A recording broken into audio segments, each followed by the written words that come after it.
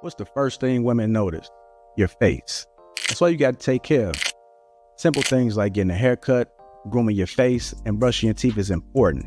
But there's one thing guys miss and that women always notice. It's when a guy isn't taking care of his skin. That's why I'm so excited to have T. Shanley as a sponsor of today's video. T. Shanley simplifies the process of taking care of your skin. They provide you with all the products you need and nothing you don't. Seriously, I don't think some of you believe me when I tell you how much implementing a quality skincare routine will improve your confidence in all aspects of your life. I recommend you start with the level 1 system, which comes with all the basics: daily face wash, exfoliating scrub, an AM moisturizer with an SPF 20 and a PM moisturizer. But and to make it dead simple for you guys, they provide an instruction card in every box that tells you when to use each product, how much to use, and in what order. But because T just sponsoring this video, they're offering you an amazing deal. Just click the first link in the description and get 40% off your first skincare system and free gift. Plus, as a member, you'll get 20% off for life. By the way, one of their new gift options is a silicone body scrubber, which is a $20 value and a complete game changer. Once you use this, you'll never go back to a regular loofah ever again. So don't wait any longer. Click the first link in the description to start your skincare journey today. Maintaining your beard isn't just style, it's self-respect. A well-groomed beard boosts confidence and leaves a lasting impression. Elevate your look. Embrace the importance of beard care today.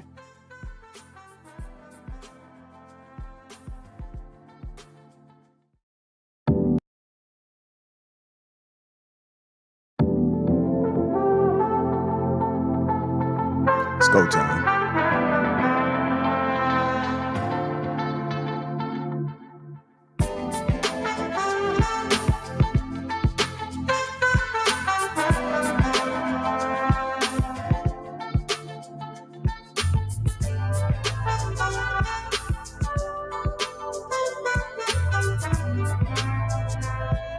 What's going on, family? Welcome to Lapeef-ing Sunday. Let me go ahead and introduce the crew. We got Allen, Life of AJ, One Country Cookie, Jay, a story to tell, Hink, Sweeney, Mistaken, me, myself. I'm Lapeef JR. Welcome to Lapeef-ing Sunday. What's going on, family? What's going on? How y'all doing? Good. How are you? Good. Oh, wonderful, man. It's Sunday. Another day in paradise. Another day in paradise, man. It's good to see you guys. Hopefully everybody's Sunday is going amazing. I know football season is starting up, so probably going to start a little early, maybe 10 o'clock for the folks that can do it. It'll be 11 o'clock Eastern. And if you're on Central Time, it'll be 10 o'clock. I'm going to get going so we can get in and out so we can get to the football festivities. Any football fans? I know a few already, okay. AJ, you a football fan? Nah. Say it don't even matter either way, huh? So when you watch football? Yeah, that's right, Bears. I don't think I seen no Bears gear, Wayne. Yeah, I got some Bears stuff. Where is it? I don't never wear it. I think it's bad luck. I don't know if you know true Bears fan, man. Well, that's not a solid answer. We're going to have to Only man, that's that bullshit. That's that bullshit. Man, every time I put on a Bears jersey, they lose. Oh, well, then keep your ass up out of that gear then. Exactly. Yeah. All right. Let's see. Keep going. All right, here we go, man. Let's go ahead and get the housekeeping out the way. I am looking forward to this season. Hopefully it's a wonderful season for the Bears. And hopefully it's a terrible season for everybody else. Unfortunately, it is what it is. The truth is the truth, right? Let's go ahead and get the housekeeping out the way. Shout out to the sponsor, T. Shanley. Uncomplicated skincare for men. You get 40% off along with a free gift. And if you sign up to become a member, you get 20% off for life. We also are taking care of your beard needs as well. We have a Short Man King on top. This is a Lapeef and Sugar Curl collab. We've brought you guys an amazing product. If you got a patchy beard, it's not connecting, it's not growing, it's just not there. She doesn't like it. She doesn't like the way her fingers feel when she rubs her fingers through that beard. This is an all-in-one kit right here. We do have a 2-piece for the folks that already got something going on, but I strongly suggest you guys get the 4-pack. The 4-pack has everything that you need. Morning, night, everything you need, man. That link has been to the top of the chat. Also, it is in the description. Shout out to the chat, man. I see we got Miss Beth, Shannon Duncan, Mo Salmon. It's not salmon, it's salmon. Just like island, it's island, not island.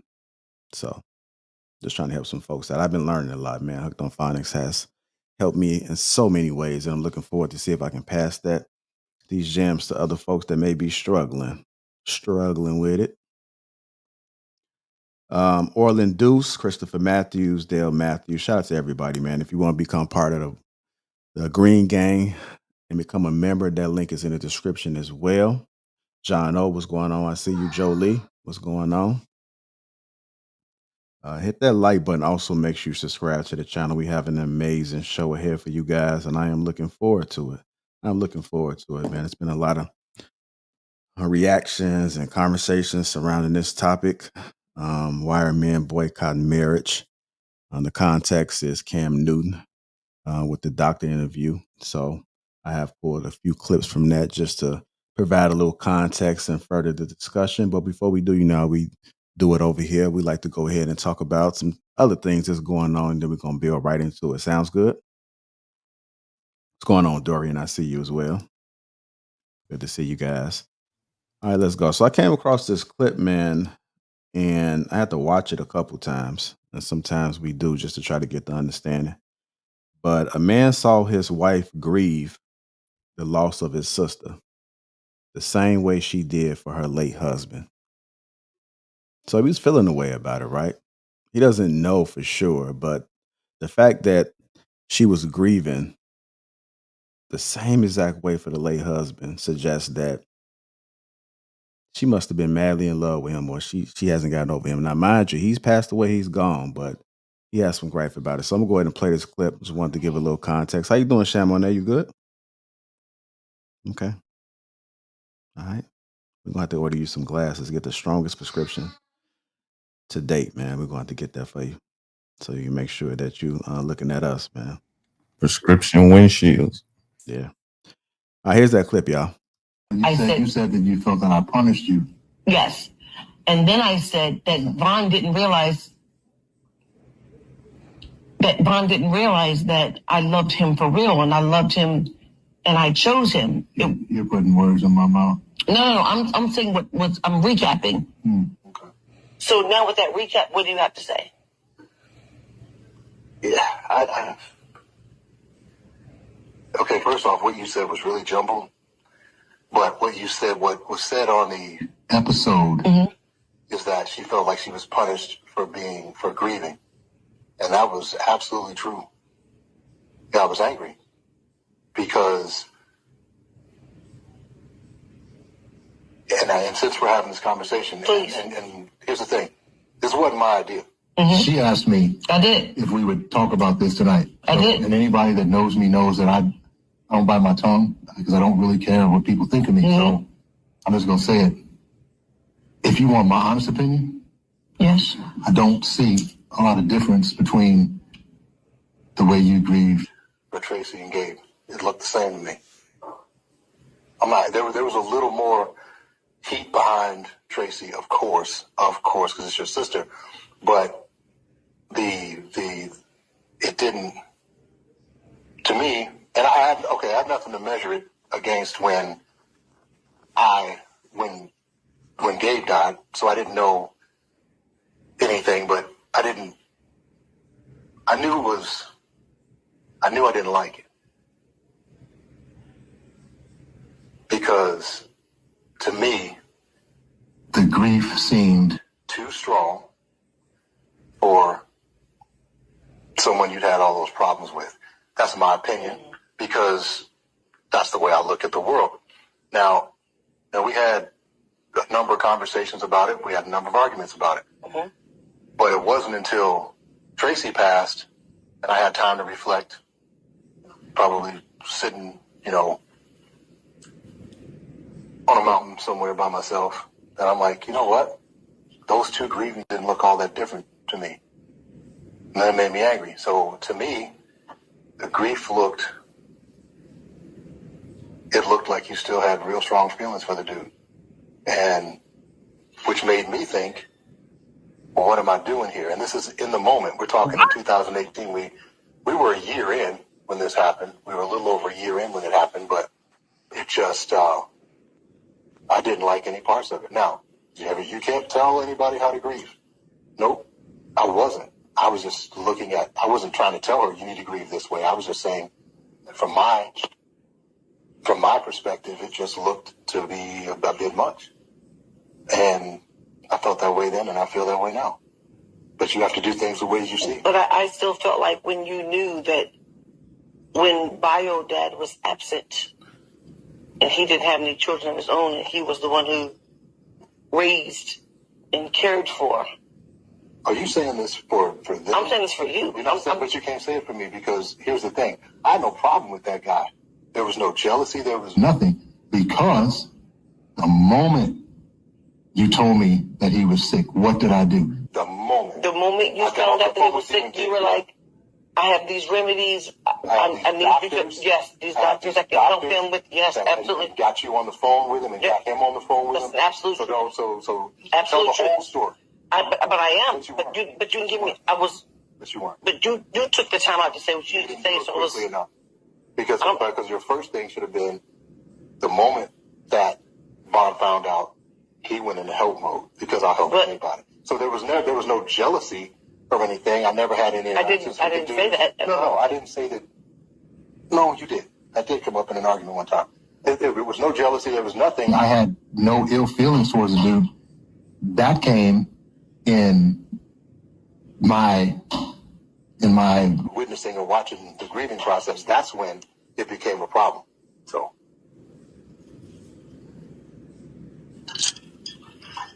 You just gonna sit there? Wait, what do you mean? TV show host, and you're just letting dead space. You're not saying anything. No, it's not that I'm saying dead space. I'm allowing you to say how you feel because when I did say something, it was. But because you were wrong. And I can't speak for you. I can't speak for you. But there are a lot of people who are going through this type of situation, and they're going through it. Who's going through the situation? Somebody, because we are not exempt. We go through the same stuff that everybody else goes through. But this is but here's the thing. It was a unique situation because it wasn't a one-off. It wasn't a one-off. I've never met anybody who was best friends with their ex. That was a new circumstance. I didn't even know that paradigm existed in the world. I had to deal with my ex because we had 3 children together and I had to talk to her almost every day. And as the kids got older, that weaned off, And so it wasn't just that you were mourning him. It was the fact that you had an ongoing relationship with him that I couldn't process because I've never seen it. Now, just because I don't understand it doesn't mean that it doesn't have a right to exist. So I'm smart enough to know that different people do things differently. I'm just saying in my lifetime, I'd never seen 2 people who were married, had a terrible divorce, and then became best friends. That was some new shit to me. That's all I said. What? And to this date, I still haven't seen it again. Well, we made better friends. You said that. He literally raised. He did. He's a good dude. Yeah, he literally raised the children. And he went to bat for those kids when yes. Nobody else would. He taught them how to be men when there was nobody else to do it. He was a good, solid human. My problem wasn't with that dude. It wasn't with him at all. Oh, you know what we're missing? We don't have the... I apologize for the length of the video, man, but go ahead. It was my first time going all the way through with it with you guys, so I heard exactly what you heard in real time, if you haven't seen already. But a man saw his wife grieve the loss of her sister the same way she did for her late husband. If your significant other was to approach you with this information, how would you feel, ladies? What are your thoughts about what was going on? Like, what was coming to your mind? Can y'all hear me? Oh, we can hear you now.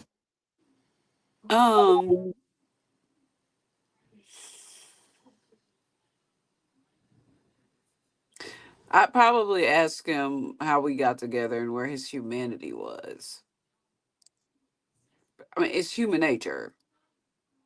This is someone at some point she thought she was going to spend the rest of her life with. This could go vice versa. For me, if somebody lost somebody that they were married to, or even just had children with, they didn't have to be married. If you develop in the right kind of bonds in your life, I don't find it abnormal. He kept saying, well, my problem wasn't with that dude. So say what your problem was. He wasn't even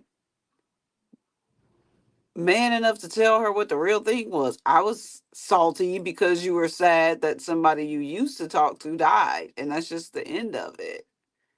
Like, just tell her that, and maybe she'll be like, oh, well, that was my friend. So I think he's making something out of nothing. And this dude is like dead, like in the ground dead. So I don't get it. I would definitely, if it was me, I would question his sanity. All right, go ahead, Ali. Yeah, because he kept saying, I didn't have a problem with the dude. I didn't have a problem with the dude, but then he contradicted himself by following it up with, I don't understand the relationship that two people who used to be married can then be best friends. That's a paradigm I've never heard of that just didn't exist to me. So he answered his own question. He just revealed that he's insecure about that type of relationship because he had never experienced it or seen one. So instead of unpacking that and being more forthcoming to his wife about that part of it, he answered his own question. And at the end of the day, it's to me, it's kind of just disgusting because what are you worried about? You married to her. That is your wife. She chose you. You are married to her. She explained why the past relationship didn't work out, and she has the right to grieve as she sees fit and have her husband support her through that. So to me, it was giving low emotional intelligence. And he had those walls up, and he just put his foot in his mouth with everything that he said. So, and then the rolling, his body language, the rolling of the eyes, the leaning back, like not giving her oh, there's dead space, you're a host. Like there's power in silence, just like in design when you need white space on a piece of paper. It's okay that she didn't respond in the 2 seconds for her to think about what she wanted to say next. And I thought her response was like, well, I'm letting you get out what you what you want to say about this. So the fact that he jumped on her like that was also gross. So I think he's got a lot of self-actualization to get to and learnings. Because yeah, that's not cool. Okay. What about you, Miss Taken? I was going to say, I think it is a matter of one, I want to validate how he felt, right? Because I don't think, well, for me, in terms of empathy and things like, I've never been in that situation. So I don't know how I would feel if I saw a situation where somebody passed and I saw my husband like crying, like, like real hurt over this person that he used to deal with. So I don't know what it would be like to be in that situation. I don't know how I would respond, but on the outside looking in, it appears that he really is the one that has the issue and need to work on trying to rectify and identify where all of that is coming from, right? And why. And the truth of the matter is that in his mind, he probably felt like she loved him more than she loved me, or would she cry over me like that, or why is she crying over that dude like that when she was no longer with him? She shouldn't really have feelings like that. And I think it's complicated. Dealing with feelings is complicated, and if you're not emotionally adept or have emotional maturity, it makes it harder for you to deal with somebody else's emotions, right? He read into that just to say, well, you cried over him, the same way you cried over your sister. So those were things that he was dealing with, and that may not have even been the case, or it may have been a case. And sometimes the death of one can trigger a situation for somebody else. Like it could be trauma, so just meaning that you can kind of, dang, when my sister died, this is bringing back memories of that too, when she saw her husband pass as well. But at the end of the day, I just really think that that's something that he needs to work on, and she can only support him in doing that, but he has to be real about why he's really upset. And even if let's say he feels like I felt like I was second choice or he was more important, the truth of the matter is that you're never going to love a person the same way, right? New people you love differently. So there may always be a space in her heart for her first husband, but that does not mean I can't love you with the same depth as my new husband, right? All of us are impacted. Like I think about my first love, which was in 9th grade. The love that I had for him is totally different than the love that I have for my husband. Two totally different things. But the experience to me when I was 14 is just as deep for me as it was when I met my husband. So he has to sort out his feelings with that. All right. Shane, you there? Shan over there doing taxes, man. Low key, my tax is sitting next to me. Sorry, I had to Shan change over there camera. waiting. My internet was acting a fool on my school laptop, so I had to come to the iPad. Sorry. Y'all was going in and out. Like, this can't be good. Are you asking me to talk now? Is that why you? Yes. So you know what's so funny? I met a guy like this, right? And I know it sounds horrible, but I went on a couple of dates with this guy, right? Who happens to be a good friend of mine from my past. But he lost his wife, and I'm talking about years ago. We're talking about 7+ years ago. And he relives it. He talks about her all the time. He posts, he's in a relationship with somebody else, and he posts about his wife all the time. He'll give like these, I don't know their situation, but if it's anything like that situation, I can see where, to me, it was just like, I respect the situation. I just rather not be, because it was like almost like you're living a grievance all the time. Like he just lived in it. Some people don't know, just let things, and it can bring your energy down too. Does that make sense? Am I making sense? So I don't know if her situation was as deep as his situation. It's almost like I lost the love of my life and nobody else can compare to that person. So if you walk in his life, you just know that you're not going to be able to, you guys can share experiences with each other, but you'll never compare to the love of his life, which is up to you to whether or not you want to be in that situation. But I do agree with Cookie. If it's a point where you don't have, so for me, I allow him to do that. He's human. He was in love with somebody. He lost somebody. So obviously I'm going to be there for him. Hey, we can be good friends. I feel for you, right? I just don't want to be like I know I'll never have you the way she has you, and you keep doing it like if it keeps getting thrown in your face over and over again. Does that make sense? So his situation may have been a little bit different. Again, I don't know her situation, but yeah, that really happened. Go ahead, Jay. Y'all can hear me? All right.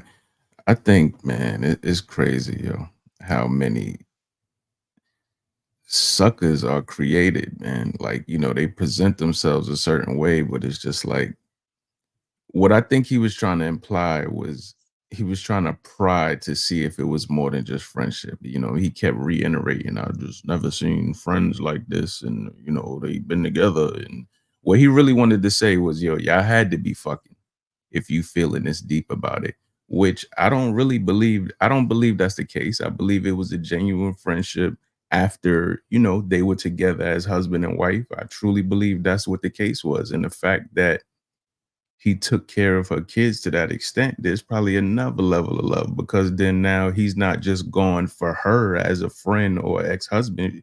He's gone as a father figure to her kids. That's how I'm understanding it based on the information that we watched. You know what I mean? So that's multiple layers. You know what I'm saying? Her kids don't have anybody else to call when they need something or if they need help with anything. You know what I mean? And parental guidance. So that's layered. With him, I felt like he came into a situation where this existed. You know what I mean? This was all laid out. This is my ex-husband that I'm still good friends with. These are my kids that may or may not be with him, or a few of them are his and a few of them aren't, you know, whatever the case is. This is the situation. Are you going to deal with this, or are you trying to deal with this? And he chose to deal with it. And my thing is, within that, you have to be, if it's new to you, there's a lot that you have to deal with that you may have not dealt with before. And I mean, I think he's jealous of it. He feels like that's something that he's not a part of. You know, he has all these emotions toward it, but he doesn't know how to assist. And I mean, I feel like in that situation, if you chose to deal with it, if it's too much for you, get out of it. If this is your wife and you love her, empathize, dog. You know what I'm saying? Imagine you experiencing grief. Cause I mean, that's some real sucker shit. Somebody's experiencing grief and you sitting here like, damn, you still crying about this dead ass nigga? Like, fuck. Like, that's sucker shit. You know what I mean? Like, if you love her, be there for her. Figure out how she needs you and be that person. Or get the hell out of there. Be even bigger, sucker nigga, and get gone and not deal with it. Find somebody else. You know what I mean? But you have to choose a side. Yo. You can't sit here. Because what it looks like is essentially like he's punishing her for grieving, for a natural thing that we all go through that we have no control over. Like, I've dated great women. That relationship was done. And, you know, I grieved for a little while. That was a great relationship. I've dated bums and have grieved them for years. Like, I'm like, yo, I cannot shake this bum off me. Like, I'm destroyed. Why am I so destroyed over this bum versus this great woman I had, and I'm fine that it ended, or the grieving process was much faster? It's confusing. So you have no control over who you're going to grieve, how you're going to grieve, how long you're going to grieve. He should just, if he really cares for her, be there for her. This is a time where you have to kind of communicate how you feel, but don't punish her for feeling some shit she has no control over. That's it. All right. Go ahead, Sweeney. I don't have much more to add. Jay pretty much said it all. The only thing I'm still confused on the timeline of all of this. Like, did she grieve a long time ago and then her sister passed and then he noticed that the grief was the same, or is she still grieving for that ex-husband years later and then her sister died and he recognized that the grief was the same? I'm just kind of lost on the timeline and everything, and they weren't really clear on that. Unfortunately, I don't have that information, brother Sweeney. Yeah, I wouldn't even know how to even address this because I don't know there's so much context missing. And I get his feelings on it, but without the context of the time, and I really can't validate or really make a strong opinion about it. Well, he did say something about 2018 when they got together, so that can be the timeline of when at least he got with her. Now, can't necessarily say the husband apparently died after him and her got together, because he was saying how he, helped with the doctors and stuff like that. So at least by 2018 till now. So, well, I guess in that sense, he kind of really to what Ali said, he kind of answered his own question. If they were close, if this was her ex-husband, whom they were close the entire time you were with her, to the point where you were also invested in his well-being because you were helping her out and all of that, is it wild to be confused that she would grieve him? I thought it was distasteful that then he used that as a weapon against her. Well, you see what I did when he got sick. I called the doctor. So then was he being genuine in those moments when he initially made those phone calls for those doctors? Since now that sent, in my opinion, the message to her, to your point, Sweeney, that it was okay for her to grieve that relationship. And if he wasn't about it, he should have never did none of that from the beginning. That's the part that I think is the biggest key, is that and then he leaned back and like puffed his chest at that. Like, So I have a question. Would you guys be in that type of relationship? I don't understand the type of relationship. I think what she's saying is, would you be in a relationship where there's an ex and, you know, may or may not be kids involved and they're still friends? And is that what you're saying, Shane? Oh, Yeah, I would I be wouldn't okay. care. I would be okay, but again, it all depends on how the partner handles it. I would rather y'all get, especially if you have kids, I would rather y'all get along and have a good relationship for the kids' sake. So I wouldn't stand in the way or feel any kind of way about that because I know y'all have kids. But it's in the way that the person who I'm with now handles it. I need to know that there's a boundary as well. Like, I'm okay with y'all getting along, but it's not going to be call me at 2:00 in the morning because you just want to talk, or call me at 2:00 in the morning to go do X, Y, and Z. If it has nothing to do with the kids, why are you calling? Right? That kind of stuff. So if the other person just established boundaries, no problem at all. I was just having this conversation kind of like this with somebody the other day, and my thing is, if we can all be friends, which it sounded like they were, since he was helping out with the doctors, I don't understand his confusion. So yeah, I would be in a situation like that if everybody knew everybody and we knew we were all trying to co-parent and make sure the kids had what they needed. That's not an issue. You have to be secure in a situation like that. And like Ms. Taker said, set boundaries, but what I don't understand, if we all friends, should we all be mourning the death of the loss of the friend? Instead, he looking for a reason to attack her. And like Jay said, that's some sucker shit. That's weak.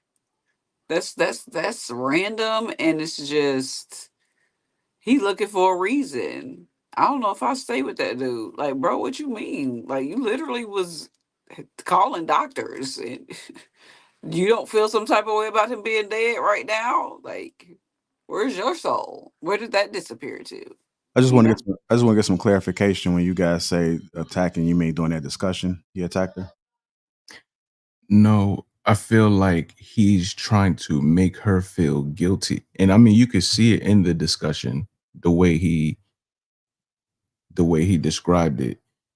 He's trying to make her feel guilty for grieving. You know what I mean? So that's what I mean by attacking. Like, It's definitely an emotional attack. Psychological gaslighting, even, because like the real definition of gaslighting, because he was in on it and it's a sad situation, but he don't want her to be sad. Like, be for real. What's the real reason that you want to be mad at me? That's The what I other would thing want that to know. stuck out to me that he said is, I'm just not used to people, divorcing and still, having a relationship. So I think for him, like you said, that's something new, but the fact that things have to be toxic is crazy. So the toxicity is the norm. So, which is abnormal. Toxicity is abnormal. So the fact to see a healthy, because not all divorces have to be toxic, right? If both people know that, this situation isn't conducive for you and I or for the kids, it's best that we separate or whatever, because we don't work well as husband and wife. But once you get that title done, the level of expectation as friends is totally different than husband and wife. So you could have a tendency to get along a lot better now that y'all are not together, because I don't have the same responsibilities and obligations to you as a husband than I do as a friend. So we can get along very well without being husband and wife and co-parent. We could be great co-parents, but we didn't do well as husband and wife. And that's nothing. It's nothing wrong with it. That's the ideal situation. You still want everybody to get along when the kids are involved. One of the things that I do want to bring up too is that whenever you have discussions, typically interviews or like you're going to therapy, we have to be careful in how we look at certain things as an attack. I'm not saying that that's not what he was doing, but when somebody's asked how do they feel about a certain situation and then they express it and the person hears something that they don't like or that they felt that he's lying about, then it becomes an attack. And it happens up on both sides. So I think that's one of the things I want to highlight, that he said he didn't want to discuss it. And then the discussion happened and then he just started to open up. I honestly believe that there's something happened, whether he drew it up in his own head or whether he noticed something, he never did bring it to attention. It may be some things that he's been struggling with that may be outside of her as well. But there definitely is something going on, and probably was trouble in paradise early on in within that relationship. And this just probably might have been the icing on the cake. And you're just starting to hear it. And you see this happen often where people are going through things and they don't discuss it because they don't really have great communication and don't know how to operate within conflict the correct way. And then when given an opportunity, they just start laying it down low. Some people can't gather their thoughts, so he can just be all over the place. And it's just like, well, where's all this coming from? Like, what? Like, so this But that is a form of psychological attack, though. When you bottle that in and then all of a sudden, and then on top of that, you like all sideways with it, like beating around the bush with it, leaving her on cliffhangers. That is a form of psychological attack.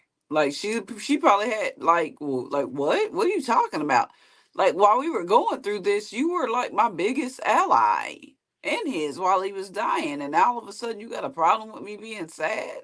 That's weird, JR. I Like think really, he got defensive when he brought up the point of him, helping with the medicine and the doctor.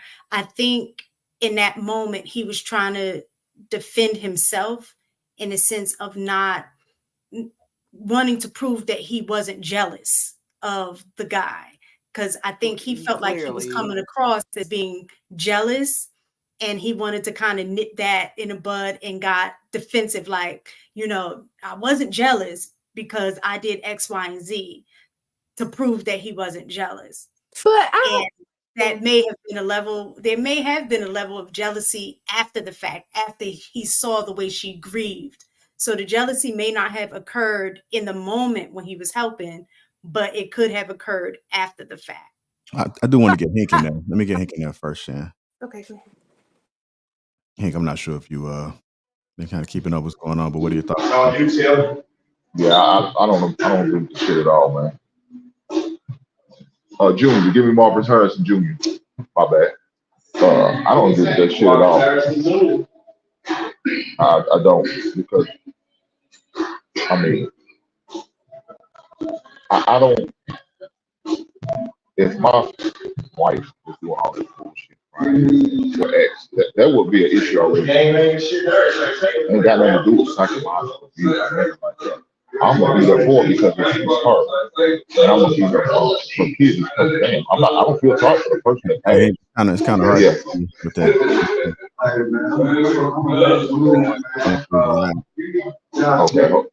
Okay. Let me step outside. Go ahead and go around. I'll be right back. All right, go ahead, Shan.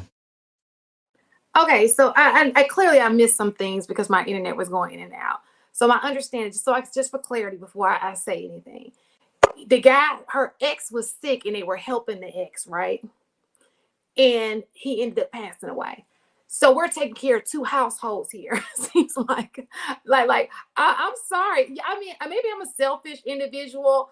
I do believe in helping people and everything, but if my man was, it's just some. Is that okay with y'all? Like, am I the only Nah, one? but you got to factor the kids. You got to factor the kids. Like, you know, a lot of that help may be because this was somebody to her kids. You know what I mean? It's not just So they her. had kids together. Like I told you, my internet was going out. So so it was the kid's father that they were taking care of, right? That's the way it appears. Okay. Yeah. I get that. I mean, but that is, I think somebody said it, and that's, you know. All right. Let me see if I get AJ in there. AJ. Oh, well, hold on. Let's wait. Okay, can you hear me, AJ? Yeah, I can hear you. Okay. I'm not sure if you saw the clip, but what were your thoughts about it if you did? I'm not sure. I probably got kicked out. Okay. All right. I'll come back to you on the next one. Go ahead, Jay. Okay. Nah, I was going to say, I mean, what it seems like, and this is just my opinion, the ex probably treated her like crap. She probably during the relationship, she probably dealt with a lot of cheating. It seems like he discarded her. But then after the relationship, they became friends. Sounds like she voiced a lot of how the husband treated her to her new guy. You know what I mean? So he's trying to figure out, if he treated you this bad, how is this grieving still existing? You know, that's how he's trying to rationalize it. Like, you know, you complained to me about how he did this, or the relationship was this. How could you still be grieving him in spite of him passing away? You know, he's trying to kind of try to rationalize why, but you know, that has nothing to do with it. So it seems like he might have discarded her, and he's trying to figure out, how would you still feel all of this about somebody that kind of discarded you or treated you this way when y'all were together? You know, but you have to, somebody was asking, had you been in a situation, or would you be in a situation? I think you had to be a special type of dude to deal with a situation like that, and you have to assess it. If there's a friendship, I wouldn't deal with that friendship shit, you know what I'm saying, with an ex, because that shit can get funny. You know what I mean? Especially if he still has a certain degree of control over her emotions, you know what I'm saying, can affect her good days, bad days. If he can do that, like, nah, I'm not dealing with that. You know, I'd say, like, yo, he still has one of her infinity stones. And unless you have the capabilities to fucking get that infinity stone from him, you don't need to be dealing with it, because she's always gonna go back to him. When y'all start, you know, when y'all find y'all problems, she's gonna run back to him. He's gonna be that safety net. So I wouldn't deal with it. So I that's agree with that. okay. I agree with that 100%. I was just scrolling through the comments, and they're talking about, oh, this is feminism, blah, blah, blah, blah. Listen, this man chose this life. Don't try to flip the fact that this man chose a weird situation that in the end he wasn't comfortable with, and try to say it was feminism. On me? The hell are you talking about? That man chose. What we're saying is the fact that What are he you talking chose. about? The fact that he chose disqualifies him for feeling some type of way about her grieving his death. He chose that life. You live by the simp, you die by the simp. She crying. You know what I'm saying? She grieving. You can't get mad at her after you agreed to the friendship. How's that feminism? That's ignorant. Anyway, I had to say that. That's stupid. I hate stupid shit. And sometimes you just have to know your place, man. You know, you may be able to touch their pelvis, but somebody else probably touched their spirit. And when you got a pelvis and a spirit, The spirit always wins, though. Dropping bars over there, man. Let's go ahead and transition, man. Hit the like button. Also, make sure you subscribe to the channel. We're moving right along. Can you hear me, JL? My bad. I forgot it. Go back and go ahead. Yeah, we No, I got just want to make sure you can hear me. No, I don't. Look, I don't. That's crazy. Why is my wife continues to grieve over something that happened? I don't know. Was it a one day thing or was it an ongoing thing? That I guess that would be my question. If she's doing it multiple days at a time, then that's a problem. If she's doing it the day of the day she found out the news and maybe the day of the wake and the funeral, okay. But we need to transition because you're no longer with this dude, and no telling how long you've been away from this relationship. That to me that's a problem. I wouldn't want to see my wife grieving over an ex-husband like that constantly. No, I wouldn't. Now, if I'm gonna be there for the kids and make sure they're good, and have conversations with them. But if they continue to grieve, and that's understandable. That's the father. They understand. But ma'am, you're no longer with him. Your last name ain't the same no more. So your last name belongs to me. So if that's the case, then you belong to me, and you need whatever, I guess, sorrow and emotions, you got to deal with that as soon as possible. Because what I'm not going to do is sit there and watch you cry and boo-hoo and snobble all over this motherfucker you ain't no longer with no more. Now, we're not doing that shit. Then if that's the case, you go lay beside him in the goddamn grave. I agree, but just make better choices from the get-go. He signed up for that. He decided what he signed up for. He was paying for doctors and medicine, and he agreed to all of that. Like, he was the friend. He was that man friend too. Just because he sobbed and do all that for him. I mean, so I don't know what type of relationship these dudes had. They're saying that those kids were not his biological kids. Right, He but he raised those them when they were young. Okay. When he was little, she said that was their father. That's who they know is their father. Gotcha. All right. The issue that I have is, and even he admitted it too, is that you can't tell somebody how to grieve. Even for you as an individual, you don't even know how you're going to grieve beforehand. Like I have I have not lost my mom or dad yet, right? I can get anxiety just thinking about knowing that day is going to come, right? But when it actually happens, I have no idea how that is going to impact me. And if I was in a relationship, and I know we're talking about, boyfriend, girlfriend, I mean, husband, ex-husband, wife, whatever situation. I couldn't say, like, if my husband passed, yes, I grieved. I was with him. I don't know how long she was with her ex-husband, but I was with my husband since I was 18, right? Say he passes, and then let's say 2 years go by, I get back in the dating scene or whatever, and I met somebody that I actually care about, love, and we end up getting married, right? Like, and then my sister dies or whatever. I don't know how that situation would because he was alive or whatever. So we broke up, he dies. I don't know how I'm going to grieve even if we had split up, because all of the memories of typically when somebody dies, a lot of times you fantasize it as opposed to like, man, he used to cuss me out. Like, that might be the situation that why they divorced or whatever.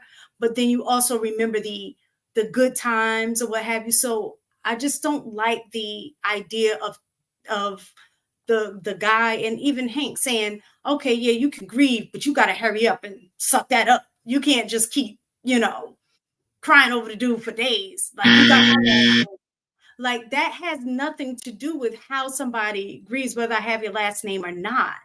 There's a level of an imprint that's on you when certain people come into your life and have an impact. So to just say, get over it. I think we're missing information here on the grieving process. It's something we're missing here. Like it's common sense that if somebody passes away, you're going to grieve. But I got a feeling it was a little bit more to the situation. This grieving must have been extended, way past. It must have been interfering with their relationship. It had to have been something. Yes, study. We're missing, because I fail to believe that a person, if you're crying or you feel something way about somebody's death and they just died, people don't take that in consideration. Something happened where like I said, that grieving period must have taken way longer than the average grieving period, or some, like I told you, like my friend. How long is the grieving period, though? I'm just curious. How long is it? Well, it depends on how much the person means to you, right? So if the person means a great deal to you, like I told you, like with my friend, and I sent you just look at your text message. I showed you a picture of what I'm talking about. It's like and this has been years later. Always, I never see the new girl. He always posting about his ex-wife. So that's a different kind of grief. You know what I'm saying? And that's years. So I don't know. There's a lot of information that's missing. Put it that way. Like I said, I think he was implying, or he's trying to get her to admit that something was going on that he didn't know about. That's what I believe. The way he was talking, I felt like he thinks that they were still intimate. Or he thinks, or maybe he thinks that maybe you still have feelings for him, the reason why y'all were friends, because you really still have feelings for him. It's just all he was offering you was friendship. Because there's a lot of people in situations like that. They really want to be with a person. So because they can't be with them, they'll take the friendship. And you really want to be with this dude. And I was the person who wanted to be with you. So we ended up, but that's another story. It was the worst part of the situation for me. He said everything except that, though. That was my biggest issue with that whole situation. Despite everything else. Well, you did this, and bruh. Just ask her if she was fucking him. If he was still touching that spirit, right? That's what it was. Like at the end of the day, but he want to beat around the bush, roll his eyes, and smack his lips in the interview. Man, I don't know. The part that just sounds sick to me is he died. I just Googled it. He died of pancreatic cancer. So you're telling me that he had these insecurities while this man was potentially going through hospice, while he was holding his wife's. Pancreatic cancer, to pass away from that is like one of the most worst cancers you can pass away from. Cancer so it's just like that makes it even more. That makes it really morbid in my brain right now. Now that I Googled that. That makes a difference, because if you see anybody, and me, I'm mistaken, had a friend, I wasn't even close to her like that, but just seeing her in that situation still played. We went to visit her in hospice, and this was in 2015, and I can't even drive past that. It still plays with you. So that's I'm glad you Googled that. Y'all, that's a totally different type of, situation. Just seeing somebody go through that. Yeah, and my grandfather passed of pancreatic cancer. And that was 20-something years ago. My grandmother never moved on. She said, I will never marry anybody else because I know nobody else could ever compare to him. I'd rather die and see him in heaven. And he's been gone, like, how old is my son? 24. So it's been about 25 years that he's been gone. And that's it for her.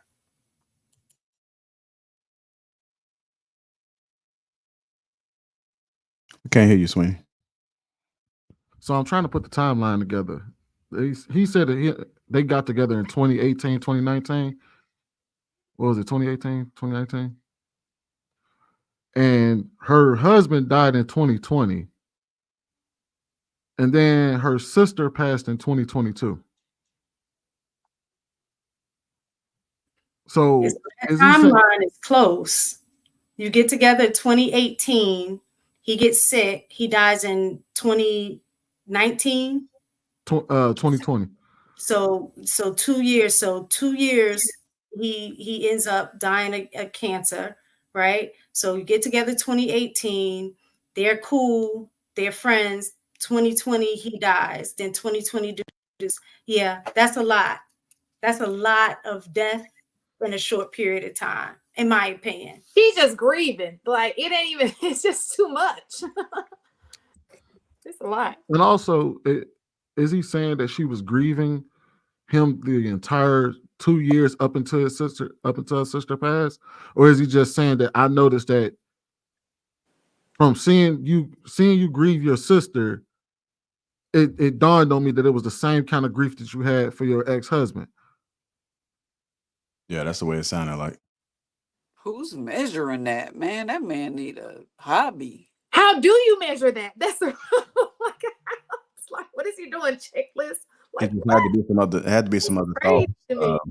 to me. Some had to happen that was bothering him early on, and when he's seen that, it just kind of confirms whatever it is that he's already thinking, which we don't know what that is. But I know this is off the topic, but y'all understand. I'm glad Ali brought this up. Different deaths play with your mind in different ways.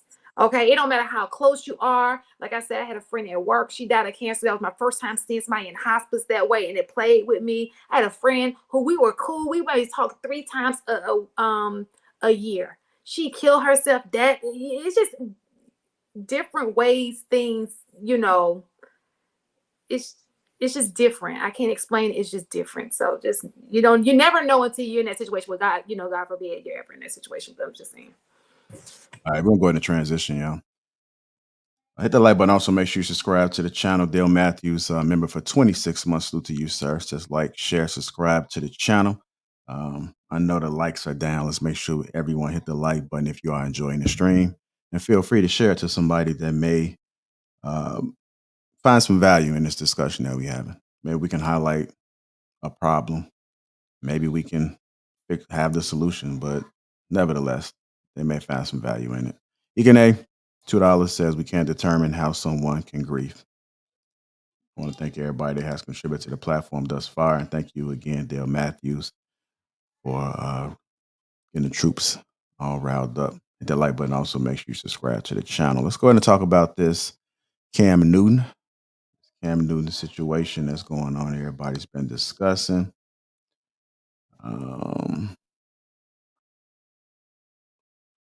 The challenges of balancing personal fears with responsibility. I'm going to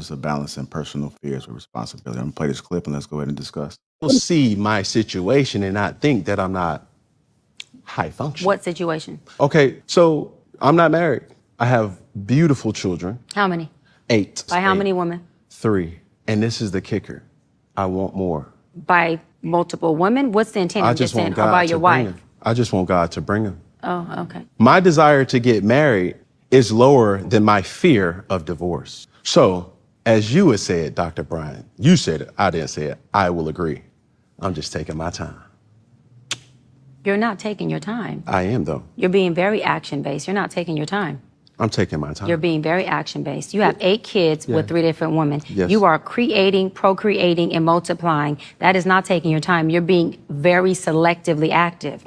Okay? So you're creating, and disclaimer, the kids are innocent, they are beautiful and amazing. Anything I say has nothing to do with them babies. But you are proactively choosing where you want to be active at and where you want to take your time. You want to take your time in having a wife because of your own fears. But you will, and I say this with all respect and love, what I'm about to say next, okay, Cam? But you will selfishly create broken families, even if you're in their life and you're a proactive father, and I believe you're an amazing daddy. I can only imagine with just your presence and knowing you. But these families are still broken. Every child cannot have Papa in the house with them. So some child, if not all, will end up with some kind of deficit without daddy being there. Now, you chose to do that. I'm not saying you sat there and woke up one morning and said, I want to be selfish today, so I'm going to go make a baby. Not saying that at all.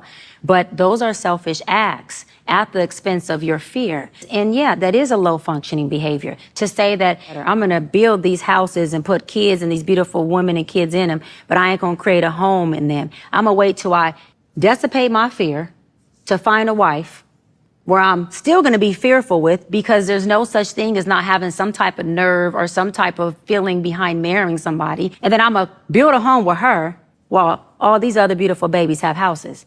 That's completely unfair and that's selfish. And so, yes, you're taking your time in this department, but you're not taking your time in this department, which means you're compartmentalizing. And compartmentalizing never works. Compartmentalizing hurts everybody involved. Everybody who's in this box and that box and this box and that box and this box. And then here you go over here trying to figure out what box you're going to feed or entertain or do. Then you're looking outside to figure out who's your next victim to put in the box. It's unhealthy. Let's go ahead and discuss it. Cam Newton and Dr. Brian, the challenges of balancing personal fears with responsibility. Go ahead, Allie. What are your thoughts about what you're seeing?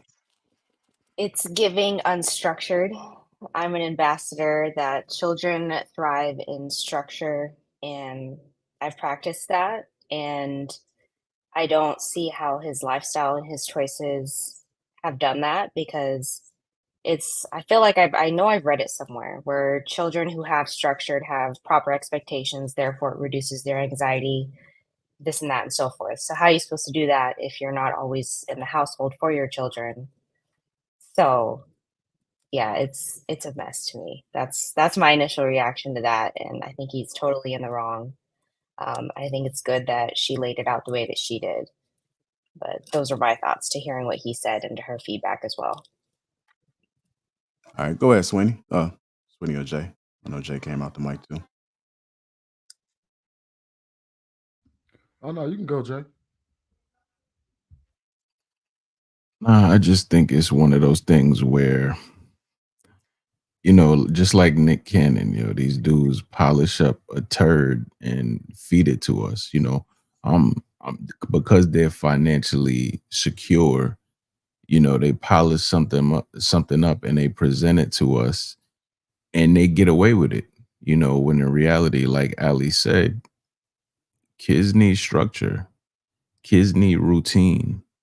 That's something that you can't do if you're not there. You know what I mean? Like, it's impossible. So they're gonna find a bunch of good ways to present it and make it appear like, I get all my kids together and I bring them to the house and we all hang out and, they spend time with each other. All the siblings know each other. All that sounds good, but the day-to-day, being a kid, coming home with your day-to-day issues, your day-to-day plight, you want someone there that you can share that with, with your losses on the day, things that went bad. You need somebody there that you can share that with and get their opinion on that. And that's something you can't do when you just dropping off so many different kids in so many different areas. Having so many different kids with so many different women, so many different type of women from different ethnicities to different cultures, different religions. I just can't see the positive in it. No matter how much money you have, these kids may not have Ferrari. These kids may have Ferraris, but may not know how to read. These kids may have Patek Philippe watches, but not know how to deal with heartbreak, or not even have anybody to communicate heartbreak with. You know what I mean? Just small things that structure and routine provides. And so I'm never gonna be cool with that intentionally. Life happens. You fall in love with people, just like, our grandfathers and shit. That's the big joke. They had families across town that they took care of. They took care of both families. At the funeral, you meet your brother. You're like, damn, you look just like me. JR got a twin he meet at the funeral. That's a lot of how our lives happened back in the day. But to intentionally do that, I think that's a problem. I don't see a positive in that in any way. All right. Go ahead, Country. I might get tomatoes thrown at me for this, but I don't think that the whole blame should be on Cam. And I really don't prefer that guy. I think he's a complete idiot. But somebody somewhere is letting this man drop off these babies. And they're doing it heavily. So we can put the leadership part of the blame on Cam Newton, because he's supposed to be the leader of his kingdom, but I'm pretty sure his baby mamas are not complaining because they letting him in the door every chance they get. And it's just more of a check every month for them. That's the first thing I wanted to say. But as far as the structure and the fears, um, his priorities are wrong. I think his fear should be more of, without being crass, his fear should be more of maybe catching something than it should be of being committed to one person. And yeah, I think that's the issue. But as long as women are letting him do what he doing, he's being what's the word? What's the word I'm looking for, y'all? When they're helping them do something that they shouldn't be doing. Enabling. They're enabling Yeah. his quote unquote fear. I'd rather hear him just be like, I want to have a bunch of kids and never get married and just buy a big plot of land and move all his baby mamas and children on his plot of land, and so everybody can meet in the middle every day. But instead, everybody looking out for themselves and a dollar, and he looking out for himself and I guess his dollar, but the amount of child support he paying is insane. So, I mean, I don't know. I think it's a little bit psychotic on the female and his part. Like, that is trauma from somewhere that he need to find out why he does not want to main somebody up. Just keep dropping seeds off and piling up his child support bill. Perfect. That's a good observation, man. As far as him maybe struggling, as far as him being a leader, and then also the people that are allowing it. But clearly, the kids are not the important piece. It seems to be whatever agenda that they have within themselves may be the priority for them. But go ahead, Miss Taken. What are your thoughts about it, man? I do agree that the women have some accountability, but I guess my thought process in that is if they were okay with it, then I guess the common denominator is him. So even if the women were aware of the other women and they were like, okay, I'm okay with it, which I think is unhealthy anyway. But if those are the women that he's making baby mamas, again, it falls back on him. But so I do say that they have some accountability in being in that situation. But if that's a situation that they're okay with, then that's fine.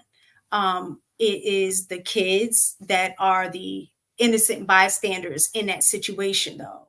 So if the mothers are making poor decisions by being okay with the situation, by not having being with the dad in a marriage, or him being in a home full time, and then you have the father that's just wants a bunch of kids and don't really care whether or not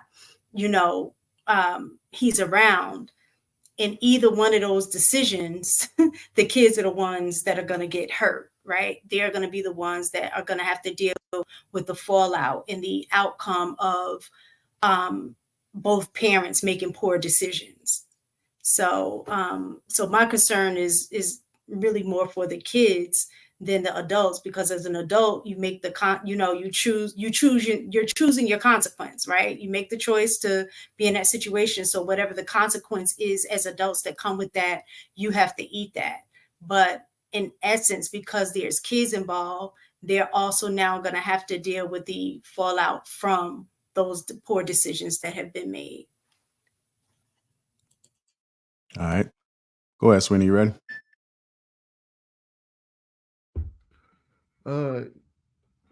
So I'll put it simply. I guess Cam Newton, the reason why the lady spoke the way she did towards him was because he just had a baby back in March.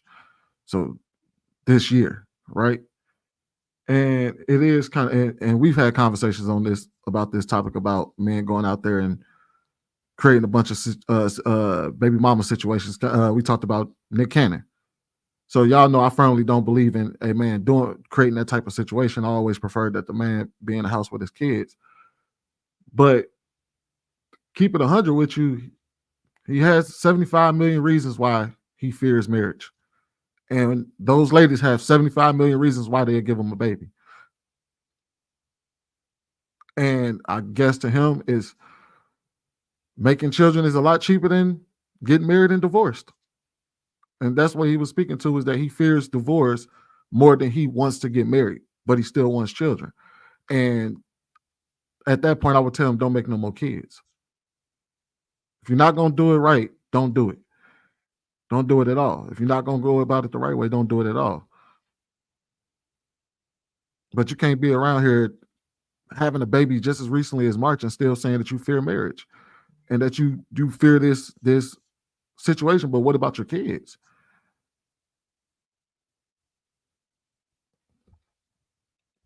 So I would just simply tell them, don't, if that's how you feel about marriage, but you're at odds because you still want kids, don't make no more kids.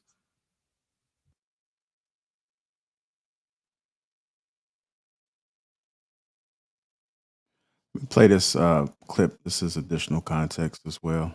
This clip actually resurfaced again, and this was Nick Cannon. And pray on certain things just because I'm a man. Right. And but not all men do that. We don't want to blanket I'm a all man, men. and all I was men taking do advantage. not pray and manipulate. Not all men. First of all humans pray and manipulate, but in a man in a relationship, not in a praying way. Not in a praying way. If I see that I can say, okay, I feel like I need this and this person has this, I'm going to do and say whatever I need to do to get that. But Nick, again, law of attraction. We attract who we are despite of who we think we are. You used the word, you said women who are equally yoked to you. Yeah. Equally yoked comes in many different facets. 100%. Balance, if anything. They have been equally yoked to your low functioning dysfunction that you have learned to survive in. Because I use my tools to because first of all, let's you're acting as if I'm entering every scenario with the full me, and we all, every time someone meets someone, you're meeting their representative. I know how to turn on the perfect man. Depending and so on the therefore person, I may have manipulated a situation, and therefore so it's to no discredit to anyone else, I got you. I've come into every situation. I can be God-fearing, celibate, the one that you want. I can tell you everything that you want in a man and show you that. I can open the doors, lay down the cloak, send the jet, do it all to be like, oh my goodness. I've never. And then Toxic Nick shows up, and you like, this motherfucker got me. No, but he done gave me the draws, and I ain't heard from him in 3 weeks. What you said is perfect. No, what you said is perfect because you named all of the low-functioning, superficial things that a low-functioning woman would fall into. Church, women, that ain't low-functioning. Baby, any woman, we going to see the Lord together. Any woman or man, or the mosque, wherever you want to go. I know them both. Any person who's done the work, who gained a sense of self, who's worked on their pain pockets, who's worked on their trauma, are still going to be vulnerable. They're going to be vulnerable. They're still going to yearn. And late at night when you're sleeping alone, you go, I wish I had a strong man to rub my back. They're going to be imperfect, but that person would want a strong, healthy, functioning man, not a low-functioning man. Sometimes a nigga with some good hands. Not a low-functioning man, no. That's what I'm saying is the difference. But every woman, you can't, Doc, you can't sit here and say that. But you're speaking from your experience, which makes it better. I'm saying, because your experience of these women is that they fall short for a jet and a good meal and a good man who says he goes and to church. And some strong hands. And let me go further, and probably a big penis. But okay, you said it, not so me. let me go. But again, a high functioning. I'm not even talking about value. A high functioning woman who's done the work. I'm trying to hear what this high functioning woman is. But a high functioning woman, you cannot send a jet and be toxic, and she will go on the She don't know I'm toxic yet. A high-functioning woman wouldn't even attract you, baby. Because it's law of attraction. Stick with me. Just stick with me. Please explain this regulate your emotions and stick with me. Regulate your emotions and stick with me. I'm trying to hear you. Listen, what is law of attraction? We attract who we are despite who we think we are. Absolutely. Think we are. Absolutely. Okay. So a high-functioning woman is not going to attract by default. By her calibration, she's not attracting a man who is not perfect. The man has got all kinds of mess. So does she. But when it comes to the level of her calibration and functioning and mental health and doing the work, she's going to attract that at which she is, that at what she leads with. So let me say this. Do I get on private jets that I pay for myself? Absolutely. Have I had a man do a wonderful, beautiful things for me? Absolutely. Have I had rocks and this and caught off weddings? Of course. But let me say this. Prior to me doing the work and being a high functioning woman, I attracted low functioning men. Hold on. So you're saying you're a high functioning woman who attracted low functioning men? No, it's not what I said. I said prior to me doing the work and becoming a high functioning woman, my low functioning self attracted low functioning men. Hold on. That, you know why I attracted them? Because I needed low functioning to feed low functioning. Okay, hold on. A low functioning man cannot feed a high functioning woman, and a low functioning woman can't feed a high functioning man. And so what I'm telling you is there is no equally yoked there.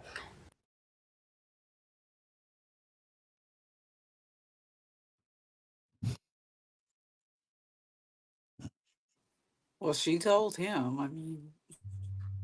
And I mean, that's a fact.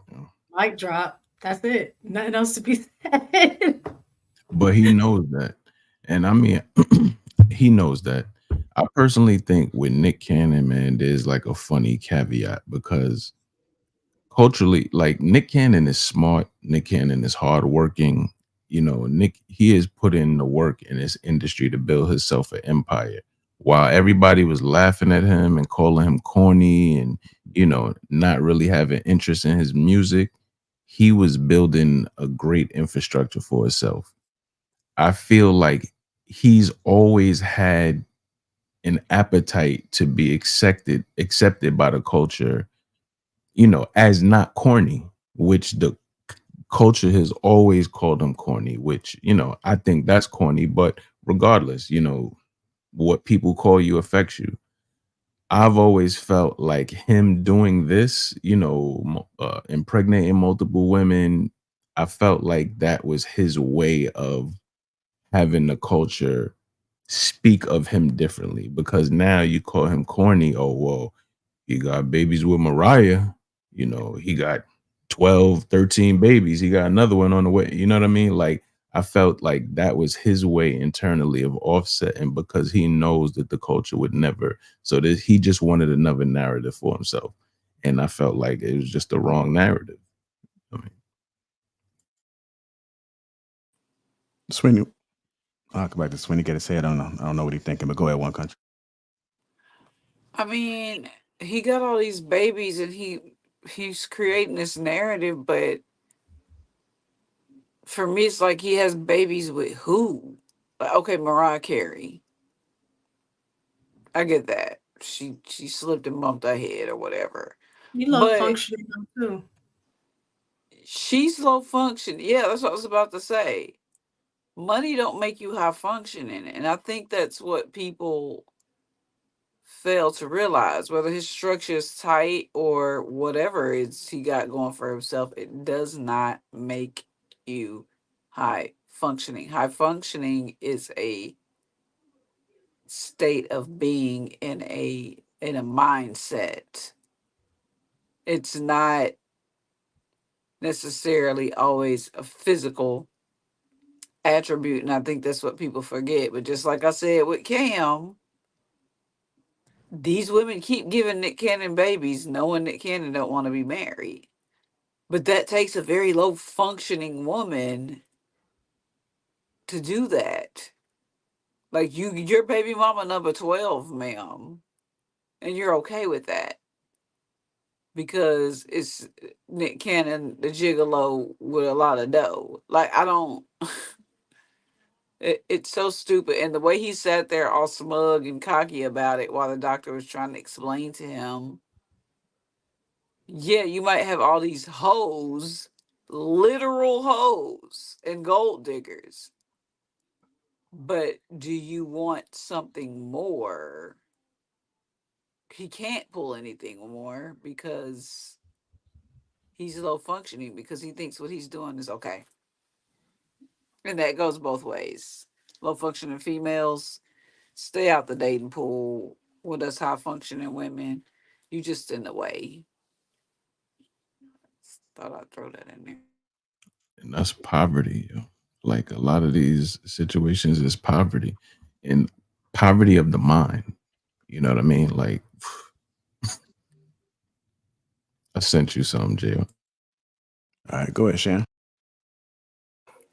All right, so they remind me of each other, Cam and Nick. So it kind of goes with both. I think that we are assuming that most people have morals. Most people are raised the same type of way, and most people follow the same thing that we all follow, right? We want people to do right. But Nick may have been married and realized he ain't the husband type. He didn't like the husband role, but he liked the kids. Okay, so he wants the kids, but he don't necessarily want to be a husband. So he's found women who maybe like being moms, but they don't necessarily like the role of being a wife, because those are not necessarily the same roles, right? And they found each other. Now, is it right? Absolutely not. Do the kids suffer? We know that they do. But there again, we're assuming that people read the literature on how well kids do in a two-parent household. We're assuming that they have knowledge of this before they make the decisions that they make. We will want them to, but and even maybe we didn't even know before the internet, YouTube came about. I think YouTube has opened this space up. People are starting to learn things that they didn't know. They're starting to research a little bit more. Because I would say that I would have made half the decisions I made had I been, on this podcast or even in the YouTube world. So again, this is all, there's a lot of assumptions here. Unfortunately, when people make decisions, they don't think about the kids. They think, okay, as long as my kids are in a loving household, and they have all these things provided for them, they'll be fine. They're not looking at the psychological aspect of it, right? Because most people don't seek out a psychologist before they have children, or they don't look at the research before they have kids. Now, we know in the past when marriages get together, the kid, we see it, but just because we see it and it looks so great, that's not everybody's goal. Some people don't want to be like that. Some people have different personalities. Like, I don't know if I want to wake up to you every day. And that's what's happening here. I think that to sum it up, I think he was in a situation where he was married. I think during that situation, he realized, I love being a father. I don't necessarily love being a husband. Now, is it right? That's up for the individual person. For me, I wouldn't choose, if I could go back, I wouldn't choose that route. But that's probably what he's learned from him being married. And I've heard of several men in real life who said things of that nature. Same thing with Cam. He may be like, you know what? I don't mind being a daddy, but I want to be the daddy who can come when he want to come. I'll give them the money. I want to make sure they doing right, but I don't necessarily want to live with them. So because we know living with kids is a totally different situation than just coming over when you want to and you just walk out. So these are all the things, and again, it has nothing to do with being right or wrong, but just look at it from, their standpoint. I think we in the United States, we have done this thing. Well, not the United States, but I think it's a Western thing. We're moving towards. Everybody's out for the individual. People are very selfish nowadays. It's about me, my life, me having fun. Oh, they'll turn out okay. It may not be the best situation, but it ain't bad either. I mean, I know people who were raised by single moms. They turned out to be pretty good people. He himself would, but like he probably was like, I was raised by a single mom. I turned out fine. So it's just so much. It's so loaded, and ideally, it would be great for both of them, but most of us don't do things in an ideal manner. We should not be having sex before marriage, but guess what? I'm pretty sure everybody on this panel has some of this, But anyway, you understand? Does that make sense? We don't always do things we're supposed to do. All right. And unfortunately, this looks very tacky, and you're idols to people, and it's like, come on, we need you to live up to the expectation of what is right, and they just not willing to do that. Come on. I don't think he had a problem with being a husband. I think he had a problem with being the broke one in the relationship. You think so? Absolutely. I think, being with Mariah, I feel like she had the bigger bag, so everything was on her terms. You know what I mean? I bet you the sex was even scheduled. You know what I'm saying? She'd be laying up there, like, looking at her watch, like, okay, enter me. Yeah. All right, we're done here. I got to go practice. Like, she got that money. So she's used to this lifestyle. Like, you know, I get what I want when you either comply or you don't. And he realized the way he's operating, he probably got that from how she dealt with him. I don't need to be there for everything. I don't need to, you know, be there for the kids. I've got great nannies. I've got good schools, you know, but I want to have a lot of kids, but I don't want it in that situation. So let me be the one that's controlling the situation like I was controlled. But Jay, real quick, how often does that happen in real life? Like let's take Nick out of the situation. Do we not see this play out a lot? People like, oh, I'm a great dad, but you see the kid, you know, you're not in the household, you're not doing it every day, day to day. It's easier that way. You know what I'm saying? You may be a great father, you're active in your kid's life, but it's not gonna be the same as both of y'all being in the household. This is not just a Nick Candy Cam. Maybe they don't do it to the extent like there's so many baby mamas, but it's still being played out, especially in our community, quite a lot. This is not, and most people are not married to Mariah Carey. None of them actually. It will, you know. Let me play this clip. It's a mentality. Play this clip that Jay sent me. I don't know. I'm the third one, and this is his sixth child. Someone said, "Ooh, right? Couldn't have been me." All right, till Larissa put that pressure on you. If y'all don't know, I'm the third one, and this is his sixth child. Someone said, "Ooh, right? Couldn't have been me." All right, till Larissa put that pressure on you. Just So, like you I know, said. Real fast, and I'm glad you brought that up real fast, because he said this is not taken away from the women, because the women can be dysfunctional too. I just said she may want kids without the responsibility of having a husband. You know, she may be like, okay, I value my kids having resources, because you know, when you have a kid by a man, this is real talk. When you have a kid by a man, that kid has doors open to them that other kids do not. You gotta know that. And sometimes they may be thinking, you know what? Yeah, but it's Cam Newton's kid. That means that kid will have opportunities that other kids won't have. People think like that. Now, is it right? Absolutely not.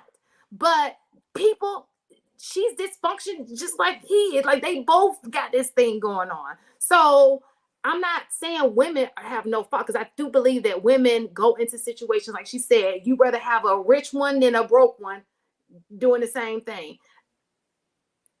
I'm not taking the responsibility off the woman. It's both ways. That's all I'm saying. What you got on the alley? I like the clip that you sent in, Jay, because I think in essence, everything that we've been talking about with Cam and Nick Cannon, the root of the problem is that there are far too many people with too many children that are prioritizing those transactional and materialistic things in replacement for actual parenting. So just because they had, like what Jay said, they care more about whether they show up at a kid's event and buy them shoes or whatever versus helping them deal with heartbreak. A kid can come home from school and you're not there and you're not helping your child walk through that.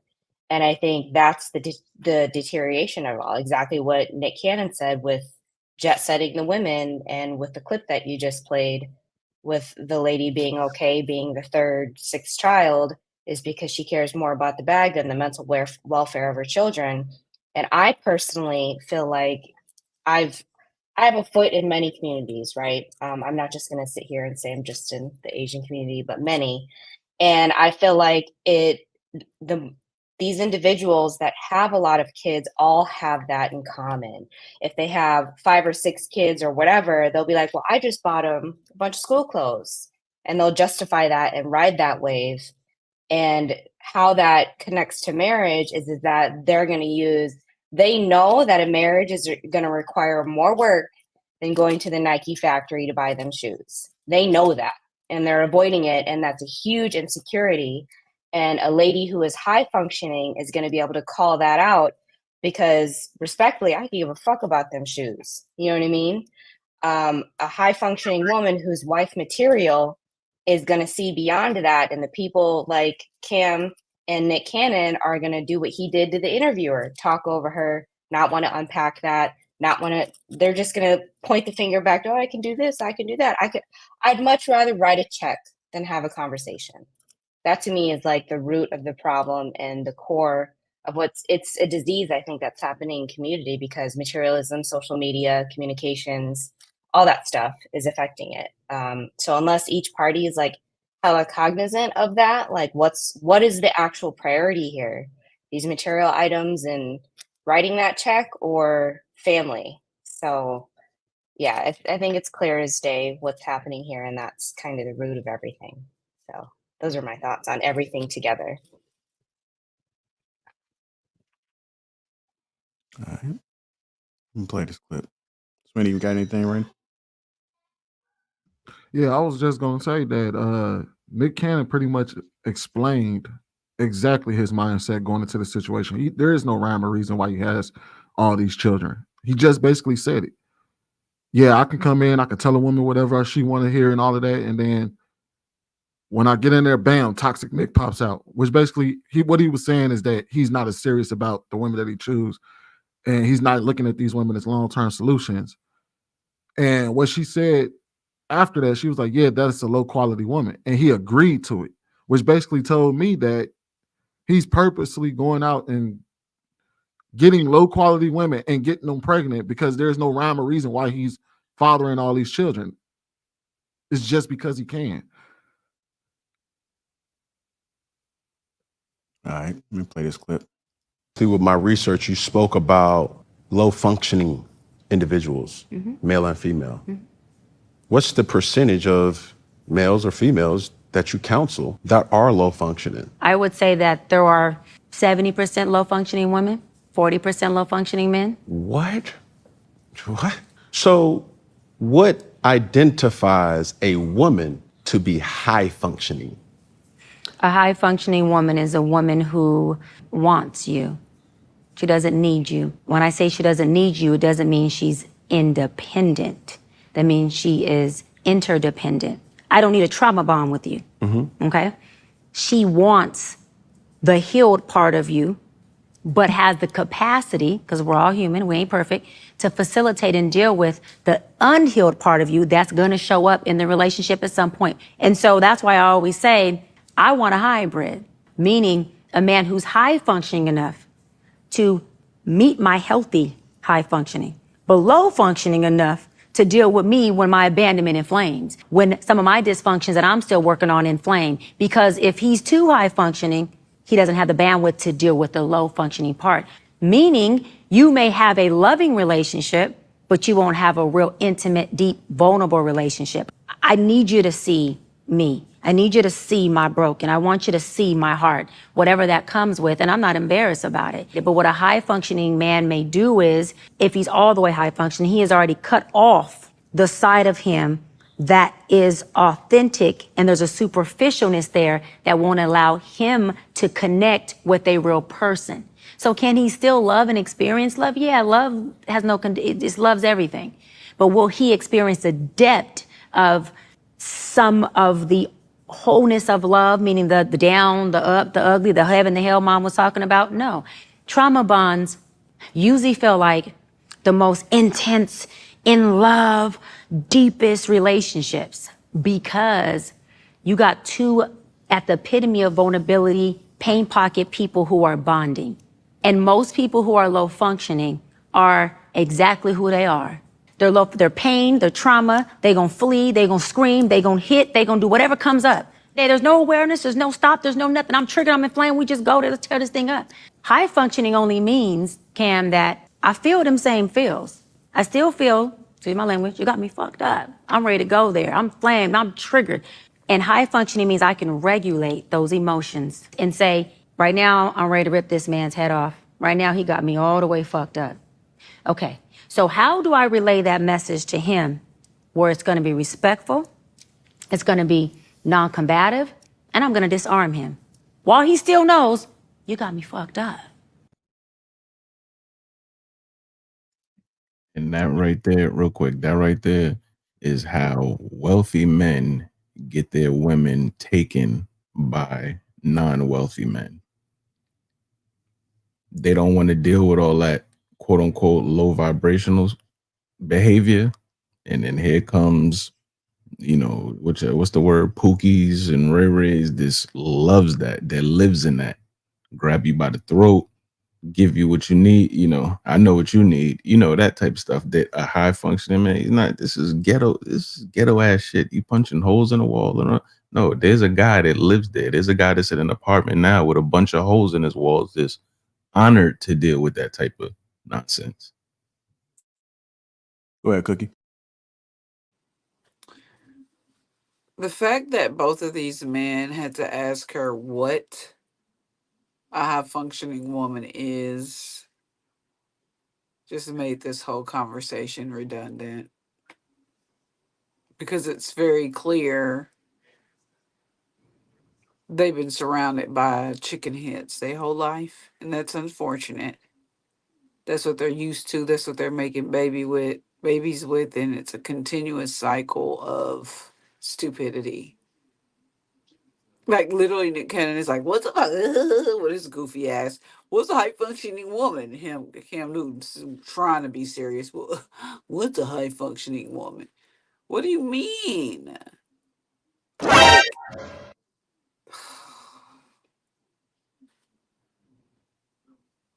Yeah, the demeanor in and of itself of both of them as they were being interviewed was telling. So I'd agree with that. You know what I found interesting though is that she said over 70% of women are low functioning. I'd agree with that. I hate to say it, I that. agree with it. So I agree. I think it's higher personally. I think she was being nice. So all right, well, think of it this way then. If it's 70% or more low functioning, is it beyond believable that that's all they're pretty much running into? They should search harder and protect their money better instead of thinking with their penises. Because like y'all sell us, well, y'all running the pookies. Y'all need to pick better, pick better, pick better, pick better. It's the same. It that go both ways. Pick better. Yeah, Be but more patient. I don't think we would ever admit or agree, not even admit, but I don't think we would ever agree that over 70% of more men are pookies though. Like, I don't think we would ever say that. So it just baffled my mind that literally coming from a woman, she was like, yeah, over 70% of the women I would say is low functioning. And I agree, but being the leaders of the species and the race and the household, he should put more time and effort into the woman that he's procreating with. Yeah, it may take him a little more time to find a high functioning female. But what than if it will a woman. what if he is a part of that 40% of low functioning men? Then he gonna get what he get. He's stupid. Like I said, that's what I'm saying. That's what I was trying to point out. The fact that he had to ask what a high functioning woman is lets me know that he already low functioning. So he's in the What is a half functional woman? 40%. Huh? I'm asking a question, and somebody in the chat wants to know what is a half functional woman? She answered that already. I'm not a psychiatrist, but I can tell you this: it's not they baby mamas. And if you're insinuating that I'm supposed to know, I know what a high functioning woman is. I'm a high functioning woman. I'm pretty sure Shan is a high functioning woman. I want someone and don't need someone. The fact that she up there 9 months pregnant telling jokes about a rich dude in a bag, that's low functioning. And that's the exact opposite of any behavior that I would ever pose when it comes to dating. So yeah, no. Oh no. So I would say I'm the third one, and this is his 6th child. Someone said, "Ooh, right, couldn't have been me." All right, till Larissa put that pressure on you. I was going to People say, got jokes. The woman answered the damn question. What you asking me for? Listen to the clips. That's why JR got them. I would definitely say, I think, in which I think somebody else in the comments has said, I think the vast majority of society is low functioning, right? I would say 70, 80%, like that 80-20 rule or whatever. I would say 80% of society is probably low functioning, and 20% that are high functioning. I think what happens is people mistake wealth for high functioning.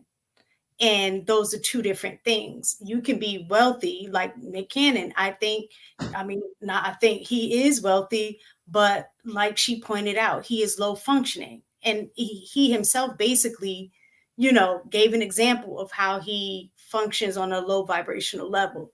I would say for me, I can definitely see that I moved from,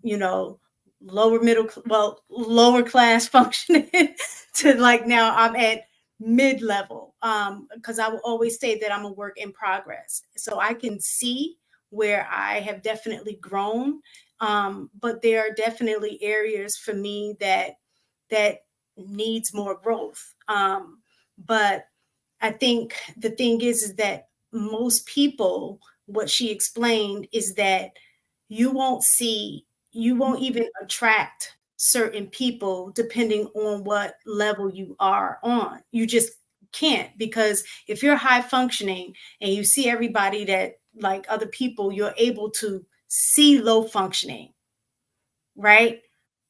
You just won't even be attracted to that because it's just such a turnoff. You don't even want to be in the same space, the same environment where a lot of low functioning people are going to be, right? So she was spot on in saying that. And even if you are low functioning and you, like she specifically said, a high functioning person is somebody who has done the work to do the healing. Once that happens, everything is like you see things so much more differently, and you're able to recognize low functioning. You steer clear away from it because you don't want any of that to impact or in fact affect the growth that you have made. You refuse to be pulled back, into a situation that's going to not benefit you, right, to help you grow. So yeah, I would agree that women are 70. That's why I was saying, she said 40% men. I was like, I don't think so. I think as a vast majority is more like the 80-20 rule. A lot of times, a lot of people, we're focusing that we function a low function. Go ahead, Cookie. I'm going to go ahead and answer the question. Somebody directly asked me what makes me a high functioning woman. The fact that 20 years ago, I was beating the brakes off bitches. And now I don't do that anymore. It's called a growth mindset.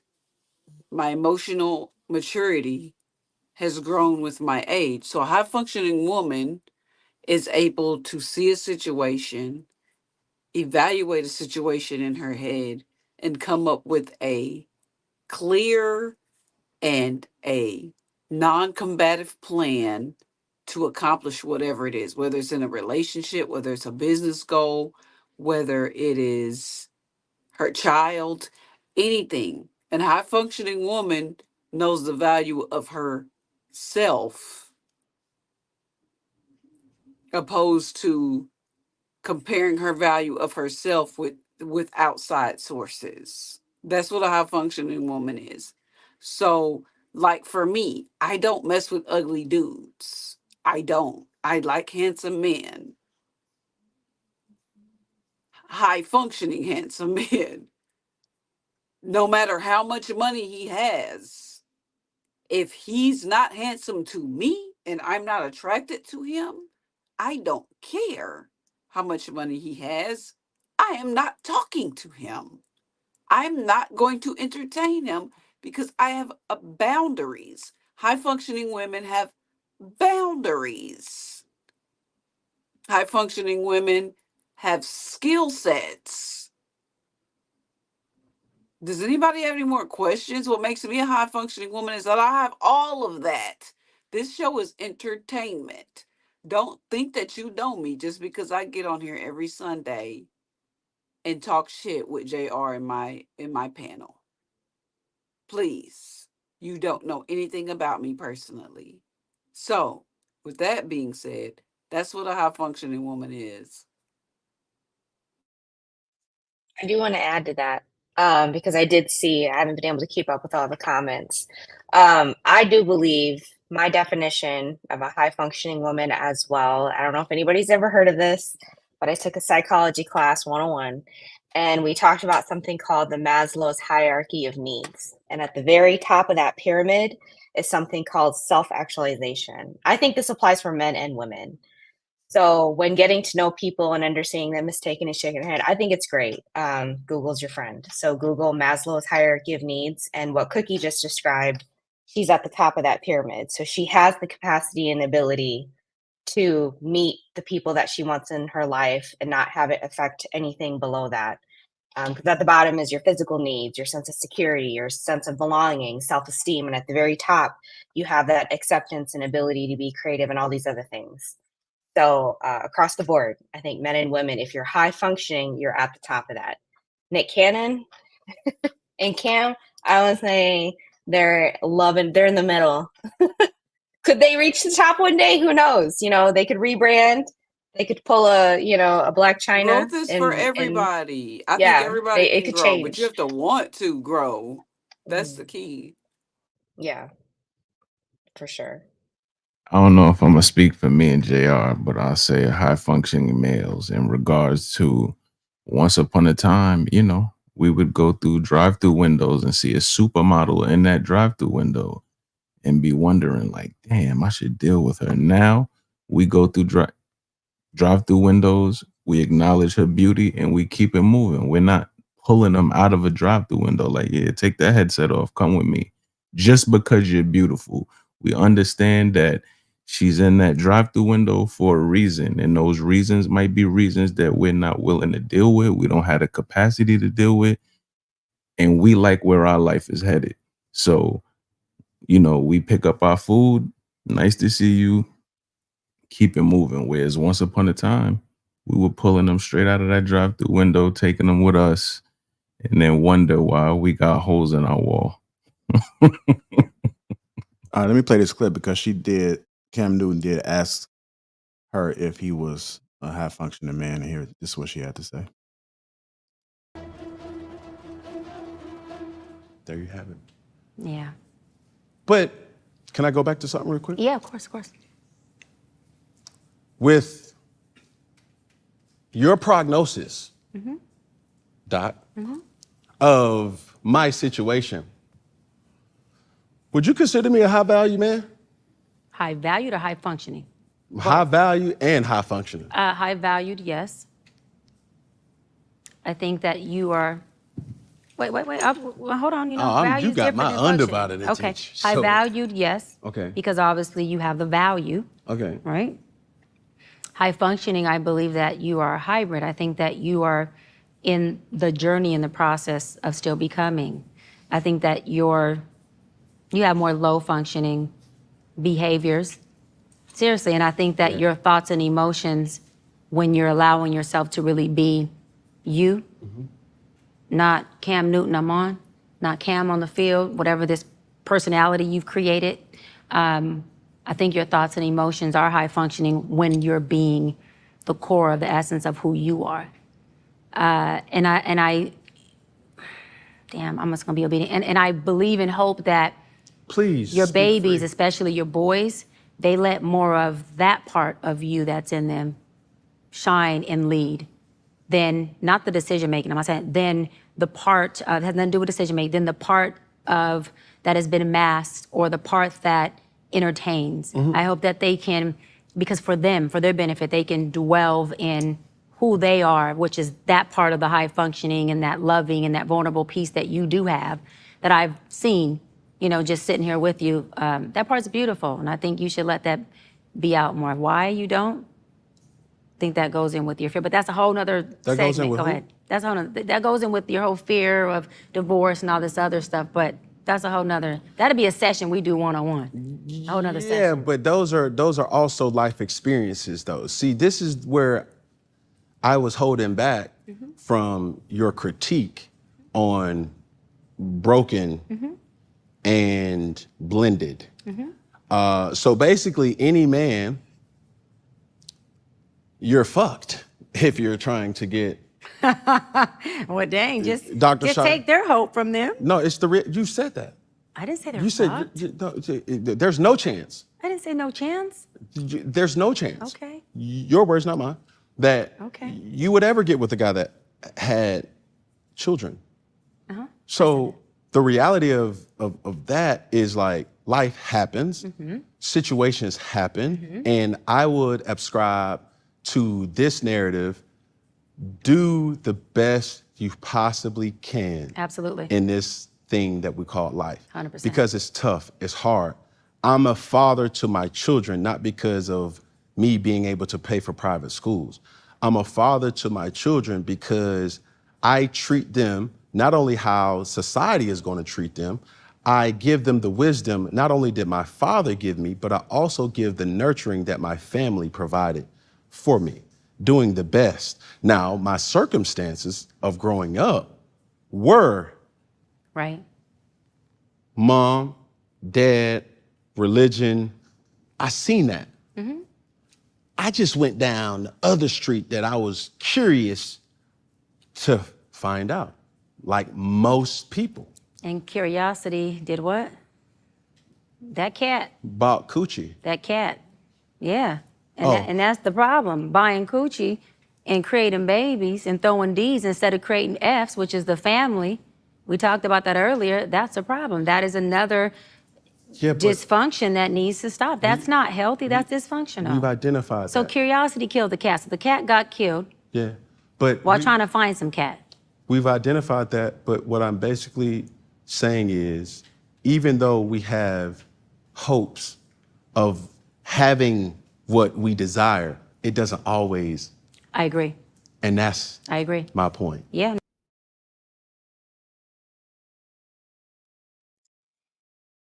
Let's see. I missed the very last part that he said, and she said she agreed with him. What did she say? I mean, what did he say? Do the best that you can with the cards that you dealt. I just think And he I- got on his pedestal a little bit to defend his way of fathering and parenting.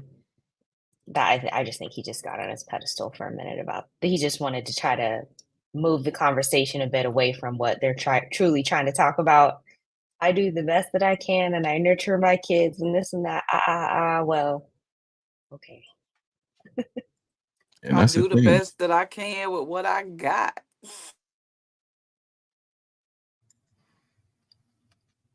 He articulates the bullshit well.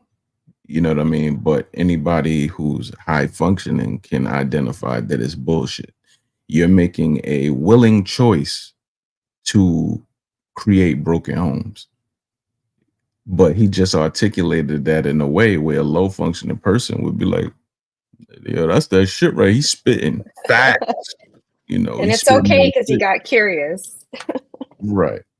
So, but grown up, you know, this high function would be able to identify, like, no, you're making willing choices to do this. It's not like, you know, this happened. I was in college. I had a girlfriend.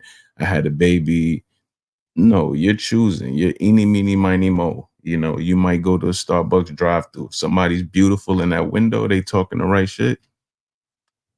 Cam might make you a baby mama. That Set you up. next baby Like, might fall in his lap, like he said in the first right. clip.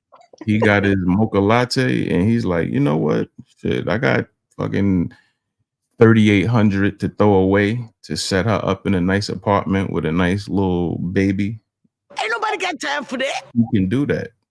And somebody in the chat asked, can you pay for structure?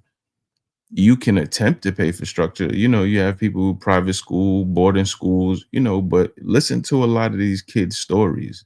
You know, the kids, you know, I listen to a lot of stories of children of Hollywood actors when they say they were sent off to boarding schools, or even listen to some of the athletes, you know, athletes who are exceptional athletes and they get sent off to these schools that are, you know, in the middle of nowhere, and listen to their stories of those boarding schools. Or Joe Buttons got sent to a boarding school.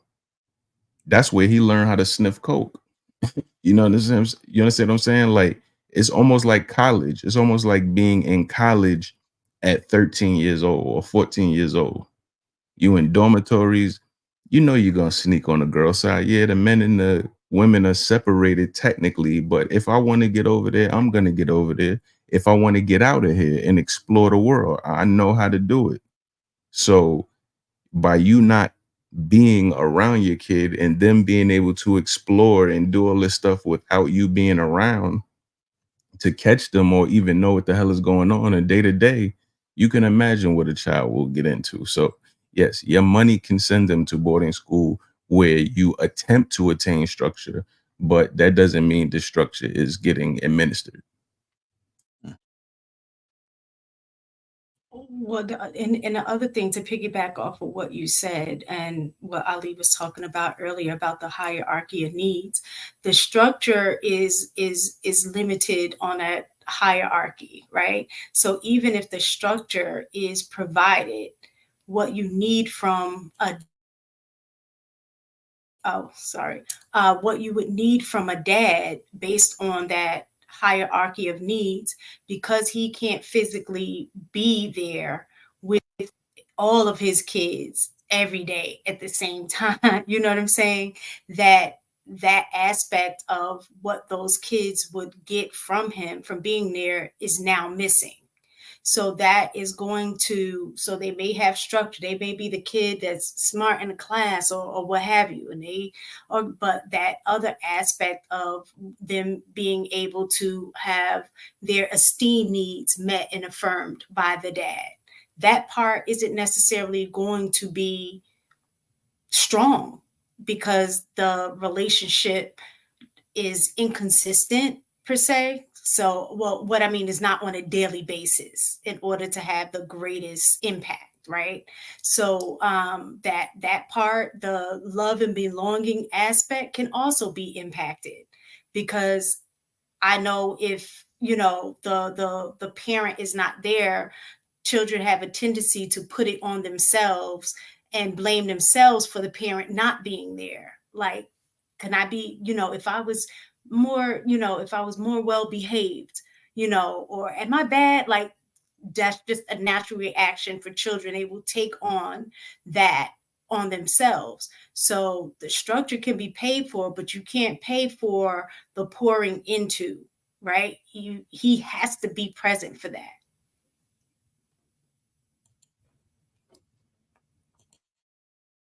Okay. Anybody else had anything to add? Go ahead and get to these super chats. Ikane says polygamy, $5. It's not creating children. It's the definition of creating family under one roof and being total responsible for every individual under you. And Sanyin $2 says all single moms with or without marriage equals low functioning. KP with the $2 says this doc tore Nick apart. Couldn't laugh it off. Into the Black Dragon $5 says sound like this show is about disrespecting successful black men by speaking to them in a condescending terms. There's a serious lack of respect. Into the Black Dragon $2 says let's see her talk to Sierra Sexy Red as low functional. Gentleman Status 1999 says salute panel. The smoke on cam is show enough light. When we hear and see women with 2 or more baby daddies, we drag them and shame them to the grave. But when a man has 2 or more baby mamas, we play it cool. Accountability for men. Into the Black Dragon $5 says, world of money and legacy is not very practical to marry and settle with one woman who determines how many kids a man can have versus how many kids he wants. KP $2 says, Ali is spot on. Nick and Cam were uneasy with truth. KP again says, JR booked Dr. Brian to come critique the panel. KP again says, Crumb Cookie got triggered when asked the question and couldn't answer JR. Then says she's a high functioning woman. This is disturbing, shaking my damn head. KP $5 says, did she actually say she come up with a clear, non-combative plan? Guess she got a body double.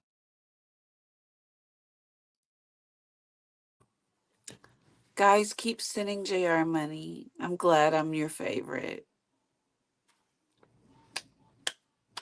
I want to thank everybody that has contributed to the platform. Appreciate you. Much love to the support. Y'all make sure y'all go ahead and get that assured man. King on top. I just got to drop in a link. And for the ladies, I know like Ali does have some. She has a site of one of her members or whatever that she's promoting with Asian skincare as well. Yeah, thank you for the mention. So I just launched a Korean skincare line called twosistersco.com. If everybody wants to check it out, it's a lot of all natural vegan products. So yeah. Okay. All right. Got a link you want to put in the back chat? I'll go ahead and drop it.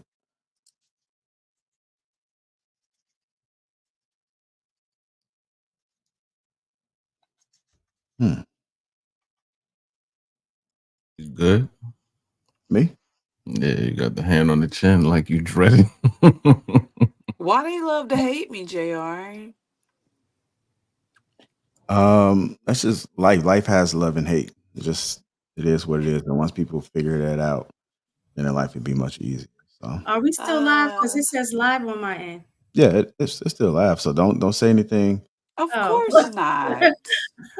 that I wouldn't say publicly. Talk about somebody you got. No, I'm about to drop this link. I just think that Oh, it's okay. funny how people think they really know us. Chan, Jan has been are into you with her? whatever she's doing for Man. like a She went with long her time. work for work. Let me just say, I have to do this. This podcast helps me do my lesson plan on the side. It makes me sit down, write this book they got me writing for every week. So I appreciate you guys for being my support. And you That's bullshit. So I'm about to drop this line right here. It's not gonna come as a link when you drop it, Ali, but this is the line to check out the Asian skincare. I don't know anything about it. So if you ladies want to go ahead and check it out, feel free to do so. But that is the link. And Is the it key just thing for with Asian women, or is it just made by Asian no, women?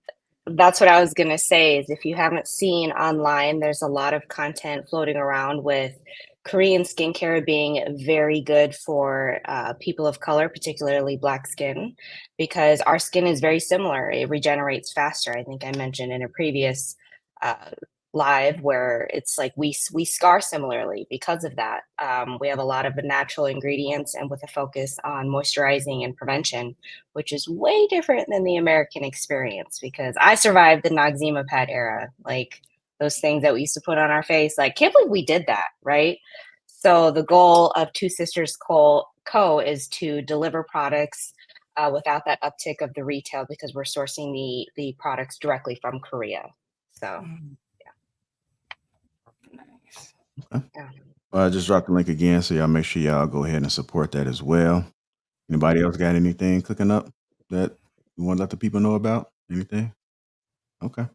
No, it was one thing that she said that I stepped away with is the therapist has said you want to meet somebody who's high functioning enough, right? That y'all attract, but low functioning enough to be able to handle when your behavior, when your low functioning behavior comes out, that that they're able to manage that while you work on improving.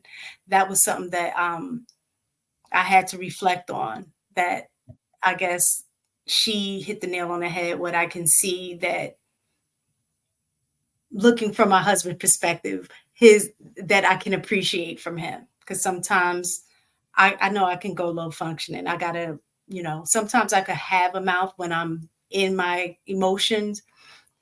I've done so much work on it, but I can appreciate that. I could definitely appreciate that. So that was my takeaway from that. So now I got to thank him. Okay. I guess your mind was was still thinking about that, huh? She said some profound stuff for you. I always try to leave away with at least one thing, no matter what show we're on what the topic is, because I think what people say have value, but just not all of it may have value for me in my particular situation. So when we're having these conversations, I do look for stuff that I can take away with, walk away with. So thank you, JR. I don't thank Dr. Brian and for them having that conversation. I just kind of Yeah, piggyback thank you off for of it. having me and me being the bulletproof vest every week. KP, I guess you guys love each other. Got a love-hate relationship, but he says drop the link. Who? Skipper. So like KP Who is wants to that? come up. KP. Oh, I don't know who that is. I don't think. He said he wants to come talk to you. So Again this week? You should charge him extra. He needs to pay $20 for you to drop the link. My whole thing about it is everybody got a problem with me because I like myself, and that's not going to change no matter what anyone says to me. So even if he comes up here with a caseload of evidence, it still won't stop me from being me, like, and liking and loving myself. So you can let him up if he want to come up. I mean, now if he come up disrespectfully, I might backslide into my low functioning real quick for this entertainment. Get you about 5,000 followers, get me viral real quick. Because I got it in me. I'm just, I'm high functioning when it comes to relationships, but not this panel stuff. I'm very low functioning when it comes to panels. That's two totally separate situations. I got a feeling that we're gonna walk away using those terminologies when we run into things. I'm a low functioning panelist. I'm gonna walk over here. I'm gonna get ready for this low functioning activity from over here. Yes. I'm a low functioning panelist and a high functioning female. Sometimes you do want to just be low function. Sometimes it happens. Come on. Sometimes you just need to remember. Oh, I remember this nigga. Well, come on now. Come on. Sorry. We civilize here. Civility is something that you lack most of the time when you speak to me, but it's fine. Blessed Sunday, dog. Don't run, Jay. You stick around. What's up, big fella? BX native. I throw it up for you. So now, topic, points that I made. It's not bashing you. It's just holding up that mirror. A lot of women, like the doctor said, 70% function in low areas, but a lot are scared to acknowledge it. Giving an example from last week, you said some nasty stuff. That's not a high functioning woman. You profess to be something that you're not. I don't have to slander you, swear about you. I just gave you fair dynamics. I put the platform that, okay, once you throw a rock and you get hit by a boulder, how do you behave when you get the same thing given to you? On the internet or in my real life? No. How you conduct yourself in any form is real life. Because no, it's not. This is indicative real life. To how That's you behave. What's wrong with you guys. Y'all think this is real life. It's not for me. So your behavior was an act? This is entertainment for me. It was entertaining stating that a couple years ago you used to beat ass. But now you're... I said 20 years ago, and that's a fact. I said I've grown. I never said I wasn't ever a low functioning individual. That never came out of my mouth. What I said was I'm a high functioning individual right now. I said in my past. Can somebody back me up here or run the video back? No. Oh, okay. Nobody can back you up. No, she did say previously, she said, now in my past, I would beat some ass. She did say that, but she did absolutely say, but I am high functioning now. She did say that. It's growth. Now I gotta wait. But here's the same. Look at it. No. I actually went to turn something off so I could be respectful and give you my undivided attention. But mistaken, when she was making those nasty comments, I did see a grin on your face last week.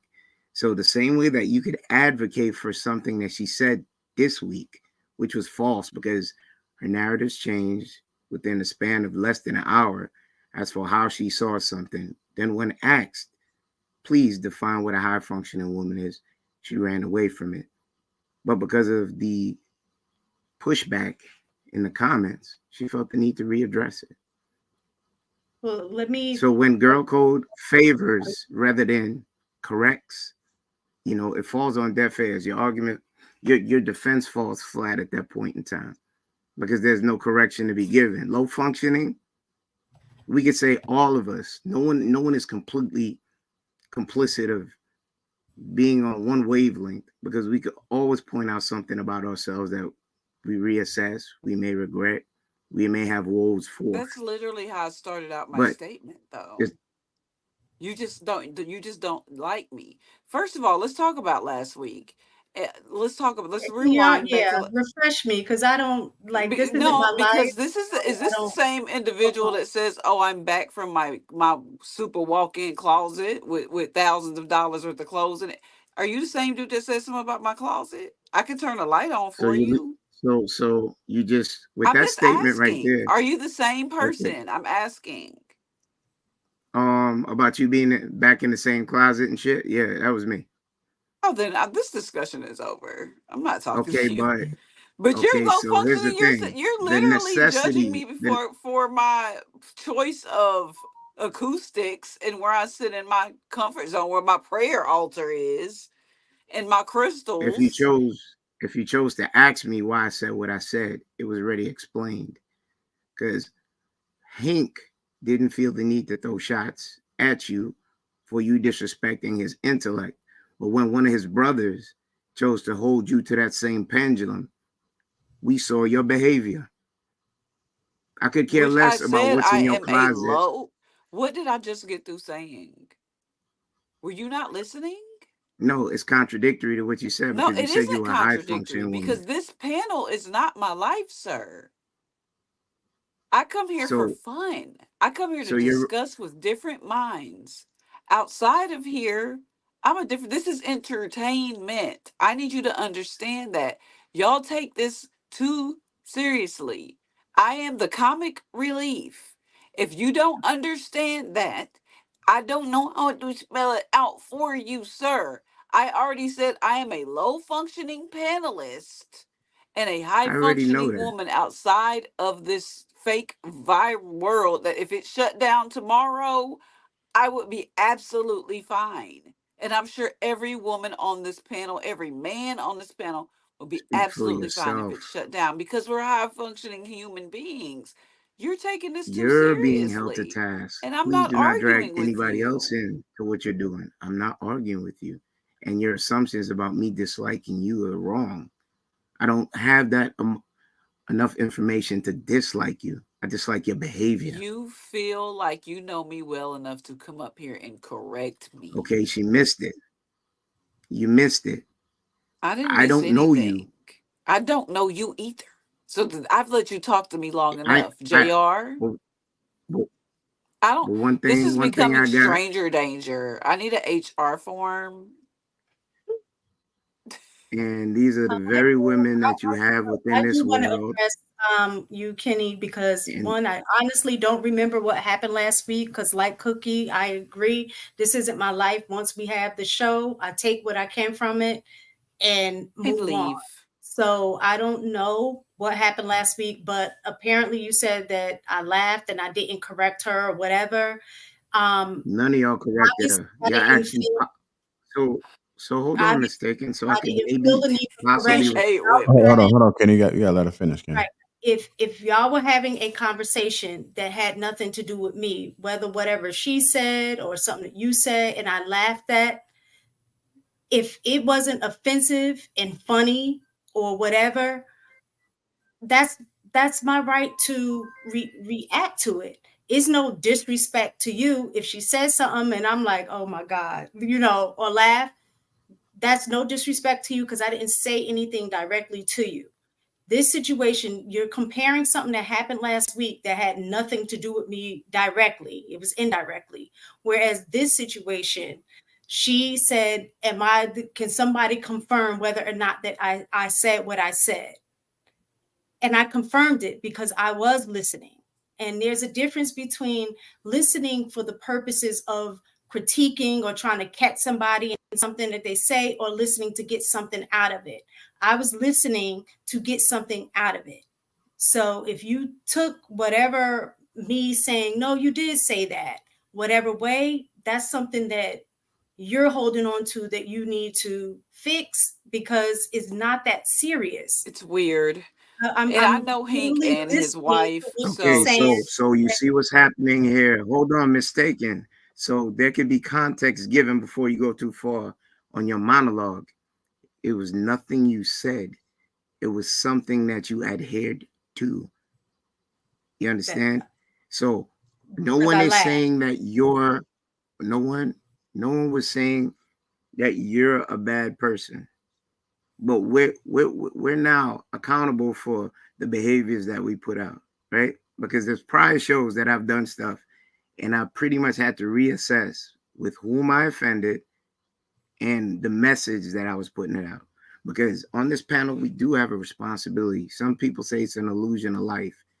When you put Ali and she puts her product out, that's not an illusion. That's her pushing a business that's helping somebody.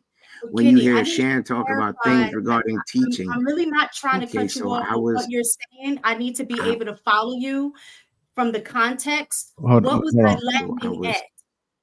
No, I getting need you to there. explain what I was laughing at because I really don't know. I don't know. I was trying to get there. I was trying to get there. When she started making her nasty comments about digging up my grandmother and stuff, and those other nasty comments, you laughed because I rewound it and I looked to see who I was wasn't laughing and who laughing was. at you. I Okay, was. so you So saw you're how I Hold on, was hold on. able mis. to give you Now, the floor. gotta let him finish. Gotta let him finish. You saw how I was able to give you the I want to floor. clarify that. Okay, I I got you. was when Mistaken. she Just said let him that. finish. Now that you said that, I was not laughing at you. I was in shock, like, oh shit! I don't believe that she just said that. I Okay, did not hold agree on. with Mistaken. I gave you the grace because I know you're one of the more level-headed ladies that care to discern, such as Ali. Shan is baking pies and doing reports because school is coming up. Salute to her. Teacher, underworked, underpaid. But the initial laugh is when she started calling me zesty. You understand? And I make sure I have a bad habit of having to rewind something, critique it, and then revisit it. And on these platforms, it's not an illusion. When Jay speaks in his Barry White tone, he's consumable, but he's giving you a message. He's not fake. So when people see Jay on the street, yo, brother, dap him up. I really like what you said, inspiring about brothers. What you said actually uplifted me. It made me step back and look back at something different. Give the topic today regarding Nick and Cam. All right, maybe you do have a point. Maybe they're high valued Ray than Pookie's, and they don't exemplify the nuclear family. Thanks for giving me an insight and looking back. That's not an illusion. That's something actual Jay put his mind to. He set out a platform and it made sense. When Ali speaks and she was pointing out triggers, that made sense for something. When Mistaken speaks, this is not no illusion for nobody. This is our reality. You understand? And when you put nasty things out in the world, you put jackets on men calling them zesty because they give you a case in point. It's okay to disrespect my brother Hank, but when one of his brothers lashes back at you, every female in the beehive chose to defend your poor choice of words and actions. I don't have to swear. I don't have to denigrate you. I don't have to belittle you. It was a case model given. You understand? We're listen, responsible. sister This is a girl, I do community. not argue with strangers. If you want me to keep going, Yeah, I'm I a can. stranger. I don't know. I So don't here's the care what thing. you're I'm not talking arguing about. with you because I don't have a malicious intent within I this. don't It's care a though teachable what you're moment. speaking on, and you're wasting valuable seconds of my life at this point. Am I? Like I told you, I told So JR I was gonna be here for an hour and a half. It's been 2.5 hours. I stayed to hear you out. You've done this to me before. It's very clear that you no, have it out actually, for I didn't me. get the The chance. The comedic last time we relief. spoke, Stop. I hold didn't on. interrupt You're you in not. your long You're ass actually not funny. stobby ass story. Okay, I don't have to be funny to you. I'm funny to me. So that's all that matters. That's where you misunderstand things. I'm funny to me. And that's what men So it like was you don't funny. like about me because I'm funny to me and Okay, I'm funny so to the let people me in my ask you life. I don't something. need you to laugh at me. No, And I can wait, text no. Let Hink me right ask you now. something. You Could you keep at least cutting give me me the off. grace I to let you talk ask with you your one question? violin for 5 fucking minutes, sir. We fixing to backslide into the we fixing to backslide. I let you I talk for ask 5 you one minutes. All I question did and was I'll giggle stop. in the background. I could Could text I Hink ask you right one now and question and ask I'll him if stop? I have ever offended him. He knows my personality. He knows me. I've been on several shows and I've always Okay, been this way. so here's the thing. May I ask you You one still question? talk, JR? That country, he was asking if he can ask you a question. All right. What? Since you're a dignified lady as you claim you are, what was that nasty comment for? About Because you digging up said my something dead about my mother. hair being natural. Okay, and I also wait. I also explained in one of those chats that you said I am graciously giving to JR, which is my brother. That's fine. I explained why I did it and gave you. It wasn't just out of the blue. If you were to rewind it, I would say you insulted him, but once insulted, you handle it completely Who did different. I insult? Hink? Hink know Yes, you how to did. check me if I really insult him. I ain't close with Okay. Hink. That's what I'm trying to tell you. He don't Okay, need you so to here's the defend him. he doesn't, but here's a different But you just paradigm that want we to pushing. because of your No, dislike no, of no, me and these women no. on this panel. Yes, it So is, I sir. dislike them too. So If you're Hink trying to if group them if in with Hink has my a qualms with you you. just called us a beehive. Am I wrong? What's a I can beehive? do this all day. I'm a pre-law student. You Okay, called us so a beehive, sir. And you you're a dragged pre-law every student? female on here. Yes, you Brush up did. on You your even English. dragged Miss Taken into it. Talking about she was Okay, giggling. mistaken And then she understands proved the you wrong. paradigm that I set. You want And to I be right and I so bad. I don't need to be right with you. You're not you're not on my radar. I don't care if you feel right or wronged. If Hink got a problem with me, Hink has my phone number, sir. So you you can know take your what? Captain Save a Him ass on somewhere. Okay, JR, I am okay. done for the day. Get this Okay, nigga all due out of my respect, face. country I'm fixing to cookie. log off because I'm backsliding like I Wait, would normally. wait, ain't nothing Sir, stopping you from hitting I'ma the keep button. coming at your But the ass. Do you message hear will be me? I'ma sent. keep coming for you So because you all the keep other coming for ladies me that for care no to listen, reason. For no reason. there's a I do message this that's because gonna be I'm a pushed. troll. Men are This not is what I taking this do. I'm anymore. funny. That's why we have King Talk. We are progressively moving forward to take back our communities from unruly women.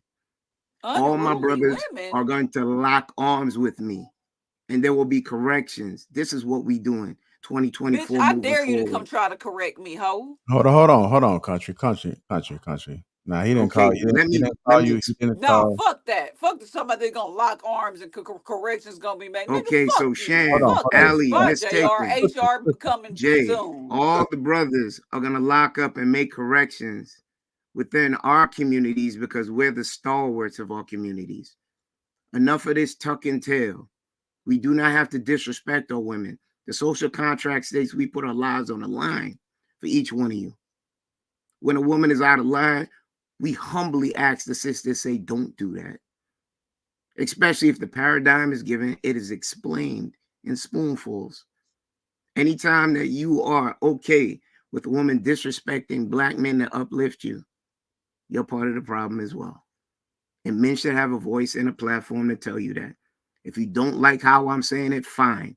I'll take the lashes. I'm not going to be soft. It's 2024. We have to take this back.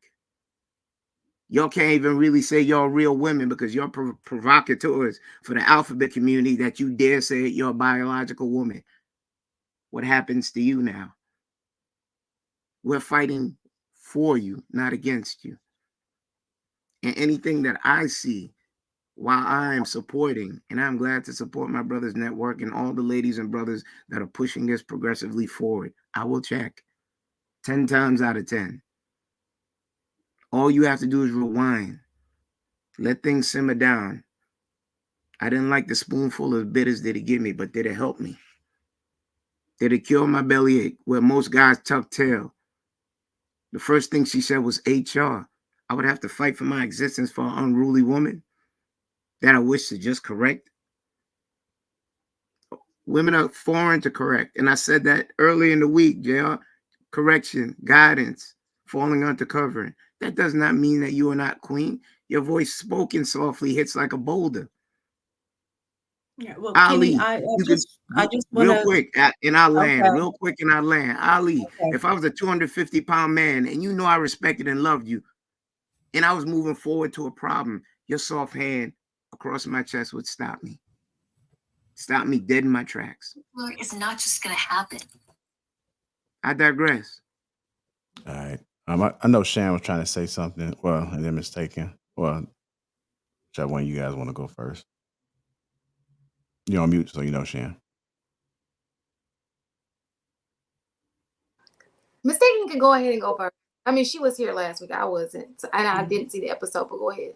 I am y'all know how I am. I will go back and I will look. That's what I was looking for just now, and in a context. So if you remember this, so I have to take your word for it until I look at it about her saying that you were zesty. Started with the zesty, and then you can go from there. Like I said, I'll take your word for it. And I mean, I'm not gonna lie. If in the context of which it happened and I laughed, it was probably a context in which it was funny. So, and maybe you did not find it funny, just like when people fall and you see it, you laugh. They ain't gonna think it's funny, but to you, it was funny. So in that I have to go back and see it. And if in that context it was funny, I'm not going to apologize for that. However, if it was out of context, I will apologize to you up front now and say sorry, right? Because I didn't mean to offend you. Again, so I'll address that part. Now with the correction part or whatever, I'm all for being respectful to anybody. I think that we just need to be respectful. I'm going to respect you as a man because you are a man. I'm going to respect her, Ali, Shan. I'm going to just respect people in general. However, in terms of correction, I can hear what you're saying. I can listen to the things that you say, but it's not your place to correct me. Is your place to offer me your opinion? Is your place to point something out? But in terms of correction, I don't need that because I have a man in place, that my dad, my husband. Okay. So those men that I have relationship with, men in my life that I have relationship with, I'm open for correction for them. Right. Because I don't want you to feel or feel the need that if I say something that you don't like, because I think there's a difference between being disagree. We disagree on something, and you have a personal opinion on something that you don't like.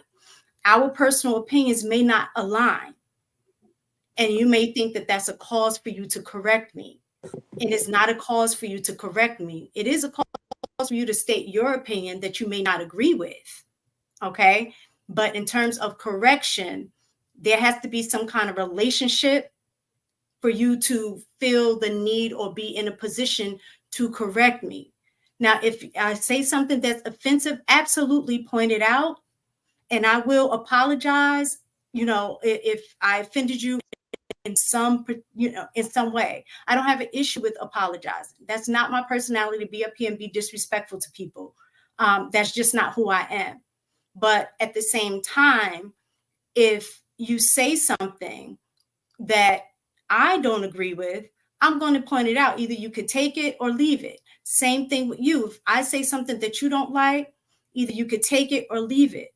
but I just don't think it's, and if I feel the need to point something out, like if Cookie has said something that sat with me that didn't sit right, I am going to say something, right? And she's going to be able to take it or leave it. And that's the thing. I'm open for that, but I think it's just a matter of you saying that, you know, as men, we need to start doing X, Y, and Z and correcting these women. If I don't say anything to you directly to offend you or be disrespectful, but I give my opinion that you don't happen to agree with, don't feel the need to correct me. Like the fact that you didn't like that I laughed when she when she called you zesty, that's not nothing for you to correct me with. If I found that funny, it was funny. That's it. It was funny. I don't know. I have to see Mistaken. it, like I said, under the context in which it happened. But you can't get Mistaken. mad at me because I found that to be funny and say that you need to correct that. You shouldn't have been laughing. No. Mistaken. There's a couple of points that I think that maybe is not translating properly to you. If I said something that was offensive to you and you told me don't speak that, please do not address me like that. That is you offering me correction. True or false? If I told you that what If you I said said wasn't, something, if I called you out your name, if I said something disparaging and you as a woman said, I'm mistaken, Kenny P, I did not like how you addressed me. Please do not address me like that again. And I say, I am sorry. I won't make that mistake again. What did you just do? okay, no, like I said, I don't disagree with you on that. Okay, so now That's when not what the there's disagreement degrees, was. I got what you said. Okay. It's probably the tone, but here's the thing. There are degrees in correction. If I saw you mouthing off with a guy in the street and I know he was about to do something to you, and I said, sis, don't do that. That is me correcting you before something happens. I don't have to be your husband. I'm looking out for your well-being. There are degrees to correction. There are degrees to submissiveness. I can only be submissive to my man. Wrong. You're supposed to be submissive unconditionally as a woman, but there are degrees that you give more to your husband, your man, your children, your family. There are degrees. So when you say, I have a man, and that's the only one that correct me, if I saw you going down someplace where it would be detrimental and your man wasn't around, if I follow what you says, I'm supposed to stay tight-lipped and let it happen to you. If I'm using your paradigm. No, so the examples that you've given are totally different than what I was perceiving, right? Because usually when I hear correction is in this is me. So if you didn't mean it like that, then that was on me for taking it like that. But the reason I took it like that is in the context in which you were saying it, because of you and Cookie having an argument and you saying that you're going to correct. I So got for that. me, I It take would that trigger. a different way. Now, the way that you're explaining it now, absolutely. I would Okay, appreciate watch. you. As for Cookie, when she said those nasty things, JR could re-pull up the super chats that I sent as for why I did what I did to see how she would respond to it. It was clearly given. I just don't do anything without a cause and effect. I do not come on my brother's lives to be a problem or be denigrating to the women that I uphold. I have a black mother. I have a black niece. I have black sisters. I have black family members. That's my community I throw on my back. You understand? I'm not like the other ones that speak softly and wish to coddle at times, because I know how important the progression is, how important you guys are, and I don't want that to ever be diminished. Because nowadays, women want beta men to just tuck tail and not say things. But once they take their feelings out of it and look at it logically, this man is moving in the best efforts of the community and the women that are supposed to be upheld and protected. And when I watch women after the explanation and then they lose sight of what took place and they're cool with her calling a gentleman who gave her a cause and effect zesty. So now you're putting a gay jacket on me. That's fine. That's what most women say that don't have nothing to say. They either try to denigrate you, belittle you with expletives, make you into a homosexual and such. But then you go too far by saying digging up my dead mother. And then I saw some laugh. That was out of line. And that was And out of here's line. the thing. If it was so egregious, the point I made earlier, because when Ali saw the zestiness, she dropped off. Because I'm very good at timelines. So she didn't want to be in that banter. I get it. But at what point did any other female say you've gone too far? Because if you read what I put up, okay, I can understand what he was trying to do. So, Cookie, come on, tighten up. But no, the other one's time for this one and the other one cackling away. Certain men don't care to address you like this. That energy that she says she's corrected as a high-functioning woman knows to stay away from goading a man to anger, violence, distress. A woman knows how to pull back from a situation that is caustic and also regulate the room and help regroup. The Bible didn't make a mistake when it said you're a man's rib. Within a relationship or without, women are supposed to be our support.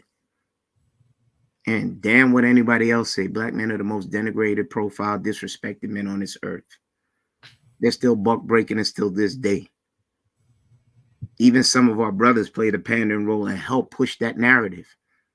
And like I said before I was rudely disrespected, I'm not having no more of that.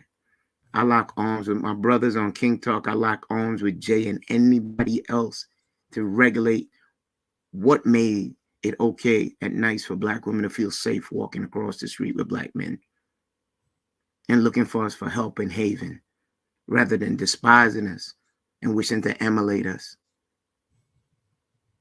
I will fight that till they put me in a pine box or the incinerator. I am not here to belittle or denigrate any woman that I see before me, even my Asian sister. But I will run toward any smoke that's denigrating to what we pushing. That's low vibration.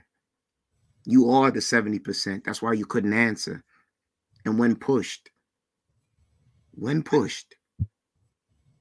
you showed what you are. I digress. You want to say something, Jay? Mm-hmm. Okay. Oh, you came off the thing. But Shan, I received what you said. No, I'm gonna say I received what you said. And again, for me, I think words have meaning and context have meaning as well. So what you explained was redirection. He was like, oh, don't go over there. Don't. I look at that a little different than because I saw what Akine has said, and he's absolutely right. I don't have any issue with men that I don't know redirecting me, especially in situations like what you said for safety or anything like that. I have no issue with that. I was saying the correction part, using the word correction in the midst of when you had an argument with somebody else in that context. When you say correction, I took that as you trying to check me like you were my man or my dad or the men in my life. And that was the point from which I was speaking from, because I would never address you in the same manner in which the relationship that I have with my dad or my husband. So there would never be a need for you to correct me in that manner. So that was the space that I was coming from. That was the space that I was coming from. But anything that you, in regard to, if I said something to you that was offensive and that wasn't my intention, and you needed to correct me on that and say, mistaken, you shouldn't have called me zesty. Now, I would never do that, but I'm bringing that up because that was you would never have to correct me on that, because I wouldn't do that to begin with. I just don't want it to become a situation where you feel like you need to be the the correction police in terms of saying things like, if you don't agree with something that I said and it's my opinion, I don't want to get caught up in that.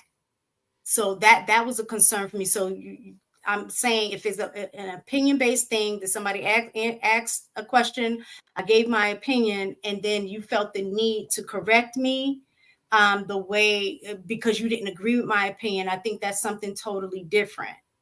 And the reason I'm saying that is in the context, I'm only speaking from the context of what just transpired between you and Cookie. So when you use the word correction after just being in a situation, I'm going to look at correction different than what you're saying in terms of redirection based on the examples that you gave. But I'm good. I'm okay. I received what you said because what you said made sense. And it's true. I do think that there's a level of accountability, but there's a way that you do that as well. So you can correct people, but I am of the thought that if there's something that I need to say a lot of times, I will do that one-on-one, because I know people have a tendency to react a certain way when other people are around. So, but I'm good on that. I appreciate, your feedback. It's all good. All right. It's the end of the back drive. We got to grade the end, y'all. I got to go do some fodder. It was not to disrespect you. You got some super chats. Okay. Go ahead, answer. Yeah, can you hear me okay? Yes, sir. Yeah, well, as far as like I mean the subject matter goes, as far as how you guys communicate the back and forth that you just had as far as receiving messages, right? I think that when from my observation, this is just me looking in, so I'm not going to know the entire history, but from my observation that I do notice is that the women on here are completely different. So when Kenny speaks to Cookie, there's a certain demeanor in which he's trying to convey information that hopefully she would consider taking back, maybe marinating on it, and maybe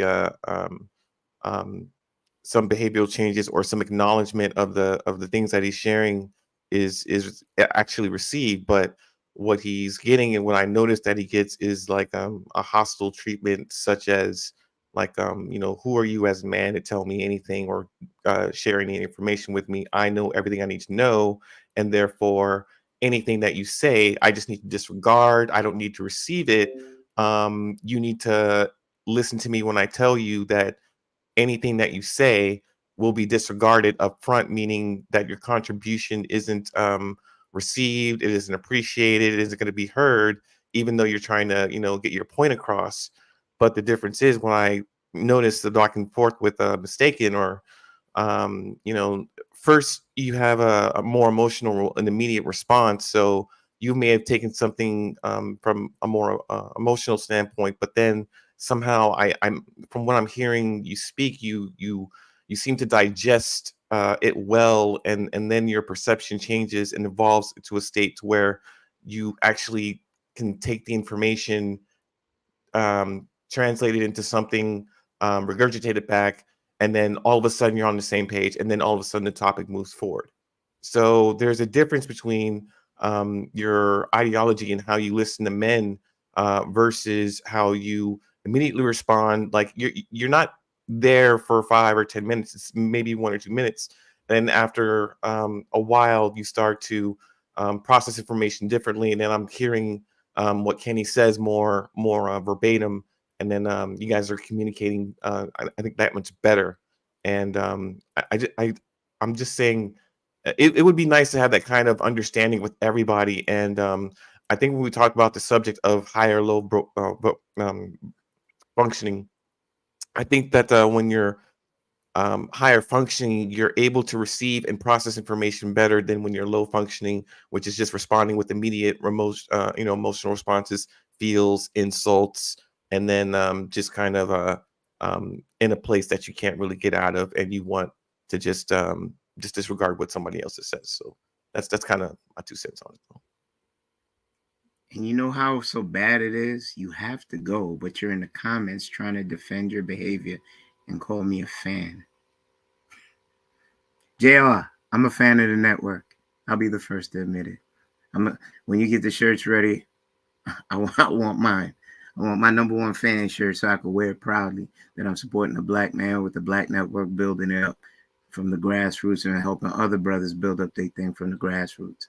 And any dollar that I put forward toward mine's rather than theirs. I don't think I'm a clown. I don't think my dollars are misrepresented. So I'm fine with being a fan. Jam a fan of yours too. EBD. Shan Baker Pie. Let me see them big hands. Beautiful woman. Ali, if I only had Asian skin, this melanin is kind of different. I'd buy some of that. But I just I'll can't go find a putting that on product people. for you. Don't worry. I'll Okay. find something I for got to you. get Tees Hanley first, though. I got to get up on that. And, you know, Mistaken, you are a stalwart. So I'm glad that you were able to take the information. We were able to dissect what you mistook. We were able to straighten it out and get on a level where moving forwardly, progressively, the Beehive will be able to do this to sisters that may be going too far, because now as she wished to associate you with her misfunctions, and I said speak for yourself, you should be able to have a standard within there that these are the same men that will give their lives for us. We should at least give them a little bit more rope, respect them a little bit more, and make it move forward in a positive way. I don't care how rough I look. I'm soft as a teddy bear when it comes for y'all. And I'll fight to the bitter end, and I will keep pushing the same consistent story. Y'all need to be protected because y'all are precious gems to us. But there's a subsect of y'all that need to be checked by y'all as well as us. Mistaken doesn't like the word corrected, misdirected. Maybe it feels a little better, like a spoonful of honey. I will say correction. You could say misdirected. When we look it up and then we parse it through, we're only going in the right direction once we adhere to these things. You need stern voices like me. You need eloquent voices like Enter the Dragon. You need soft yet stern voices like Jay. You need JR sitting back with introspection and partaking when he feels necessary to move the conversation forward. Everybody's voice is valuable. And I think we're doing a great job on a Sunday. Blessed Sunday to all. And I drop the mic there. Go ahead, Shannon. Shan wanted to say something. Yeah. Go ahead. I think that Kenny, I think that what happens is because I listened to everything that you've had to say, and I think that you said it in a nice way that it can be received from today, But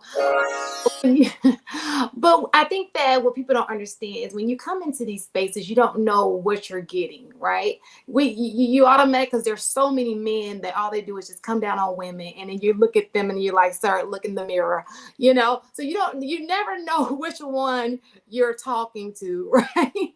And so sometimes I think we take offense to things, and we just don't, like Miss Higgins said, I don't know you like that to know if you even have my best interests at heart. So we have to sit there and listen to you speak first to even see, because there have been black men who have guided us down bad paths, right? So we just want to make sure that you're the one that we can follow. I'm pretty sure you can agree with that. Not all black men are good for you. You happen to be one, you feel like you're doing the work, but it would take us a minute to see that that's you. Because if I don't follow you, or if I don't know much about you, I can just assume, we see it in the chat. Think about all the negative stuff that's spilled in the chat. We don't know if you're that person who comes up spilling that negative, vibe. I do not agree with the comments about anybody's death or anything of that nature. I agree that is maybe a little distasteful, but it is distasteful. But I will say, just from the standpoint of panelists, we get hit so hard all the time. And maybe it was just timing. You came up, the chat will come for you. They talk about your family. They don't even know you. They come for your entire life. And you just got that build up. And then you come on here and then it's like, you know, and if we don't give you an opportunity to speak and listen to what you're trying to say, you could probably get the brunt of the, you know, now I'm taking it out on you because I'm being attacked in the chat. Does that am I making sense right now? You're making sense, but here's the thing, Jan, this is not her first interaction with me and pawning me off like she don't know me.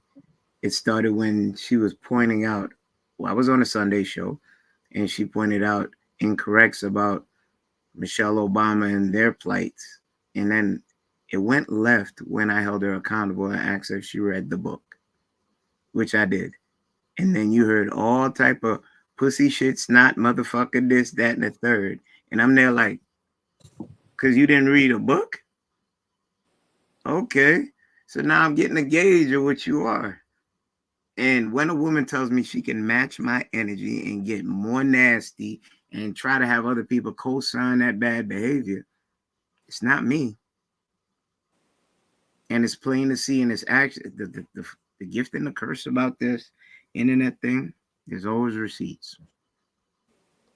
And when I hold you to the things that you say and you don't wish to adhere to them because they're being put back in your face, you can't say one thing and then go do the next. Like if I do something wrong, I have to be accountable for it. On King Talk, I'm accountable. This coming Tuesday, I gotta apologize to Sweeney because as loud as my offense was on the last show, has to be done on the show. When I was wrong about the Willie Lynch letter, I had to go to Brother Shannon. I was wrong. It was Henry Drax. That's standing in the mud and being accountable for certain things. When you tell a woman that she's unruly and she's pushing the narrative in the wrong direction and then trying to have other sisters align with those bad values, and I say, talk for yourself. I'm a hoe. I'm zesty. Go dig up your dead grandmother. Whatever you could feel to lash back at me because I am holding up that mirror and holding you to a standard. By misdirecting, I'll use your words, mistaken, your bad behavior. Because you're actually putting that on Shan, Ali, mistaken. If somebody's just a passerby and they watch any one of y'all smile, which they will take at face value that, oh, they cool with that. And now y'all get that jacket. And I know y'all, it can't fit y'all. Kenny, I just like looking at myself in the camera. Well, seeing what Shan just said, I think she's absolutely right. Because when you came up here with a mission and a purpose to correct Cookie. Because whatever happened last week, it was still bothering you.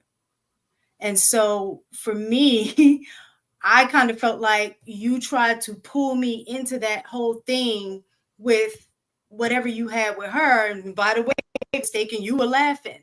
I didn't have anything to do with that beef. So when you used words like for me to correct or whatever, that's why I say it's the context in which it happened. You came out here already with a purpose to get at her, like I'm gonna check her kind of a thing, because you was holding on to that. And then I felt like I was receiving some of that. And I'm like, whoa, I ain't even saying, like, I didn't even remember what the show was about last week. And then you're like, oh, by the way, mistaken, like, by the way, mistaken, you're gonna get some of this too. That was the way that I was feeling the energy. So that was why my response was, I don't know you like that for you to correct me. So like I said, now that we've cleared that up and we see the context in which all of that transpired, you know what I'm saying? The rainbow. I don't have an issue with any man saying something to me respectfully within the context of looking out for my well-being. I have no problem with that. And a man should be able to break down the context. Where my energy came from, because with the word, I do recognize that. Mistaken, I recognize that. So I think that when we have conversations on here, and so I think that you have the right to say how you feel, Kenny. You know, if that offended you and you come on here, you have the right to say that. But I think that when we're in these spaces, especially, and we're dealing with so many people, so many personalities, and we're trying to get a message across. How we do, and that's for me too. How we deliver the importance should be getting the message, right? So sometimes we have to deliver the message in a way that it can be received, because the whole goal is to make sure they're receiving the message. So sometimes we may have to use our language a little bit so that say, hey, that offended me. I just want you to know I didn't feel that you saying it to me. And I know this is a female ways of saying it, right? But at the end of the day, it's about being received, because we hear all the time men say, you're going to respect me, you're going to respect me. Imagine me coming to you and correcting you. You're going to look at me like, who? What? That's an We see that assumption. all the time. We That's say an that all the assumption. time. I What gave I'm the saying, dynamic. I so gave the dynamic basically, about Ali. right. Ali, me being the 200 some odd pound man. I love and respect her. If I truly love and respect her and she sees I'm about to jump up and crash out, and she puts her hand on my chest and stops me dead in my track with her soft words, you think I'm gonna bowl her over and go past her? Or I'm No. gonna take a knee. So right. So her delivery made a difference. So what I'm saying to you is, because you said if she the way she did it. Now, if she came off popping off at you, it's the delivery. She could be saying the same thing. It's just how she delivered it that made a difference. And all we're saying is there's ways to talk to women where the delivery, both ways. Women need to know how to talk to men in a soft approach, and men need to learn how to talk to women so that the message on both ends can be received. Does that make sense? You're 100% right, Shan. If a man, how I came up, you did not hear me come up slamming no doors, throwing no Timberland boots at nobody. I made direct points. Yeah, I think that's the issue that she's saying. So okay, so I think I understand what Shan is saying, and I understand who Kenny is. So Kenny will have to address what the topic is on the table directly to the person who said it and to the person who did this at such and such time. So Mistaken, when you said that you took it as that was smoke, he's recounting the events that took place, what everybody did on the TikTok. He's not saying that you participated in this thing over here. What he's doing is just dropping the, hey, these are just the facts, man. This is what happened at this time. This is what you said in this context. So it was just a factual matter that you laughed, not judging the fact that you did, is what I'm hearing when he explains the story. Because I also added the context to her. You're one of the most level-headed women on the panel. Yeah. But when a woman feels like someone's about to attack her, I get the response. The defense mode. But as for you trying to, as times when she was up here, you saw me try to take it back, walk it, ask questions, and it just was met with vitriol, expletives, belittling. And that's not conducive to a healthy conversation. And it's No, not. but I understand what Shan is saying, because what she's saying is women communicate differently, and she wants men to understand what that communication. Okay, soften your tone. Well, it's more than that. A little bit more delicately. So we like the manly in you. It's just the word. We can use better words that are not offensive to the other person, right? So like I think Mistaken heard you say, well, let me correct you. But you didn't have, you could just take that word out of it. You can still correct them without saying. There's ways you can talk to people where it's, received. I learned that from my students. Not all my kids are going to learn the same way. I have to figure out, how do I speak to this person in a way that they can receive what I'm trying to, because the goal is the education part, right? So everybody is different because we come from different walks of life, how we've been held as our parents. I mean, so much, it's so much, right? But there's one thing that's general. What I'm saying is there's a universal way of doing things that is always going to be received by a person. Like, I'm not saying soften your voice. I'm not saying that at all. But we're just saying, like, I'm gonna be real with you, Mistaken. Can I be real with you? Can we have an honest conversation? Because that's how Mistaken talks. I'm open. I don't have an issue. I know, but here's the thing, Shan. Be real with me, Shan. Go ahead. Shan, you kind of brushed aside at the beginning before EDC chimed in. you are responsible for what you say and what you say about people. And anything that was said about her came with context. She said, her reply was, I know Hink. Hink does not need anyone advocating for him. I chose to because Hink is one of my brothers. And I gave reason as for why. That would make me complicit just as the same way I said the women that laughed when she was calling me zesty and then she got to saying that foul thing about my mom, where they're laughing. If I do not check bad behavior, and I know the problem isn't the word. No, it's the word. It's the feeling that's conveyed. Misdirect is a synonym of, misdirect is a synonym of correct, right? That's in the same ballpark. You just didn't like how it sounded because it sounded forceful, like someone was taking away your power. But You just you said can't tell feelings me, that are. you I'm can't sorry. tell me that I can't advocate for my brother when I see something that is wrong. That's like me looking at EDC and he makes a comment I don't like, and I said, well, you ain't as dumb as you look. That's pretty much what she did to Hank last week. And I found that highly offensive. Well, and you have the right to feel that way. I'm not saying that part. I was talking about, coming up when you were talking about the mistaken situation. I didn't Yeah, watch she that. is right. She is right. And I didn't want, that's why I gave context.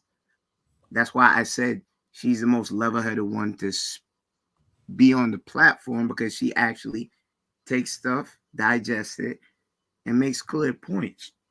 She doesn't give you no barrage about disrespecting you, calling you a hoe, calling you every name under to try to dominate you with a forked tongue, rather than have the conversation. Because when she was up here, I wasn't cursing at her. I just gave her things to look at to see if she would be open to look at it. But I'm a fan. I'm someone you don't know. I got No, I thousands of dollars won't. worth of stuff in my closet. I won't, Superficiality. because you're not close to me. I've made it very clear. I've said Okay, this so before on several panels. Y'all want to force me into a group of women that you can control, and the only men in my life that can control me are men that are close to me. I don't know you. and I feel they're doing a poor job, because if those are men, because you also said on the last week's show that you would cuss up a storm, and when it gets to a point where you can't handle it, you would enlist them to come fight your battle. And I will show you the timestamp of that. And that is a Sir, nefarious woman. sir, you have an issue Do with you? me, No, I have an and issue with you your need to go behavior. meditate on it I stated it and before. figure I out don't what know that issue you. is. I have an issue with your behavior. Anytime somebody that One at a comes up time, and y'all. One says at a something time. to me I do not respect, I don't have no respect for you. None. You always no. It starts in the comments with you. It starts in the comments. You acting all innocent. You come up here playing your violin like you don't be in the comments the whole show talking mad shit. Let's not play that game. Nope, stop. No, I Let's not don't. play that game. Every word that comes, everything that I say, you have a reply for. I said something to Hink. You didn't like it. I said, Hink, you are acting like you're not as smart as you are. Go run that back. And if Hink had said something and had a problem with it, he'd have been like, Cookie, you going too damn far. Hink And addressed it. pause. Hink And Hink addressed it. actually, I've been on enough panels with Hink for him to be like, Cookie, you going too far. You need to relax. And he'll tell me to shut up. And Hink can tell me to shut up before you can. You cannot. I I didn't don't tell you know to shut up. you. I don't care if Hink your brother. I Hink didn't tell you to earned shut up. that. So if Hink got a problem, Hink needs to come with me. I don't need no middleman telling me what I did to Hink. You're not seeing the connection here. You just so busy trying to be in your feelings. And if you want to run back live feeds of comments and how you just constantly Kenny this in the comments, paying for insults, sir, you're a fan, and I understand that. But me and Hink, I don't have no problem. I can text Hink and ask him if he mad at me. So I'm a fan. Oh, you gotta be, because ain't no other reason you felt like you needed. Big as Hink is, talkative as Hink is, quick as he can make this whole panel shut up, ain't no reason you felt like you needed to come on this panel and address me saying something to Hink unless you a fan, because Hink can handle himself. He always has. It's an excuse for you to come up here and try to be Captain Correct a hoe. You a hoe? No, you think we're hoes. You think that we're these Wait, dumb why are women you that trying to need group all this other people correction. in with what I just asked you, And because you that is just a said that phrase, you were a sir. hoe? That's what I'm saying. You don't understand I don't think sarcasm. Ali, I don't You think cannot Mistaken, I don't think grasp Shan do, sarcasm. they Your do not sense of humor they do is not title themselves like what you just non-existent. did. Oh my God. He take everything so literally, it drives me I have to with you. insane. I have to Stop with it. you. Before you went off, you said I would have him in HR. Didn't you say that? So I have to What? be, I have to cross my T's and dot my I's with That you. say something. What I'm getting a lot, like what guys, y'all always talk about this sister Cole and nobody's checking, nobody's correcting. Let me tell you how women operate. Okay, so we're clear. It's not that women don't have an issue with correcting. For us, which Cookie just reinforced, it's about relationship, right? So you and Cookie are going back and forth, right? I don't think it's anybody's place to correct this conversation. Y'all need to have the conversation. Me interjecting saying, Cookie, you don't need to speak to him like that, or some Hink saying, Kenny, y'all need to have that conversation. A lot of times when y'all are asking for women to jump in and do the correction, and if she ain't listening to you, right? Like, read the room. If she's not going to listen to you, then why would it make any sense for, let's say, Ali, myself, or Shan to jump in and say, Cookie, stop talking, or whatever it is y'all want us to say. Stop, yelling at him, or stop cursing, or whatever.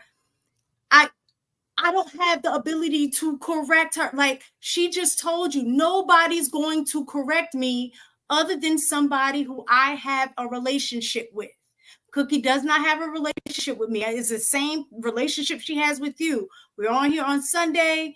She says what she says. I say what I say. Whoever on the panel say what they say, and they move on. When other two people are having an interaction, I don't think it's anybody's place to say anything at the time the conversation is happening. Okay, so And Mistaken. so I keep You hearing went awry. Hearing in the comments, especially from men, that y'all keep saying, you see how nobody's sitting here saying anything to Cookie. Nobody's correcting her. What is there to correct when you as a man is having a conversation with her? Okay, and there's she's two telling you, paradigms. nobody can correct me, boo. That's basically what she's saying. No, get the message. Okay, so Don't here's the correct thing. her. I got the message.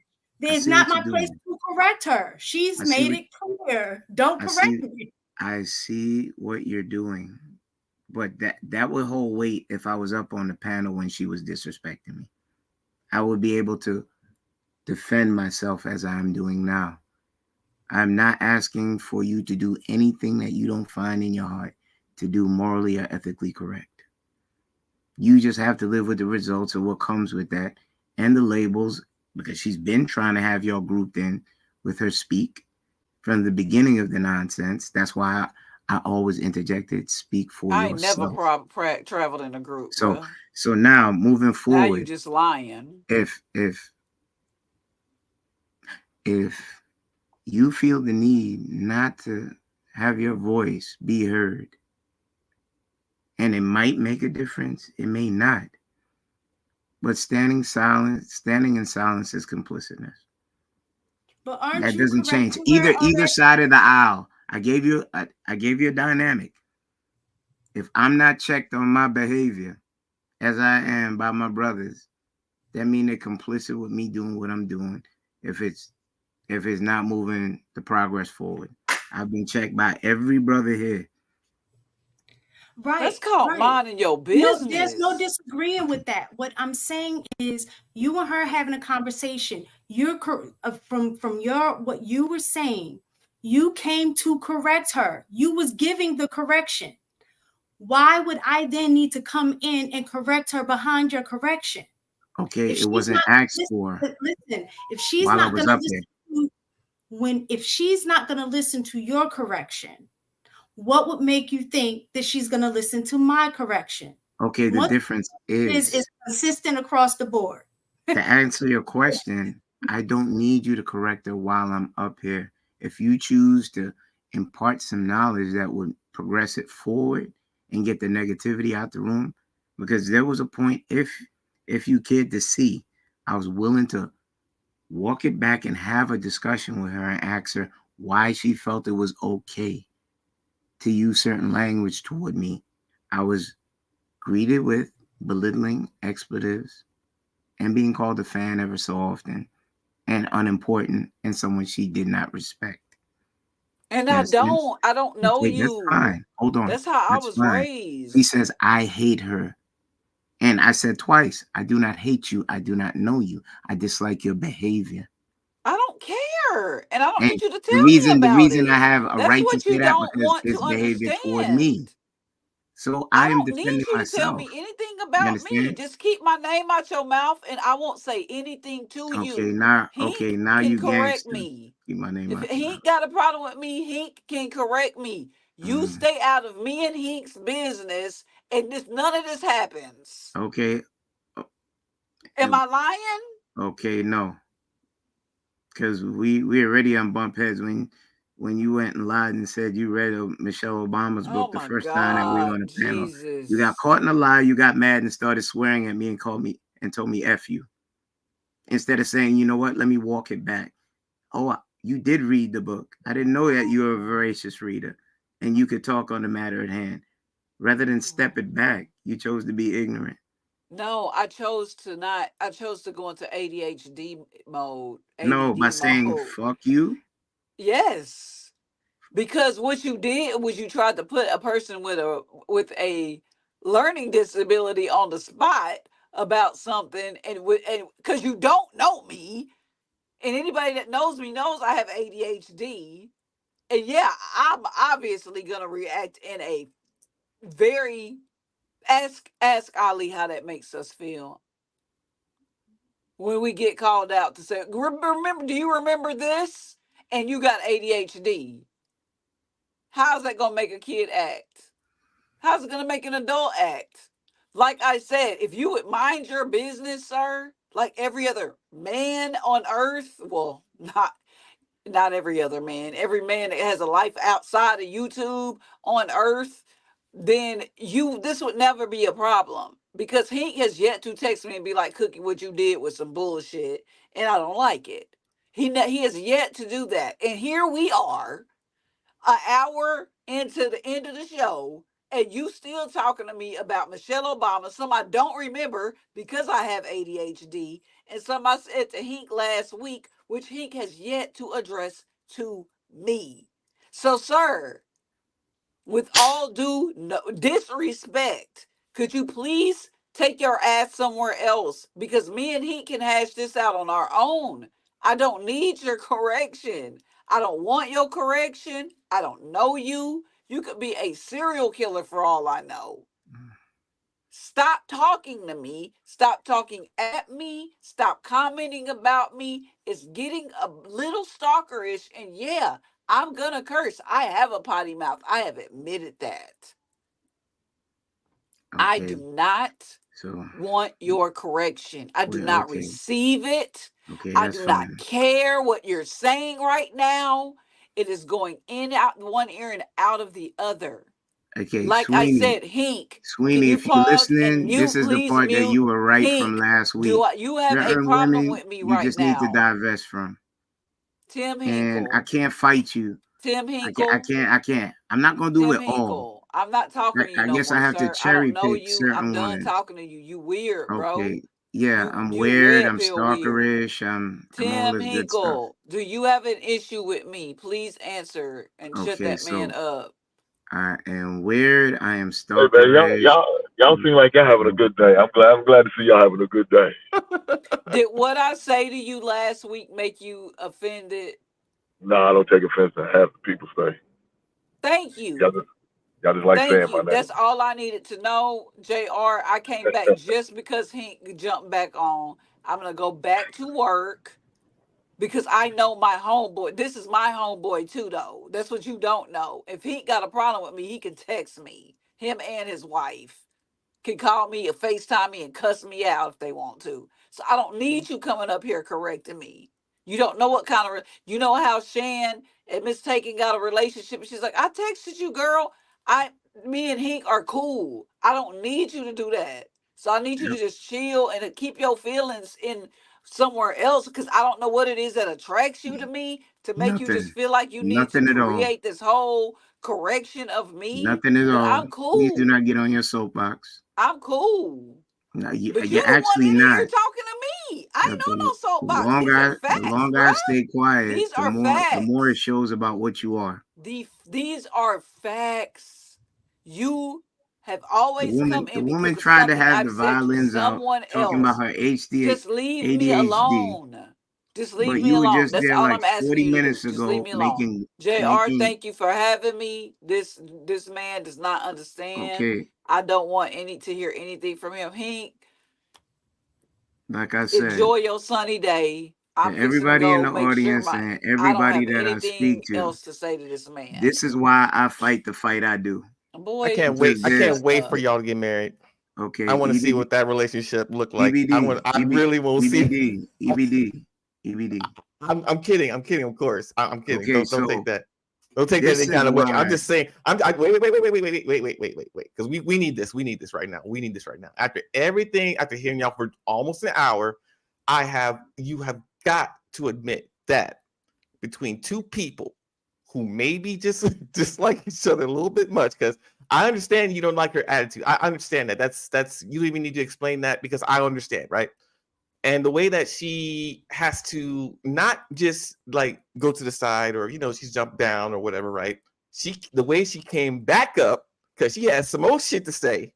So it's just that I can just see y'all in the same house and y'all like at Hey dinner man, or no, whatever it stop is, all that. Come on, EBD, stop all that. just You being arguing messy, man. about You being just the smallest shit. I told you to pass the salt. How come you can't pass the salt? Don't make yeah, any you fucking being sense if you don't messy, pass. dog. And she goes, You "You being don't need to messy, talk to man. me like that." Don't be I can just. I'm sorry, man. I'm just. EBD. You being It's just messy, funny. man. Come But Stop see, on, what being it man. is, messy. Come no one on. gonna shut You up. can't. And I think EBD. I know.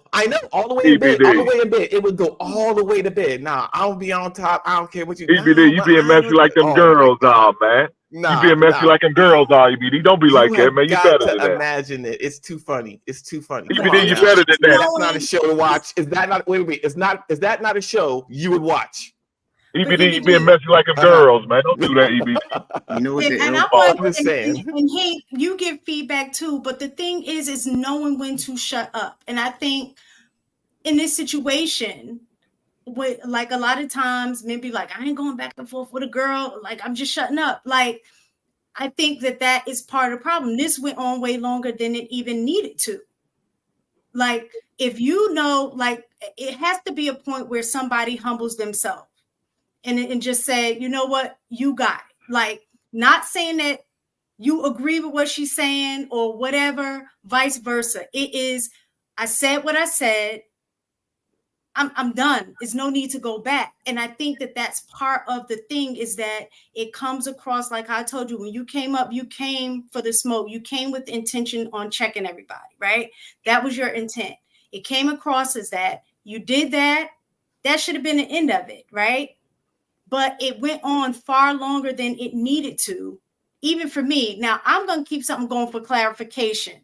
I'm not going to lie, because sometimes I know that's why my name is @mistaken. I know sometimes I may mistake what somebody might mean or somebody may take what I said the wrong way. So I'm always open for clarification. So when I'm speaking, it may need to go on a little for me, but you're not going to see me be disrespectful to you.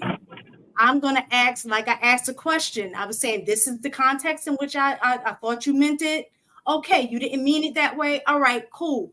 I'm able to work through that. That's the way that I process stuff.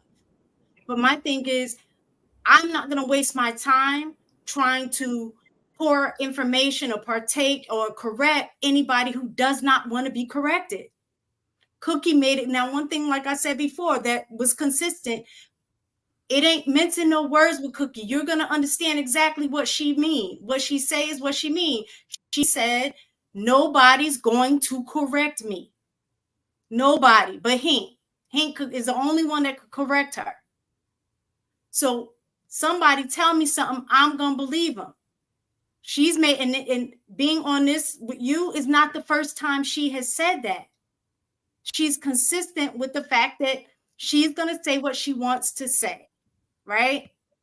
And that's it. So in that regard, because you already know, she showed you, she told you, she was consistent about, is nothing that you can say that's going to make me not disrespect you, because I don't respect you. Nothing that you can say. Don't talk to me, keep my name out your mouth, blah, blah, blah. And she was disrespectful. You kept on. Me, I don't care what anybody in the comments say, oh, this is sisterhood, y'all need to be correcting her. No, she's made it clear. Nobody can correct her. So there's no need for me to jump in the middle of what y'all are going back and forth about to correct something that's not going to be, that doesn't want to be corrected. You should have even just left the conversation alone. At that point, it was no need to keep going back and forth. But y'all kept it going. And then people in the comments are saying, oh, look at the sisterhood. Nobody corrected her. Nobody said nothing. What am I going to say that's any different than what you done said? And that is what is ruffling your feathers. That they see the point of view that I'm trying to make. And they're looking to see if there could be anything imparted by the other sisters that are up on the panel. And those are men looking to see, because men hold other men accountable. We wanted to see across the Mason-Dixon line if that would be the same way. And guess what?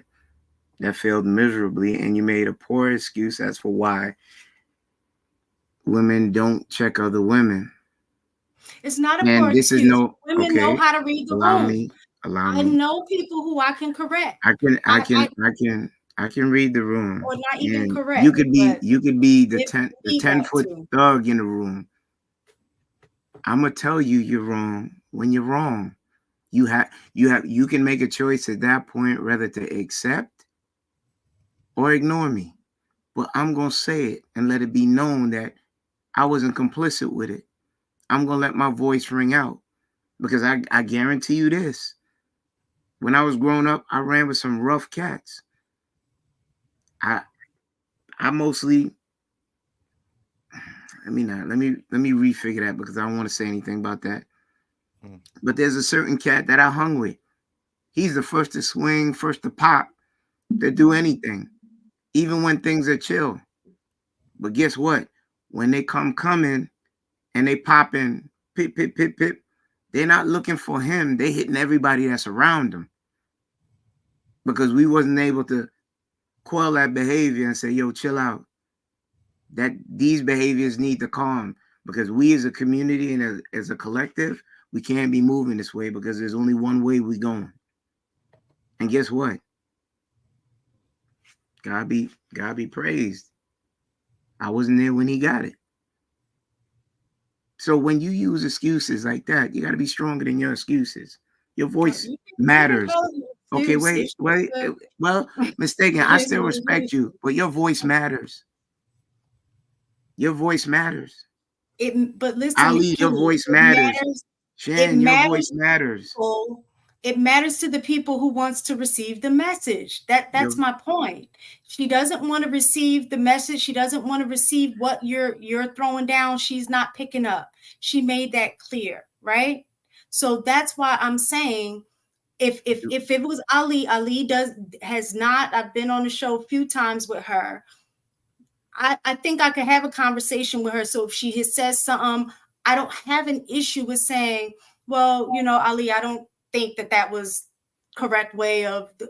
I think she comes across as being willing to receive it, right? So I don't have an issue with saying something. But if somebody has made it clear to me that is nothing that anybody else can say that's going to correct my behavior, then I'm gonna leave them alone. Why would any, so where I'm from, like you, if you get in somebody else's business, right, that I don't have a relationship, getting in their business, that will be a problem. Then that business become your business, right? So again, it's not that I have an issue with having conversations with people or saying, oh, no, I don't think that was right. If you watch the show long enough, I will talk and say what I need to say. I don't have an issue with that at all. But I can't go around just looking, see, I see a person in the grocery store. Girl, you need to put some clothes on. That's not me. I'm not correcting people's behavior. I'm not. Kenny, I apologize if that's what you're looking for, but I'm going to be clear. You will not get that from me. How you guys doing? How you guys doing? Kenny, hold on a minute, okay? Kenny, hold on a minute. I gotta say something. You're not gonna come here and be a goddamn fool. He ain't give me here for like 35 minutes. You didn't want to say shit when they told you to say shit. I have no issue with doing that if it's going to be receptive. But clearly across the board, everybody can see that Cookie made it clear to you that she's not receptive to what anybody got to say to critique her or check her or correct her. So in that regard, so in all fairness, leaving it alone. Okay, I got you. In all fairness, now if I take that, I realize that Ali and yourself are more timid. You prefer you prefer handling it diplomatically and softer. But here's the thing. When she disrespects me, I'm going to disrespect her back. And I don't want to hear a peep from nobody in the sister code. Since she wishes to match that energy and not be a woman, I will look at her as an opponent from now on. And you guys got to be fine with it. If that's what's set, that's how I will approach her, as a danger to our community.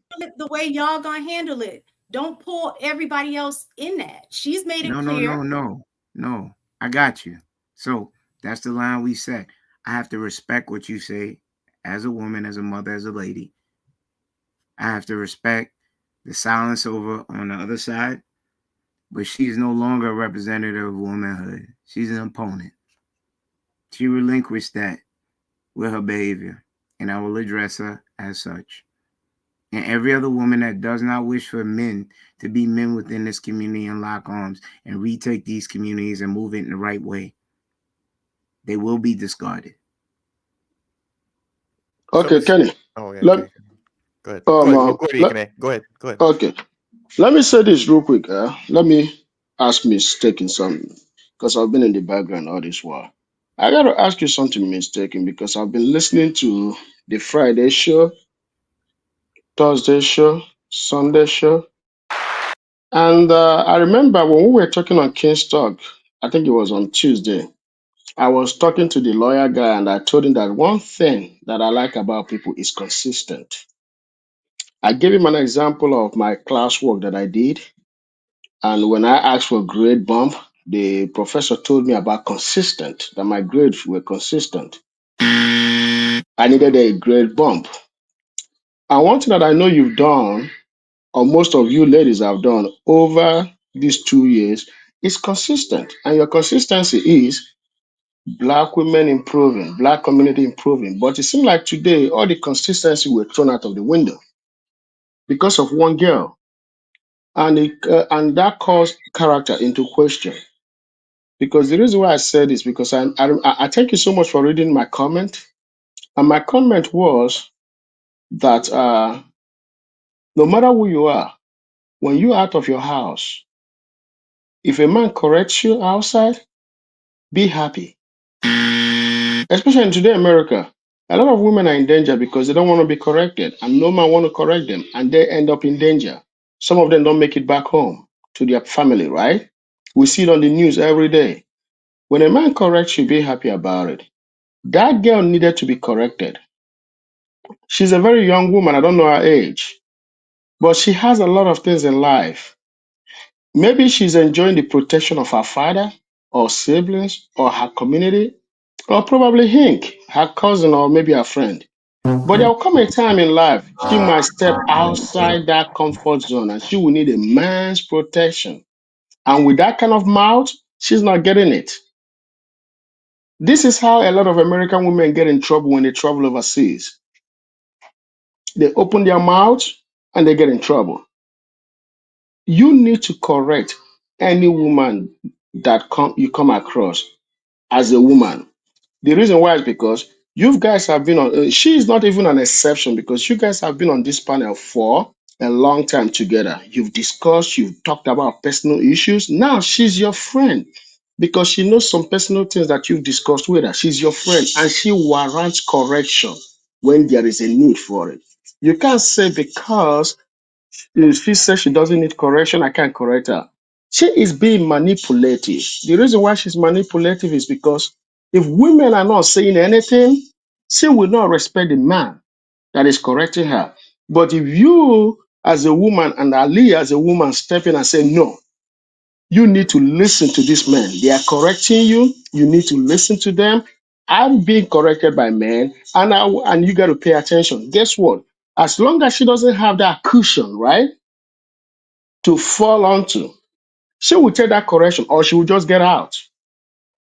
You guys have to make life uncomfortable for her. We are all parents. When we make life comfortable for our kids, or we are also siblings, right? When we make life comfortable for our siblings, guess what? They become entitled, right? But to correct them and make them understand that there is consequences for their action, guess what we do? We don't protect them. We don't give them that cushion to fall to. So that's what you guys should do as women. Because I'm sick and tired of how the women code is so deep. It's so deep and is detrimental. It's killing every generation. It's killing every generation, especially when you are 5, 10, 15 years older than that girl. You need to correct her. Correction comes with age and respect. If you don't correct her as an older lady, older than her, I'm not saying that you're old, but older than her, right? If you can correct her in I'm a okay with public being a setting, little old. no. I'm all right. If I'm you ladies can't 36. correct, Yeah, I'm old. I'm here. no, you're a young lady. If you guys can't correct her, right, she will keep going down this slippery slope. She will keep going down it. She cannot continue like this because I've watched her many times on this Sunday show, and I got to tell you, I have never seen any disrespectful woman like her, except the other light-skinned one that used to come on touch that yells nonstop. She's a young woman. She has a bright future. But if she thinks she's going to be like this, wait until she gets in her 40s. It's going to rock her life. So please, ladies, please correct somebody. You guys But let, cannot let this go. can I just say one thing? Sometimes the correction doesn't need to come from a person. Sometimes the correction is the consequence of the behavior. So when people are moving in a certain way, like in this situation here, and I'm only using this as an example because of what just happened. There's nothing that Ali could have said, Shan could have said, I could have said that would have changed her response because her issue was with Kenny. Her and Kenny was going back and forth. Regardless of what any of us had have said, I'm trying to tell you as a woman, because when we were talking about growth, there were times when a woman gets in her emotion, it ain't nothing that nobody can say in that moment. And so what I'm saying is in that situation, sometimes people learn best where they say experience is a good teacher. So is a consequence. And whatever that consequence may be, like you said, she might be out on the street. Somebody might be in a situation that recognizes her. That's a male. She need help. And that male like, F her. She got a mouth. She can handle that herself. I don't know what that correction would look like for her. But from me being mature and having experience, I have learned that there are times you just need to learn to when to keep your mouth shut. That was one of those times that I'm keeping my mouth shut, because it would not have made I know in your mind, y'all might think it would have made a difference. I'm trying to tell you as a woman, that would not have, me saying anything or any other woman on the panel saying anything would not have made a difference. Can I, if that's the understanding, right? If the philosophy is, I shouldn't have taken this time to correct this person who's going off on this other person because it wasn't my place. So then the singular voice that we hear from Black women and single mothers is, where is the father to assert his authority over these unruly children and do what they say to do to make my life easier and to offer correction, right? That's what correction is. It's not one thing, it's everything. You take correction from your teacher, you take correction from your mentor, you take correction from your boss at your job, you take correction all the time, right? But we're talking about when we're talking about public society and who you trust, right? If you're in a car and the cop tells you, hey, this light is not working, you have to trust the cop to give you a corrective action. Hey, you don't go even though the light says it's green. You go when I tell you to go. We take correction all the time, every day. The issue that I see in this exchange is the fact that information just won't be received, even though it's coming, because the author is despised, right? The message is coming across as, I don't like it. I don't like the way that you behave toward another Black man when you said this thing, and I felt some sort of way, and this is what I'm saying about it. And this is me taking like leadership role upon myself to say this thing, so that maybe you can take this into account next time you address either Black men or Hank or about this issue. We're bringing up something that happened in the past that to which he was a witness of. He's bringing it up as a topic to say, hey, I'm addressing this. And there is times when Cookie would say, well, y'all supposed to be the leaders. Well, leaders give correction, right? That's what leadership is about. It's offering correction to those who follow you, right? So if we're doing exactly what women in one singular voice are telling us that we should do as men, which is offer leadership, that comes with correction. That means that we say something and address something and call it out for what it is, to say, hey, the reason why men hold each other accountable is because we have to. Our lives depend on it. If I run into Hank or Ikene or Kenny, they don't have to guess whether there's an excuse me. There will be an excuse me, because they know as much as I do that simple interaction, if it's disrespectful in even the slightest, it can come to blows, right? So we handle each other. Wait. So respect is paramount. It is paramount, and it is important, because amongst men, it can get you killed. It is life or death, and it is the same for women. And that is what Kenny is trying to express. When you have protection from Hank, he said, you have protection from whoever she's dealing with, he said. But out in the public world, when you want to run your mouth to anybody in the public space, that protection will not be there for you. The one who starts the fight and escalates is always going to be the loser in some sort of way, because nobody's coming to save you. It's always the victim who's protected, never the aggressor. That was exactly my point. There was no correction that was going to happen. And one of the things that I think maybe you didn't miss it is that she specifically stated, I won't take for correction from somebody that I don't know. In those examples that you gave, her boss, her father, her brother, all of those are relationships that she has. So she's taken the correction. She made it clear to Kenny, I don't know you. I don't respect you. You cannot correct me. I'm in the same situation as Kenny. She don't know me. She doesn't have respect for me. I mean, we don't have a relationship for her to build that respect for me to be in a position to give correction. But you know who is in the situation? And she made that clear? Hink. She made it clear that Hink is the only person that could correct her. No, So I for me, understand her assertion. it would just be really, so I'm reading the message. Right. I got the message. Right. And so in that regard, when you as men keep saying, no, you still need to give your opinion anyway, let her know that she's wrong. So She's using Hink's name as an escape route. Listen, I don't care if it's manipulative. I don't care if that's just her way of getting away from being corrected, whatever it is. In that moment, there was no correction taking place. So, but by Hink.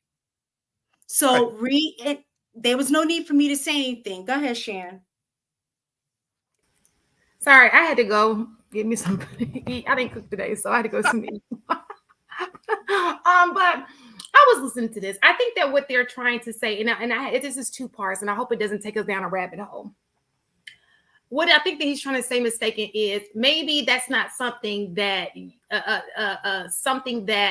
would necessarily be received by Cookie, but on the internet, it'll be nice to see a woman hold another woman,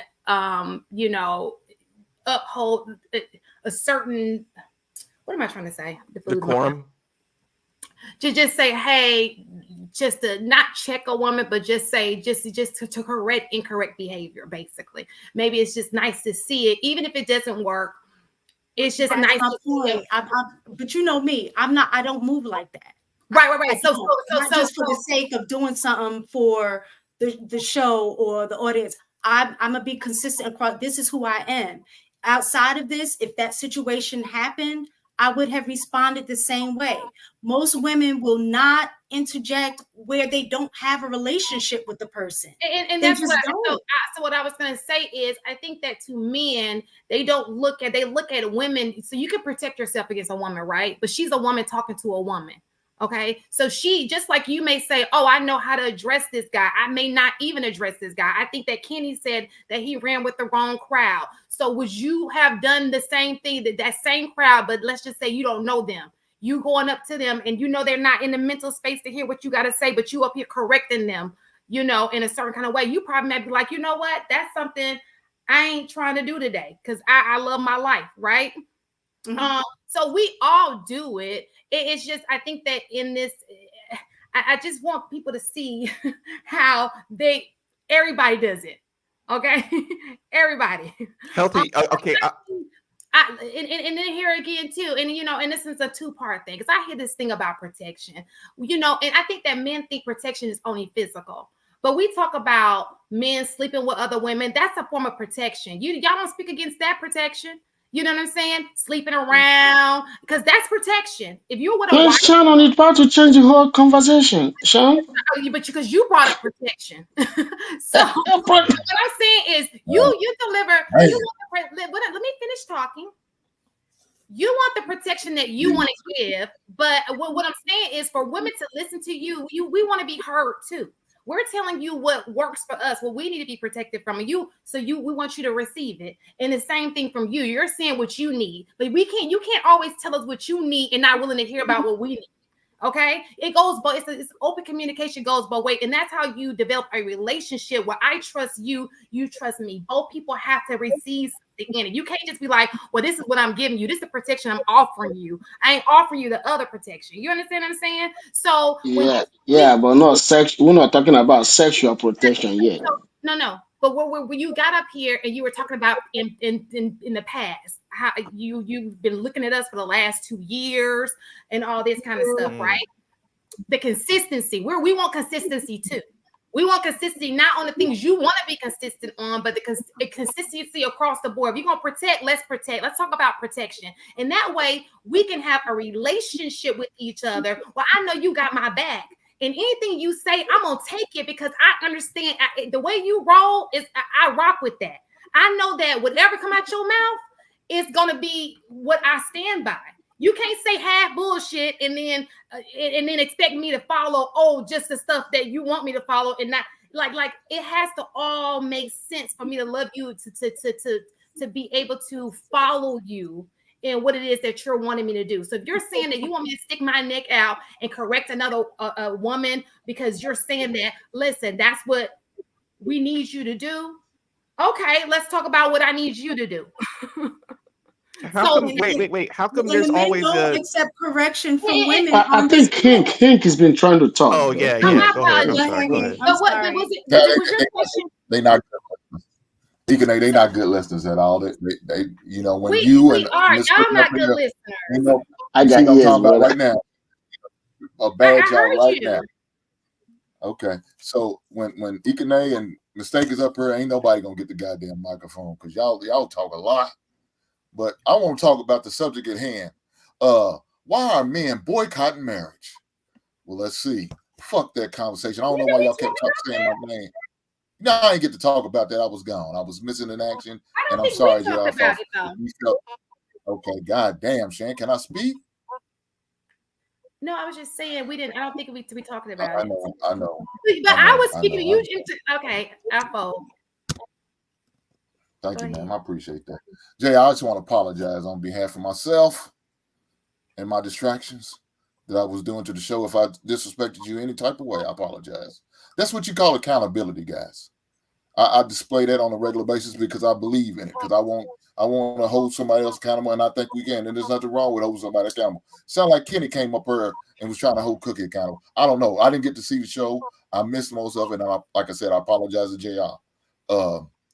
But with that being said, I don't think it's nothing wrong for somebody to say something. If Mistake is saying something, and I don't have a relationship with Mistaken, there's nothing wrong with me saying something. Now, whether she receive it or not, that's a different thing. You know what I'm saying? That's a different thing. If she say, fuck you, Hank, okay, no problem. I'm going to stand down and I'm going to keep it moving. I'm not going to go back and forth with her because it's not worth it. But if I see her say something disrespectful for Kenny, yeah, Mistake, you probably shouldn't say all that to that man. It ain't that serious. Like I said, she said, F you, Hank, and I'm going to keep, like I said, keep moving. I wouldn't even worry about it, though. So, you know how most women don't like to correct each other. We understand that. Most women don't like to hold other women accountable. We know this. We can't expect that to happen. Us as men, we just need to keep on moving, operate as men do. And we know what we need to do. You get an irate woman, ignore her ass because she's acting like a child, wants some goddamn attention. You pat her on the goddamn head and send her on her way and say, keep it moving, half. I don't want to have nothing to do with you. There's no need to give them the attention they don't want or need or deserve. Why? Unless they're your wife, are they your woman in a serious relationship, or your children? Then what the hell you get them all that goddamn attention for? Just let her talk. I'll leave it there so Shan can take over. Wait, did you read Shannon's response? Because I was thinking the same thing. So Shannon said, then Hank, when she was up here, when old girl was going off, when you were here, why didn't you correct her? I wasn't here on earlier part of the show. What are you talking about? Going At off? the early part of the show, when you were in a car and she was going off on Kenny, you didn't. That's what Shannon's talking about. You didn't correct her in that moment. So especially when she said you're the only one that could correct her. I got you. So I'm in a car, and so every once in a while you hit dead spots and signals goes in and out. I didn't hear everything she was saying, so I couldn't hear what she was saying. Did he just blame it on signal and car? Come on, Hank. Ikene, be quiet, man. Everybody talking to your black ass. So mistaken. I couldn't hear it. I couldn't hear it at all. But if y'all heard it, why didn't y'all say something?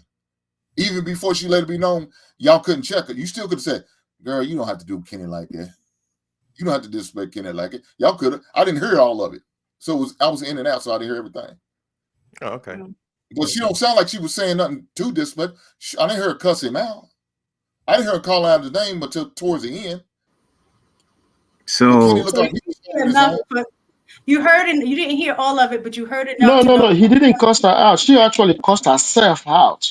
He didn't cuss her out. She cussed herself out. I didn't say anything disrespectful to that individual. No, I didn't say Kenny did. I said that. I didn't hear her cuss him out. Oh, you know yes, she did. I yes, she did. I didn't hear it yet. My bad. She picked her spots, and then she had, end. at one point in time, JR had to be like, whoa. And she still kept on. When she started referring to me as a hoe and started using other unfriendly words that's not in the Webster's dictionary, nor the Ebonic dictionary. But all these points that were made by Kenny are solid. You have a choice. Like I have a choice. She could say that I don't need to involve myself in anything that does not concern me directly. That's the way she says it. I showed you when I came up here why it is directed to me and my kind directly. If I stand quiet when these things are happening, it does not push where we're going and what we want progressively in the right direction. I challenge all that give excuses to be stronger than them, because I'm willing to be disliked. I'm willing for people to have whatever vitriol they have against me because I know what I'm pushing for. I'm willing to link arm in arm with every one of my brothers. And once you let your feelings subside, it might be a bitter pill to swallow, but you could say within inside yourself, you know what? He was right. I got a question. Like the demeanor and the point of view, the assertion that a woman doesn't need to be corrected by any man except for the one that she either respects or she's dealing with, right? That point of view, just that standpoint.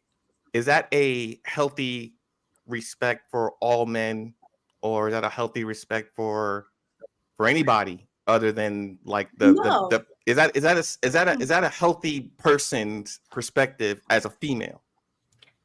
No, I don't think it's a healthy perspective for anybody across the board. I think just being human, I think that's the basic level of interacting with humans, is just to give a basic level of respect across the board to everybody. I don't know. If that's your assertion, it doesn't. Okay, go ahead. If I don't know you, my basic level of respect is to give you like being mannerable. That's my level of respect on a basic level. But then when it comes to something like if I said something to you that was disrespectful, it is your right to say, don't talk to me like that. I don't like, you know what I'm saying? That's a level of correction. Either I receive it or I don't. But yes, you are well within your right, and you should correct it if it's being directed at you. What I'm saying is, if the behavior occurs between you and somebody else and they just disrespect you, you should correct it. But you shouldn't look for me, who don't know nothing about your relationship, I don't know nothing about your interaction, to then come in and correct the person that disrespected you. It's your place to give that correction, is what I'm saying. If that was between Cookie and I, then it's my place or her place to correct me. Or, mistaken. Hang on. EBD, when you finish, I'll go. Yeah, she's responding to me. That's my point. I don't expect Shan to jump in and check Cookie on that.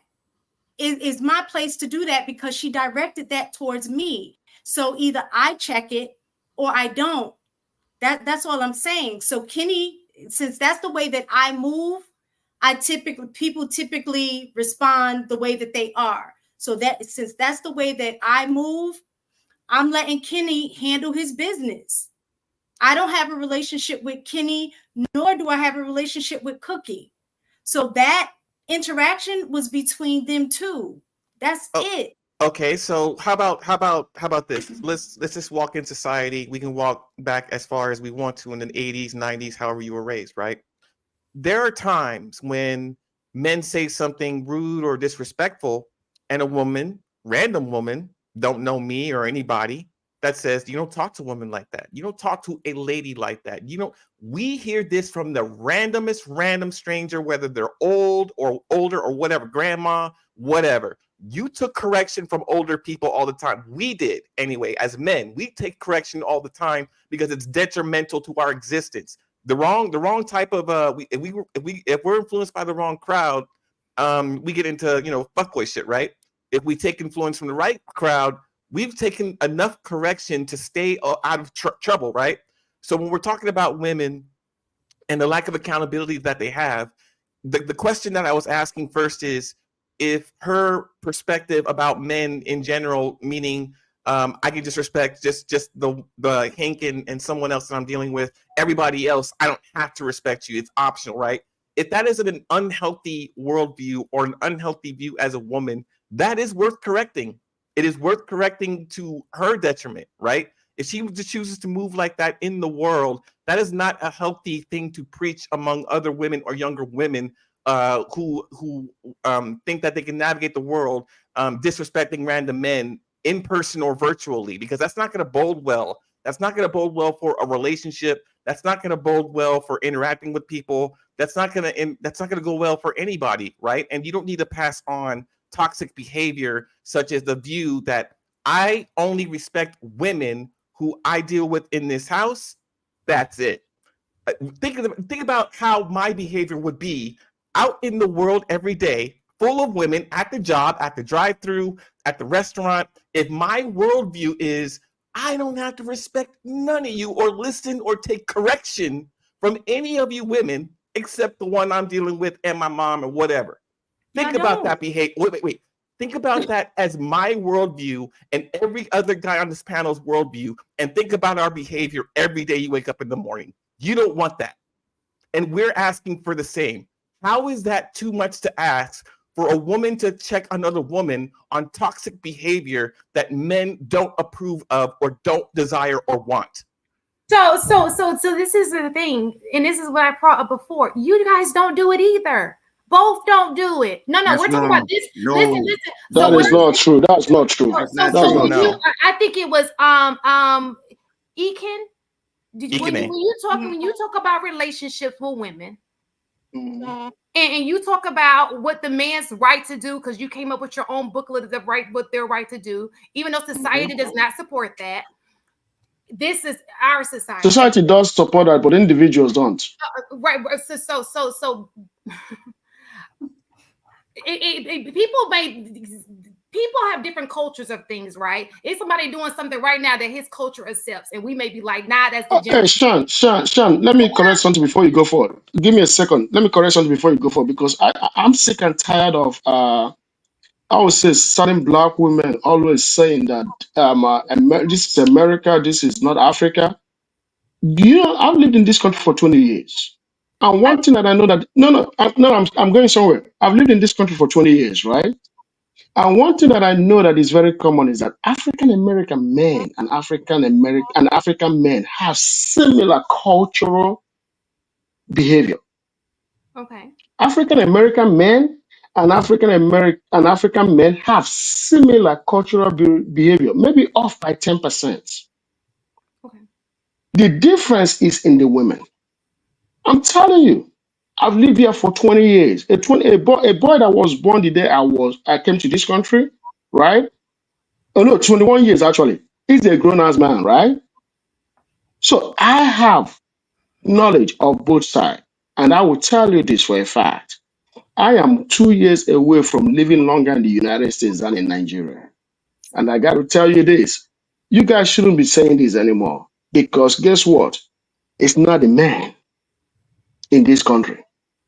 Based on my observation, it's not the man.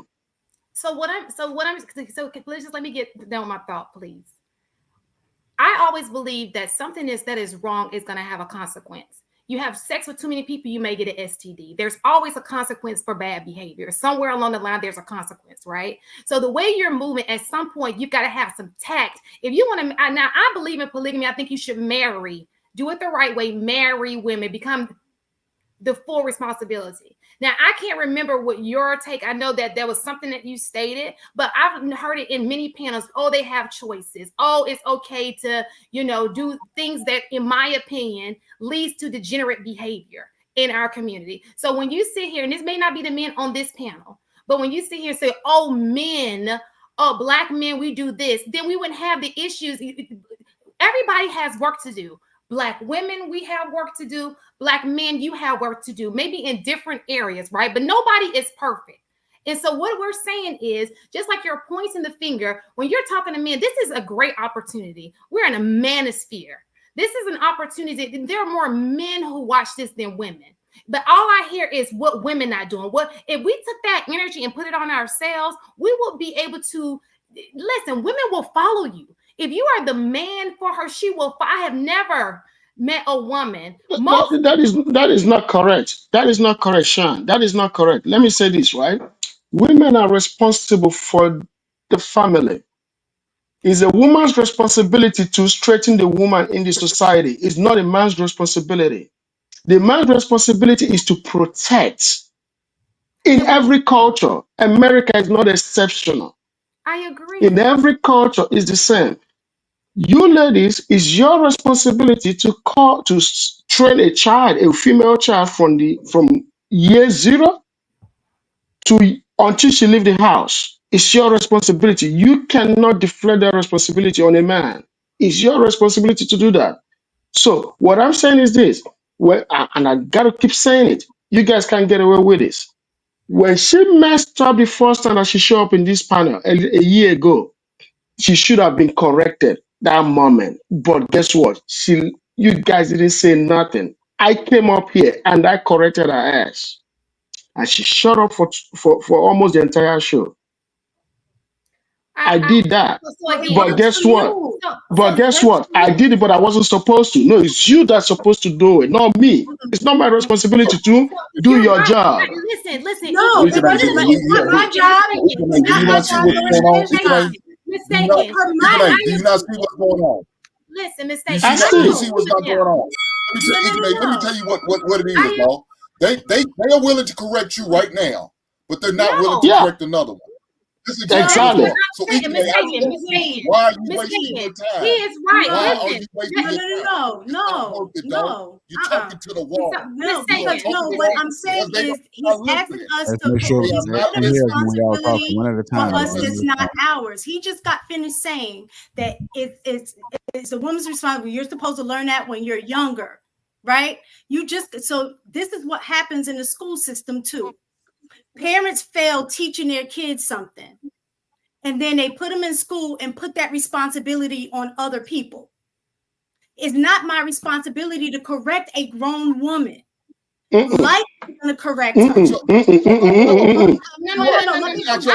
disagree with that. Y'all corrected anyway. It is your responsibility, and I'll tell you why.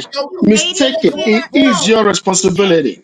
It is not my responsibility to correct a grown woman who said you cannot correct a grown man. Period. You're correcting a grown man right now. I'm voicing my opinion. I'm not correcting anybody. You can do the same thing to that woman.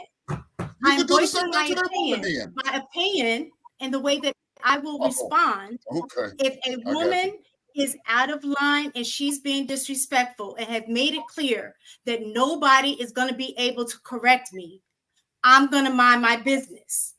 But if it was somebody else, like let's say Shan that was getting into it or whatever, I don't have any issue with saying Shan, because it's all about being receptive. Mistaken. Receptive to me saying something. That's it. 20 years ago, mistaken. Your grandmother. Mistaken. 20 years ago, your grandmother. No. Men have not changed. Women have changed. That's the problem. But it's because you guys allow it to change. We haven't changed. We're still 20,000 years behind you guys. So let me ask in terms of change. But you guys are changing every second. I got to say this. Let me come back. Your grandmother 20 years ago, right? What did she do? When a woman opens her leg where men are, she slapped the shit out of her legs, right? Or slap her in her face to close her damn leg, right? When a woman speaks while men are speaking, your grandma reacts, right? She don't even sit where men are sitting, right? But because you guys now allow it to happen, you guys want to be in that venue with the men. You guys want to talk while men are talking. You guys want to overtalk men, so you don't want to correct her, because if you correct her, then you get corrected. because you want to do the same thing she's doing. That's the woman code. And they all do the same thing because they don't want to be corrected. I gotta tell you this, Miss Shan, and mistaken.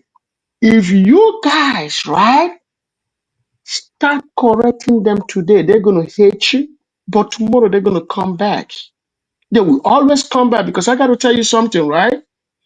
I don't care if you're a man or a woman. People respect authority.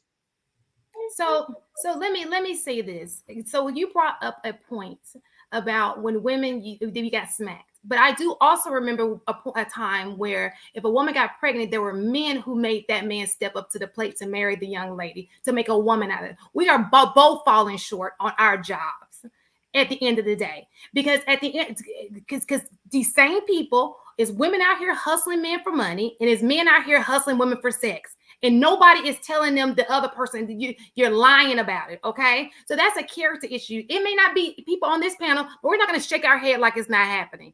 Like, are you in the same place that I'm in? We've even heard it on these panels. So you're saying that doesn't happen? No. We're saying we don't we acknowledge it. We don't promote it. Absolutely. Talk about wait. Okay. As men, what we do on these panels is we talk about that behavior. And we talk about how it's destroying the community, how it's detrimental, and we talk about what they should have done and how they should have moved, and we talk about what the responsibilities that person had, both sides, whether it be the baby mom that he made, or how many of them he made. We talk about it on the panels all the time. We don't condone it. Wait. We don't condone it.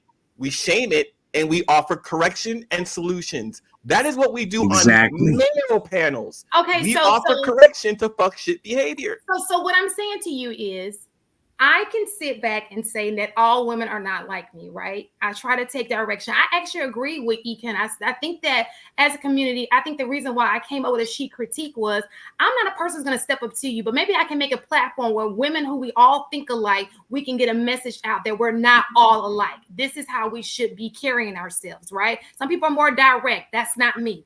That's not how and I've said that several times in many other situations about my personality. That was the whole point that's coming onto a podcast and me bringing Mistaken. So I do think that as a community, we do need to, and it's women, we do need to display proper behavior so that people under us will know how they're supposed to. So I don't disagree with what he said about that. So Shan, you heard what you just said? Sure. And leadership needs to be taken despite how you feel to correct your coven when they are out of line, because they're a direct representation of you. Mistaken, as much as I agree with you, I vehemently disagree that you do not know Country Cookie. You've been on how many shows with her?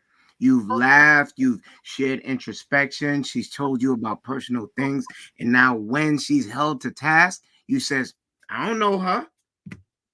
That's too easy. That's the problem. Y'all be mistaken. Great name. Mistaken being in this situation as relationship.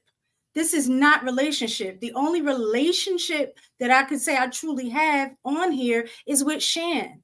We have a personal relationship. He can't say that he knows me. I don't know him. Right? Other than like you said, the part that we choose to divulge, right? He can get a reading on me. I can get a reading on him. I know how to interact in a situation with him. Outside of that, there's no DMing like according to Cookie, she has a relationship with him. Outside of this panel business, she said, I could text him. I could text his wife. They have a relationship. Don't mistake being on here. She used that as a deflection. She used that to get off. This is not a relationship. But a relationship is not a prerequisite to correction. I don't have to know a child. Wait. I do not need that's to. What Kenny was saying. I do not need to know a child. I don't need to know a child to stop it from running. One mic. They can't hear. Kenny specifically said you have you know her. Y'all been on panels several times, meaning that I have some level of relationship. I don't. Why is now that what you're required? saying, Why is that a prerequisite for correction? I don't need to know a 5-year-old child before running in the street, grabbing them and pulling them to the sidewalk before any car or any harm comes to that child. That does not that so correction. Wait, compare that apples to that apples. Hold We're on, wait, man. talking wait. about a Yeah, That grown let adult. Sean correction, chime in too. that Sean just saying, correction, wait a that minute. correction. I take correction every single day. If I bump into someone, it's excuse me. I hold the door open for people who got their hands full. If it's people can check me every day on little things that I miss. Correction does not require a relationship in That's order to manners. That's not express correct. an opinion. And when we say that I have no responsibility toward this person because I don't have a relationship, so therefore, who am I to offer an opinion? Women, that is not stopped a woman from opening her mouth and saying something when a man slips up and says something wrong, done something wrong in anywhere, any context, in this universe, at any time period, hopping in DeLorean, there is no woman who has stayed silent and says, I have no responsibility to correct someone else's behavior, said no one ever, no woman ever. They've always been able to correct men. We've always had to listen to what you say, what you want, how you want it. When we offer correction, when we say, hey, why don't you just say that this behavior is not really desirable? Then all of a sudden your hands are tied. Then all of a sudden you ain't Superwoman anymore. Then all of a sudden, what? You're weak and you're headless and it isn't your place. But it's your place to tell us and every single man on planet Earth what we should do with our dicks, how many women we should do, whether or not we should be a father and how to be a father, how to raise our sons. We're less educated. We make more money. We have our own business. We're this and we're that. You can grow up and tell a grown man and all the world that I don't respect none of you mugs except for this guy, that's it. That is a toxic thinking strategy. That is a toxic way to think of the world. That's a toxic relationship with everybody except for what? 1 or 2 people? That's what makes you high functioning? That's what makes you above in IQ and intelligence? That's what makes you desirable amongst all men? If her relationship is toxic, if it is toxic and bad, it is your responsibility to correct and call out that behavior, just as it is ours to call out our fuck shit when we do shit wrong. Hold on, y'all. Let Sean get in there, and then we'll go back to Shan. Go ahead, Sean. What's up, y'all? I think Kene says some good stuff. EBD, I agree with him. You know what? It sounds kind of odd listening to this from the outside, and in some ways, it sounds like Mistaken and Shan are kind of agreeing, but disagreeing based on semantics in a lot of ways, which makes me confused as to why there's a disagreement. The other thing is, in no way do you have to have a relationship. Like I'm familiar with a lot of y'all. Some of y'all I don't necessarily know. Y'all can correct me at any moment. We don't have to know each other or anything like that. If I'm wrong, I'm wrong. If I need correction, I need correction. I don't even understand why this would even be a contentious point.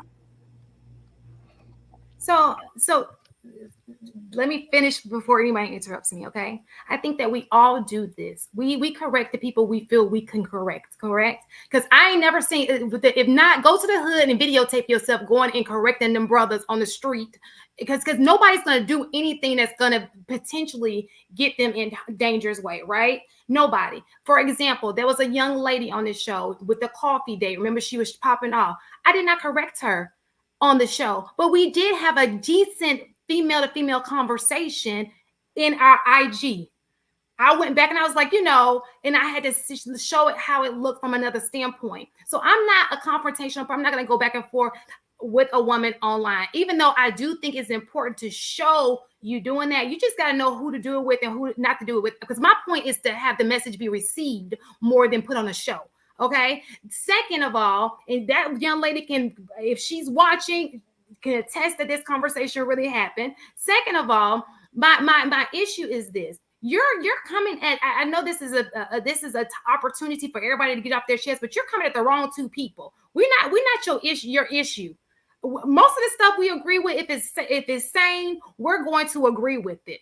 Because we want the same thing you want, right? We want to be heard. We want you to be heard. And I've learned a lot from podcasts. I've learned how to speak to men. Yeah, I still get passionate in my voice. That's passion, y'all hear. But I do receive, because we show up every week to have these conversations. That is a choice we are making. I could be doing something else with my time, but I enjoy the conversations that we're having back and forth. So to beat us down is really unnecessary. Okay. That's why we lose panelists. I don't know if y'all know this. I had a whole panel of, and JR can attest to this.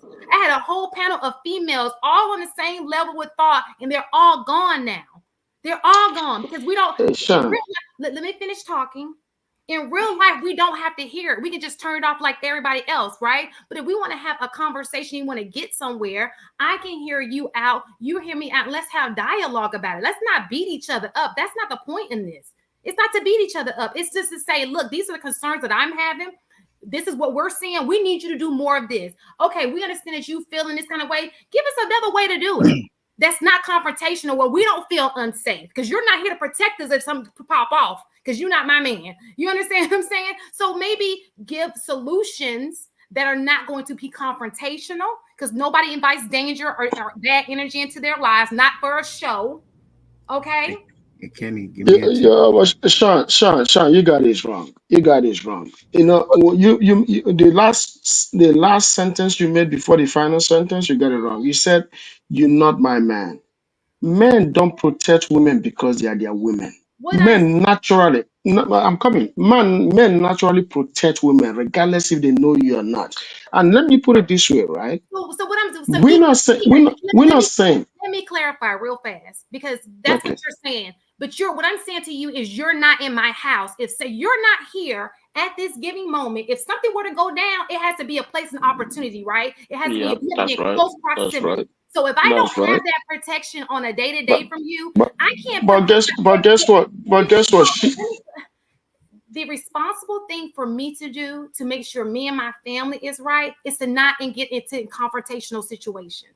That is the responsible thing to do. Because I tell my students this all the time. You never know if that one person, if something has gone on in his life, and he's one sentence away from a pop-off.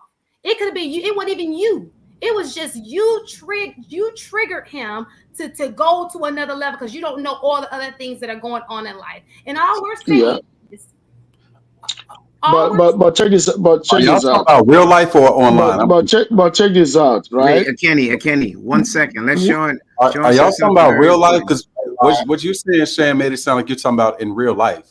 Of course, that's what I thought they were talking about correction on. I agree with that. We were talking about I was talking about correction in real life. I agreed that you should you want to see the behavior being. So that was never a disagreement with me. See, I don't say when you're sitting. I'm talking about when you're sitting here saying, when somebody is, you guys saying, "Oh, I correct behavior." I'm thinking you're talking about real life, because we're only online once or twice a week. So look, let me real life. let me help this out, right? Here's the simple thing. In real life, we all make judgments in terms of how safe or unsafe a situation is. That's real life. We all have to make those judgments. Now, if it's your family, somebody close to you, you're not necessarily going to care about that at all. A random person, cool. Like I'm not putting my life on the line for a random person, whatever. That's something different. Online to me is the sticking point. I think a lot of times in these conversations, it seems like we have conversations and we find points of contention, but we rarely find points of agreement. You know what I'm saying? Like, and I think that's what makes conversations just kind of stick and just get real contentious. Because I do hear points of agreement from y'all as it relates to the online conversations. Now, some people don't feel like it's their quote unquote job to correct people online. And it may not be, but it also is fair for somebody to be like, damn, you know what I'm saying? You didn't want to stop her from calling me a bitch ass nigga. You know what I'm saying? Quote unquote, which I've been called by women online before. And I just like, you know what I'm saying, walked away, because any reaction I would have had that would have been visceral would have made me look bad. Now, it would have been great if a woman had stepped in and be like, why would you call him that? But as a man, there's no win in that situation. But all I'm saying is online, sometimes, speaking for the guys, it would help if a woman would step in to tell the other woman, like, dang, it's not really nice. That's not how you should speak to him. You know what I'm saying? That's kind of what I get from it. You're asking a woman to now Cookie made it clear that what you see online, the way she is online, is not how she is in her personal life, right? She said that. I can't say the same. what you all see in terms of my way of thinking, my way of like even interacting, having conversations, being respectful. Like I don't be disrespectful. I'm not disrespectful to Hank. I'm not, you know what I'm saying? To y'all, I don't do that. So what you see up here is how I am in real life.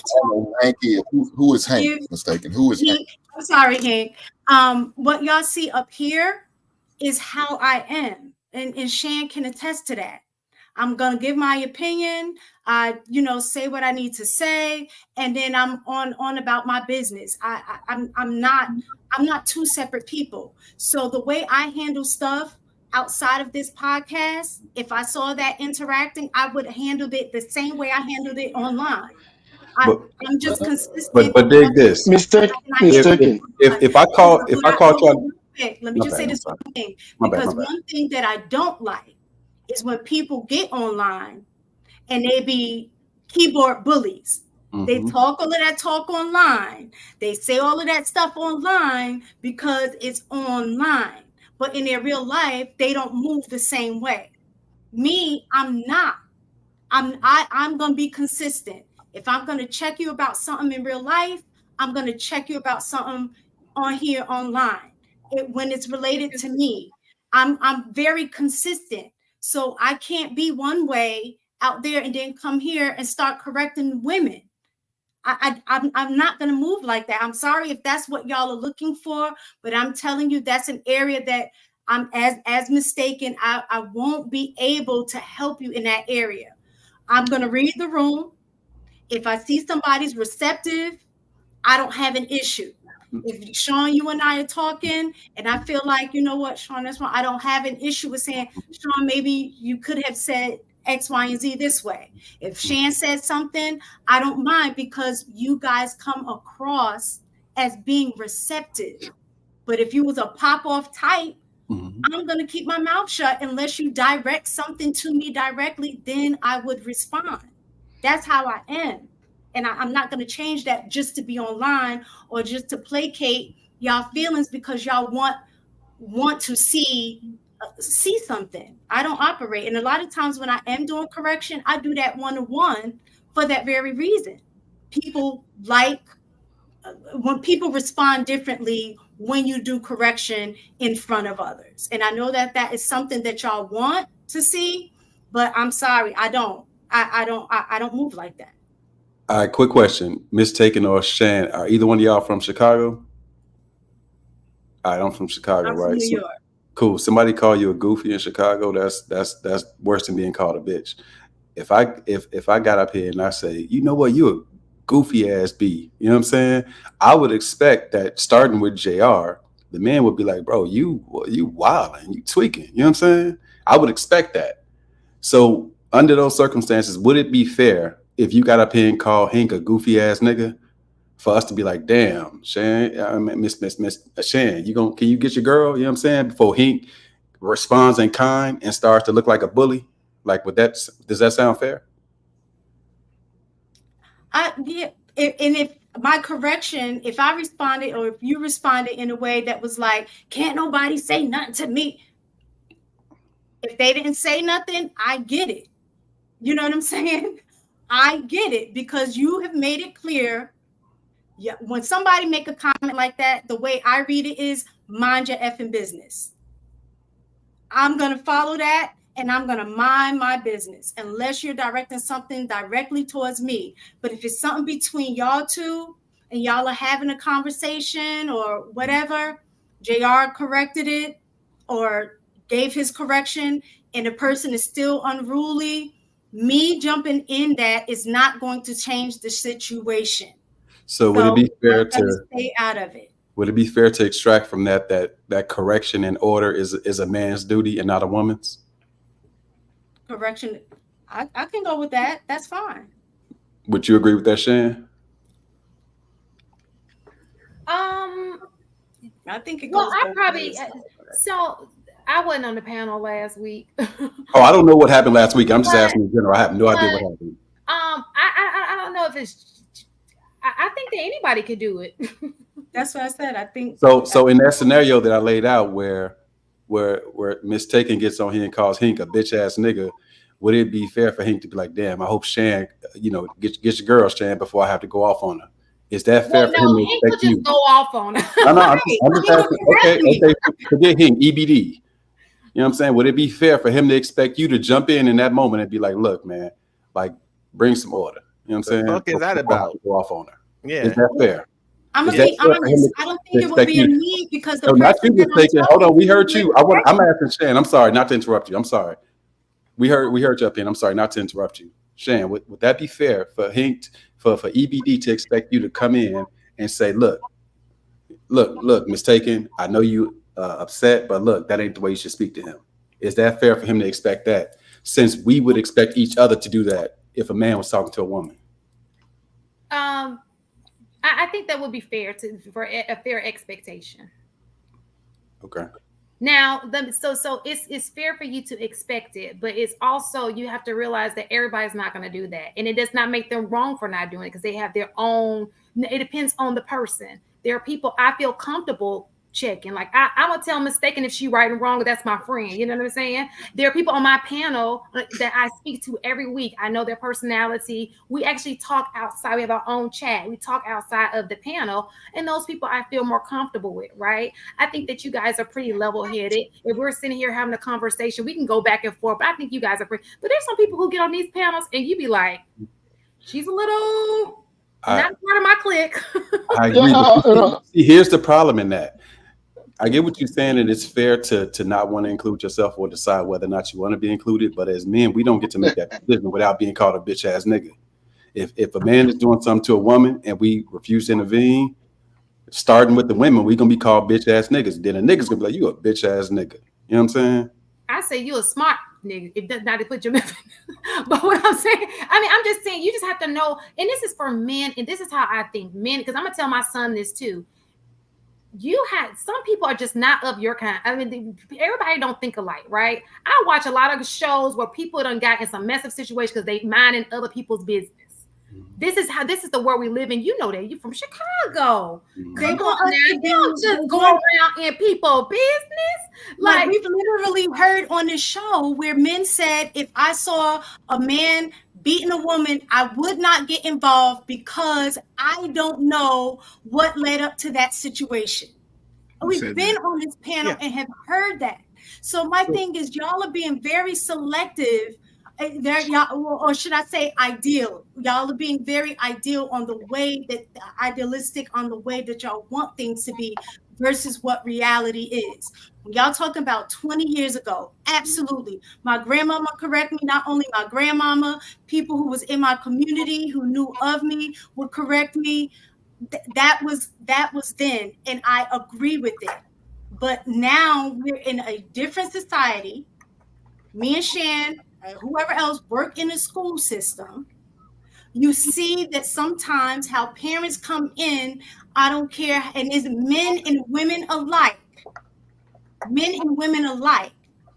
that you say something about their kid or you try to correct them, they go off and be ready to fight where cops are having to be called to the school. Let me just tell you how real this situation is. 2 years ago, and I probably shared this with you, I had one kid in my classroom who I'm grateful that I had a great relationship with, right? He didn't really listen to direction, but this dude had a loaded gun in my class every day, and I didn't even know it. A loaded gun he brought to my class every single day, and they finally got him, and they checked his bag, and there it is, and he was in my classroom. You know what I'm saying? You don't never know. You gotta tread. Y'all gotta be. And this is a kid. Somebody. I get paid to redirect this child. You understand what I'm saying? So you gotta know how to speak to people. And luckily, I knew how to approach him. You know, I spoke to him softly. I tried to do it in a kind way. But it just imagine. You know, like just. I just want to let y'all know that. People are saying this is a false equivalency because y'all went back to the in-person thing as opposed to the panel thing. But listen, how many things? No. This is why it's not. We all agree on the in-person thing. Sean, give me 2 seconds. If you behave one way online and then you totally different offline, that's phony.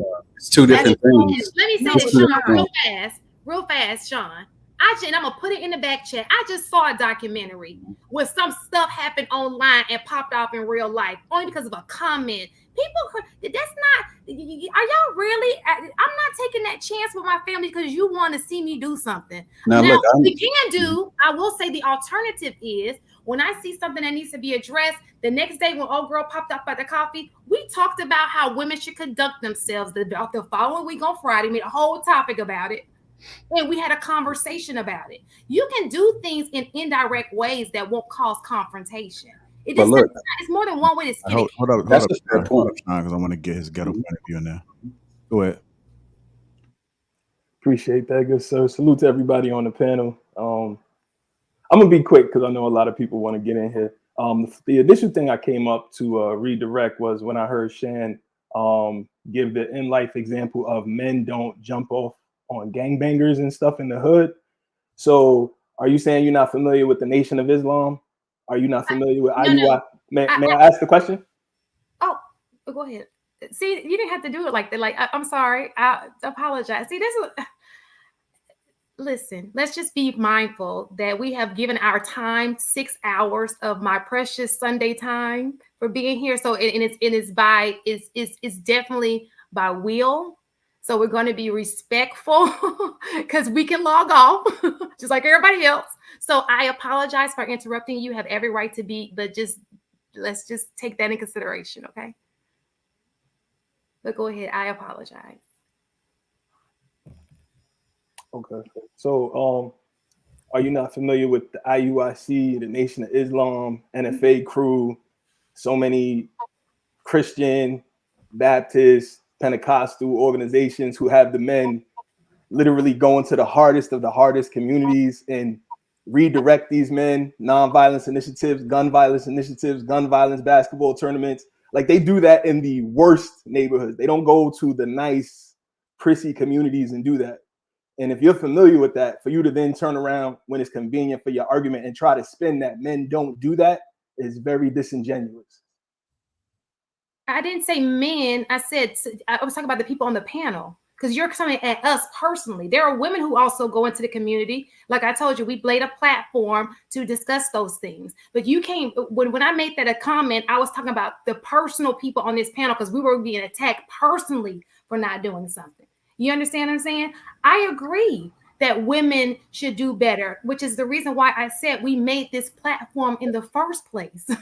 So we're trying to do those things. I'm just saying there's a way to do it. The Nation of Islam has a respect.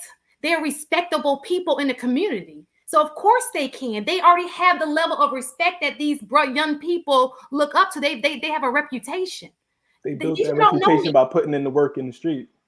Absolutely. Not doing it. Not doing that as an individual is what she's right. So for me, it started with individuals and then it became a collective. So what I'm saying is it wasn't as organized as it was now when it first began. So I'm a part of an organization who we do the same thing for young women. Okay. So I understand what you're saying. I'm not knocking that. I'm saying all people. Everybody's not a part of my organization. Not everybody's a part of the Nation of Islam. It's happening both ways. Is it happening enough? Do more people need to do it? Do we need to have more conversations with our neighbor? Absolutely. But I think that happens both ways. But how can you have conversations with your neighbor and say simultaneously, I'm only interfering in people who I personally have a relationship with? It seems like those are contrasting positions. That's what a neighbor is. That's what a neighbor is. No, that's not. Okay, well, I guess that's your definition. Like I know my neighbor. But hold up, I just wanted to say one more thing and then you could jump in, Hank. I find it very hilarious that my sisters have time to know everything going on in the Diddy situation, know everything going on with every crazy rapper from Blueface to everybody knowing what's going on with Iman Shump divorce. But when you ask them to correct their actual sister that they're doing dialogue with, that they have personal interactions with, it's, oh, that's not my business. And I don't get involved in those type of things, but they have advice and guidance for random celebrities online because of the amount of money that's in their bank accounts.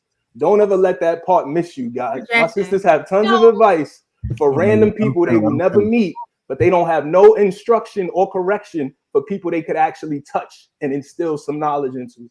And this So is exactly why the that's what community we will were always saying be the whole destroyed. time. Because people like this is Let in them charge. finish, y'all. Let them finish. So This is I why the don't. community will always be destroyed with people like this in charge. So But I don't know. I don't know let me where. just get this off real quick. You missed the whole point of the conversation. What we were saying before. No, I don't think I missed that at all, No, sister. But go ahead. hold on. We literally said correction. We usually do that if we have relationship with the person, and that's what you just said. What relationship y'all got with Blueface? What relationship y'all got with I P. don't even Diddy? know who that is. All right, relationship y'all got with P. Diddy? What relationship y'all got with any of those people? Listen. You just specifically I said can raise my eyebrows as y'all well. know Miss all of Shannon. I these don't understand what that people. means. First of all, saying you know all of Okay, these people. Hink wants to Hold speak, on. We need guys. another voice. real fast, mistaken, real fast. We about to sit here and play like there's not tons of episodes of advice being given to these celebrities, but we don't have no correction for actual people Get who to we interact Hink with. wants to Think speak. about, like, just Let's think not. about that. That means you're not important enough. You don't qualify. You're not special enough for me to care about giving you correction. That's exactly what that shows, and that's so disheartening. No. That's Get so to you disheartening. different. Get to you messing up the conversation. You're messing up the I'm not conversation, brother. messing. Hink. You got it, Kenya. I'm sorry. I got you, bro. But we want to stick to what we're talking about, so that way, because the chat room is not happy anymore. The chat room, they want to keep the conversation. Please, guys. So Hink, real fast, please 'cause stay I in think that conversation, please. so real fast, because I think Let that her finish real fast. I clearly said it was distasteful. I didn't agree with anything. Did I not say that? Kenny, where's Kenny?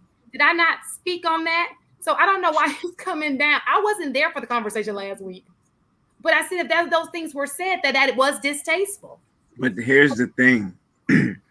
You pointed out and you put your finger on it, but then when more context is given, you do this thing. But No, I put it loud because when she men pooped so doing much. it, or you try to, rather than addressing the problem at hand, and that's what brings back the conversation, it spins the block.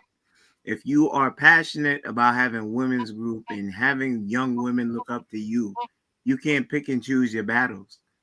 I didn't. I said what I said. Yeah, No, you. I didn't say it the way you wanted me to say it, but I clearly addressed it and said if that was said, it's distasteful. Now you can't. I'm not I talking about did. that. Wait, I'm not discrediting you for that. You said something just a moment ago where you said you're pretty much like a mentor to young girls. I am. And you pick and choose your battles, you said previously, because some people that come on this panel, you're like, I said I changed the way I deliver. So for example, I may not address it there. Like I told you the example of me jumping in somebody's IG, or I may have a show about it the very next week and we talk about where this went wrong. But there's more than one way to skin a cat. Just because I don't do it the way you're doing it. No, I got you. Shannon, I'm spot on with you. Okay. But here's the thing I'm gonna hold you to. This behavior was shown by Country Cookie on a plethora of times. Can I get an example of one time where you pulled her to the side and said, as a sisterhood up here, this is not acceptable behavior? Have you done that with her by any chance? No, I have not. I don't have her information. So again. Okay, good night, you guys. It's been a great No, because no. Please stay. Listen, what I'm saying to you is today we had a conversation. I heard the words and I heard your concerns, and I clearly said that I felt that was distasteful, and I probably said a couple of other things. Now, listen, it may not happen the way you want it to happen, but I'm not going to sit here saying what this is, and there's some improvement. I think I'm doing a lot more than a lot of people are doing. Okay. Yes. What people don't understand is these conversations. I'm a mom. I have a partner, and all of that has been pushed aside to have these conversations free of charge with you guys. I try to bring my Sundays out. I try to dedicate my Fridays to it. I try my best to be as involved in this community as possible to hear you guys out. And like I said before, it's been very helpful to me, right? Like I've learned a lot. I actually like having this dialogue, right? But we're not going to be. I understood what you were coming from. I said what I said about the situation. Now you can say, next time, can we do this? Oh, I'll be open to that. Now, I don't know when I'm going to do it, but I would definitely be open to it. And I would have that if I ever get her information. But here's the thing. I get what you're saying, and trust me, you're bolder than most because you stood up here, you stood in it, you cared to hear what the other brothers were saying, you handled it, even though that you may feel that at some points it may feel like dogpiling. I wish other women would have had the grit to stand up here and listen to the concerns being voiced. I'm not giving you a directive. I was just giving you an example. You understand? And this is not just for you. You may be the emissary to carry this back to like-minded sisters. He did have a point. I I know you can count on more than hands and feet how many shows you've been on with her. I'm just using her as an example. But then you stated that it was not one time, because you have skills of de-escalation and correction without being confrontational, that y'all ever, as women, pulled her to the side and said, this is not what we want to look like as a collective on this show. And I'm not giving you a directive. It's just food for thought moving forward. So besides this time, I do know that Cookie, there's some back and forth that goes, in the chat, and people like to bother her and they go back and forth, and it's usually mutual. They say some things, she says some things. People respond, right? And her and Hank get her relationship, they go back and forth. I don't touch that. Now, when you came up here and you said that you didn't appreciate, that's a different story, because that means it's only one-sided. Okay. And that's when I said, okay, this is not a joking matter. I don't mind saying that if she said that, that's hitting below the belt, so to speak. Right. So I look at things, and I'm not here to save the world. I'm sorry, I cannot be the woman of the sphere. I ain't got time, but I'm willing to listen to what you're saying and make improvements. If we're ever in that situation again, I'll take it in, and we can move forward and do that. I'm open to that change if that's what you're asking me to do. Okay, but you're the emissary, and you see how JR has the back. We talk in the back chat when the show is closed. I would wonder if that could be a possibility for the women that come up here, that relationship is grown where they can sit at a round table, iron out what was said, concerns about language, more detail being put into something, and learning how to move in a progressive place where these conversations doesn't seem like it's dogpiling. Can you please pass the mic? Can you please pass the mic to Hank, please? Yeah, let me say this. Shane, did you notice how you was able to correct the man? Have you ever met his ghetto point of view? You ever met that man? You ever talked to him before? Who? The guy with the Led Zeppelin. So listen. No, it's a yes or no. No. I'm about to log off. No. Okay, goodbye. This is going to be a tackle ceremony, and I'm not about to do it. I'm here because I appreciate. I don't mind. I think he's about to give you a compliment. Yeah, you can do. Come on, Sean. Come on, Sean. Come on, Sean. So I'm gonna finish what I was gonna say anyway, regardless you hear or not. So she was able to correct that man. Don't know them. Do you know her, my man? Get a point of view. Do you know Shane? Nah, personally, no. Have you been on panels with her before? No. Oh, I've only she's able to correct you. No problem. 20%. So that's the double standards we us as men talking about right there. You don't know him. You have never been on panel. You have very little to no interaction with the man, but you was able to correct the man when you felt like he was wrong in saying what he said or how he came at you. But you're not willing to do that for that other situation, them women, your fellow sisters, or whatever y'all want to call them. You're not willing to do that. See, that's the shit we be talking about. That shit ain't cool. But then, like I said to you, I said, don't waste your time because we see what it is. Just allow them to talk. Last week, they will prove us right what we are saying or have an issue with because of the way they don't address them. They will not address them. And if you try to address them, guess what? One of our fellow sister mates will come up here and have some slick shit say to you. And now they both cuss you out. Now you're dealing with two. instead of just one. That shit ain't cool. Just man, I don't waste my time with them. Don't argue, don't fuss with them for what?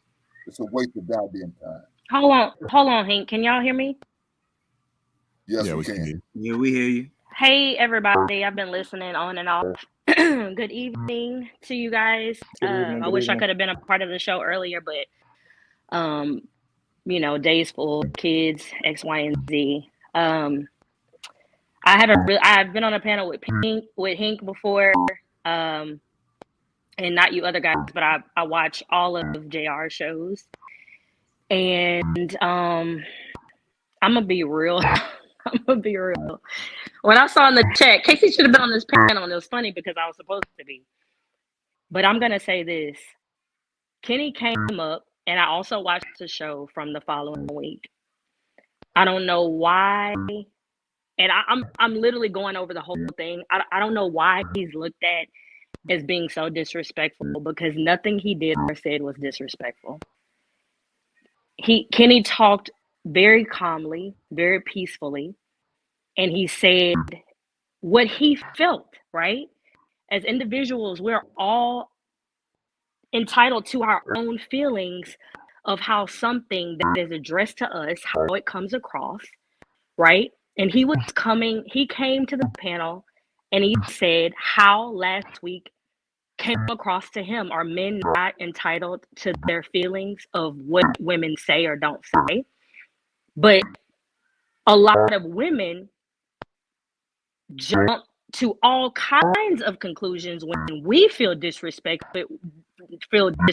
We want to shut it down right away, but men aren't entitled to that same right. So I, watching last week's show and this show, found nothing wrong with how he approached the situation and how he stated what he felt and how he felt disrespected by the comments that were had the following week. I don't know what to say, y'all. Like, I mean, Hank is right. It's a lot of double standards, and whether you use the word correction, whether you use the word steer in the right direction, whether you use the word put back on track, like, I don't know what vocabulary words, synonyms, like, it doesn't matter what word you use. If someone is extending a hand to you and saying, hey, like, this isn't right, whether it's another man or whether it's another woman, what difference does it make? Whether it's your husband, whether it's your boyfriend, whether it's your brother, whether it's your father, whether it's a teacher or a professor, what difference does it make? Because if a person doesn't care about you, they'll let you go and keep clowning and looking a fool, right? But when a person actually uses their own breath to say, hey, this isn't really right? This isn't cool. You ever had an argument with a friend, and when you step up and tell that friend, like, hey, I don't like the way you handle me.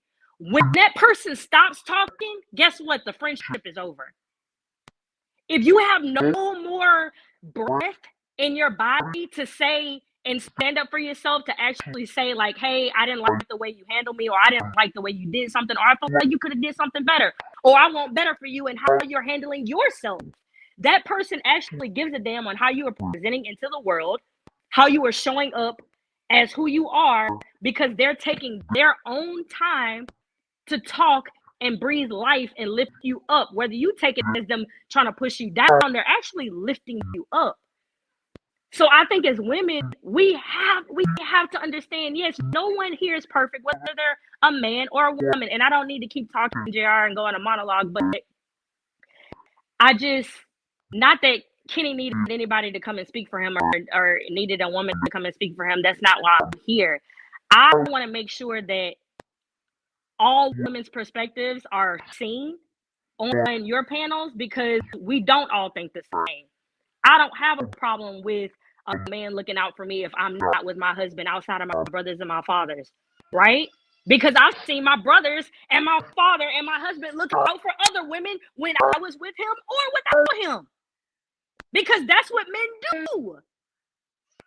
They look out for women in their direct direct vicinity, or they take care of women. If something comes across, whether it's small or big, they're gonna look out for it. I'm gonna mute. Maybe my baby boy is acting up, but I'm gonna mute. I'm still listening. I'll put it this way, right? We're not trying to tell women to correct women. We're just trying to tell women that you need to correct the society. Correcting the society means correcting women. Because we can have a situation whereby I'm correcting a man, but I can't correct a woman. And a woman disrespects me, I can't do nothing to her because of the system, but you can't correct her either. It's not good. It's not good. We shouldn't let this entitlement becomes the order of the day. All they had to do is to say to her, no, you can't talk to this man like this. No, and if both of them or three of them have said that, she would have either shut up or leave. They could have done that easily, but they just choose not to do that. And they spend the next 2 hours trying to defend their actions.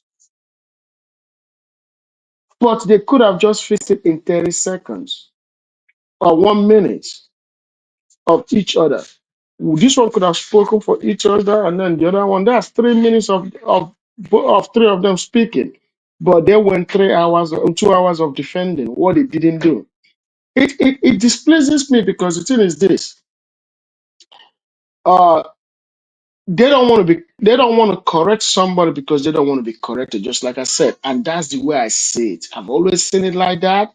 I've always seen it like that, and it's always been like that. Because guess what? They don't want her to come tomorrow to fix them or correct them or have other women doing it. It's called eating your cake and having it. It's a So this fear. even Oh, what we go kind ahead. of seen was we always said some of these women are not willing to correct, teach, or instruct these other women.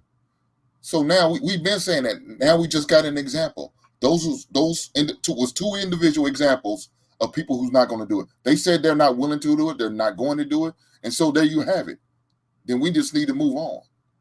And so need to trying to hold them because they're not under my covering. They're not under none of us covering as far as I know. So don't need wasting out your breath trying to hold them down. They're not going to do it. Not them two. Now, Casey said she's willing on doing it. She has no problem with it. It's been addressed before. She said, well, cool. She's one of the ladies be willing to do that. Those other two ladies, they not for it. They not for a correction. They not for a conflict. They not for getting involved, even though that woman is dead wrong or whatever she was doing. They not willing to do that. But yet we as men, we're willing to do that. Again, there's double standards. We got to accept it. There's nothing we could do about it. But Hank, that's the way they feel like they can benefit. No, we can do something about it, Hank. Hank, we can do something about it all the time. I don't believe that we can do something about it because guess what? It was us that let them get away with it. And it's only us that can fix it. There is nothing women can do on this earth without men giving them the table to eat on. Men are the ones that determine how shit are done, how things are run. If men men gave that right, men can take away that right. But we don't want them to lose right. We just want them to do the right thing. We just want them to do the right thing. That's it. The right thing means you cannot call a man out of his name in public. You can't do that. And men cannot fix this. Because if men try to fix it, it can only be violence. That's what we created for. We create to handle situation with violence. But in order to fix it, because it's a woman to woman, women have to play that role. Because guess what? If we try to put them in check, we created to fight wars, not to put women in check. Women are created to put women in check. We can't step out of our natural role. If we start putting women in check, we're stepping out of our natural role. That is why I said it can only be violent. But we're not. But these are things that Casey has come up here to do, which she's done beautifully. But the other three ladies failed to do it. They failed to do it. How can you correct somebody? How can you correct somebody? You want to correct somebody in private because you don't want people to hear what you're telling her. you might have gone in private and bashed men and say, don't worry about these guys. Don't worry about these guys. Just tune it down the next time. You know, they don't know what they're talking about. But you don't want to say that word in public because online because you know what the reaction is going to be. But in private, So you can just give her. but let me ask you this, dog. What's the use beating a dead horse? I can tell I you. would always say that. Let me finish. Once she had made it and known that's not what she's going to do, you continue to try to correct somebody who's not willing to listen, who's not paying attention. Now you're wasting your time. And I feel like my time is way too valuable to continue to waste on somebody who's not willing to listen and follow directions. There's no need. She going to keep saying, I'm not here. Cool. Let your ass go on and suffer. Let another man deal with you. You're not my issue. You another man's issue. Hink, So, as passionately as you spoke right there, it is our problem. Because with you allowing that behavior to fester, you're just making her more emboldened to do it. Just because you handle it different, that does not mean it's acceptable. Can you listen to what I said? You didn't allow it because you mentioned something about it. You said something. It's not like you didn't. If I wouldn't not said nothing, you're correct. But if I said something, but she's not willing to receive or hear what I'm saying, then what? Why am I going to keep pounding the dead horse? Why am I going to keep trying to push an issue a woman's not receiving my correction, who's not receiving my instruction, who's not receiving my attention, or my teaching? It's a waste of my time. There's no need to keep pushing the issue. She's not ready to receive it. I got that part, but I want you to see something. I want you to see where I'm going, Brother Hank. I got you. Go ahead. I got a little time. If we do that, the long and short of it, they will look at that and become more emboldened. What happened today had to happen. You understand? Mistaken and Shan, as good as those women are, you can't pick and choose your battles or you'll be known as a coward. And that's no disrespect to them. I'm just making the statement out loud. And when I heard Shan said that girl had disrespected you back then with the cup of coffee and then she wanted to get loud and unruly, as loud as the offense should have been, as loud as the apology. Don't do it in the dark. Bring her back in front of your brother Hank and have the discussion as for why she felt it was smooth to disrespect you. If you was in a Kenny's village in Africa and a woman was unruly, they would bring her in front of everybody and make her come in front of the congregation and either get right or get out the village. That's what we need. I know you tough, you stoic, you Hank, but look at the long game. There are people that are looking at what we do as cause and effect when women conduct themselves as such and we show them grace. I think the issue that I think the reason to answer your question, Hank, like why bother? Like and there's certain reasons to say, you know, we should just give up on women who aren't receptive of the message. The reason I say we bother is because there are some women who are and that get the message, right? We for every cookie that may drop, there might be a Casey that comes up. So there is actually a purpose to stating what the problem is and offering correction, because I think that's first of all, that's part of leadership that's supposed to be coming from us in the first place. And number two, even if she doesn't receive the message from Kenny, that's fine. Mistaken seem to have received it differently, and therefore she's in a better position to re-explain it in a language that they can understand in order to maybe offer correction from someone that she can hear the message from rather than the authority of that message. So that I would say that would be the point. He doesn't have to get through to her. Somebody else who understood the message could get through to her. That would be the point. So let me say this. So y'all spent over 2 hours having this conversation and we got nowhere with it. Do y'all realize that shit? Nowhere. We have gotten nowhere with this. No mind change. We have. Fellas, I don't interrupt y'all. Please don't do me the same way. We men up here, right? Right? Okay. Let's act like that. So when you sit there have a conversation with them and there's nothing moving, unless you have a relationship with that woman, I'm talking about I'm fucking her, she fucking me. Why am I going to continue to go back and forth with you? I don't have no love for you like that. I don't care for you like that. I care for my wife. I care for my kids and my kinfolk.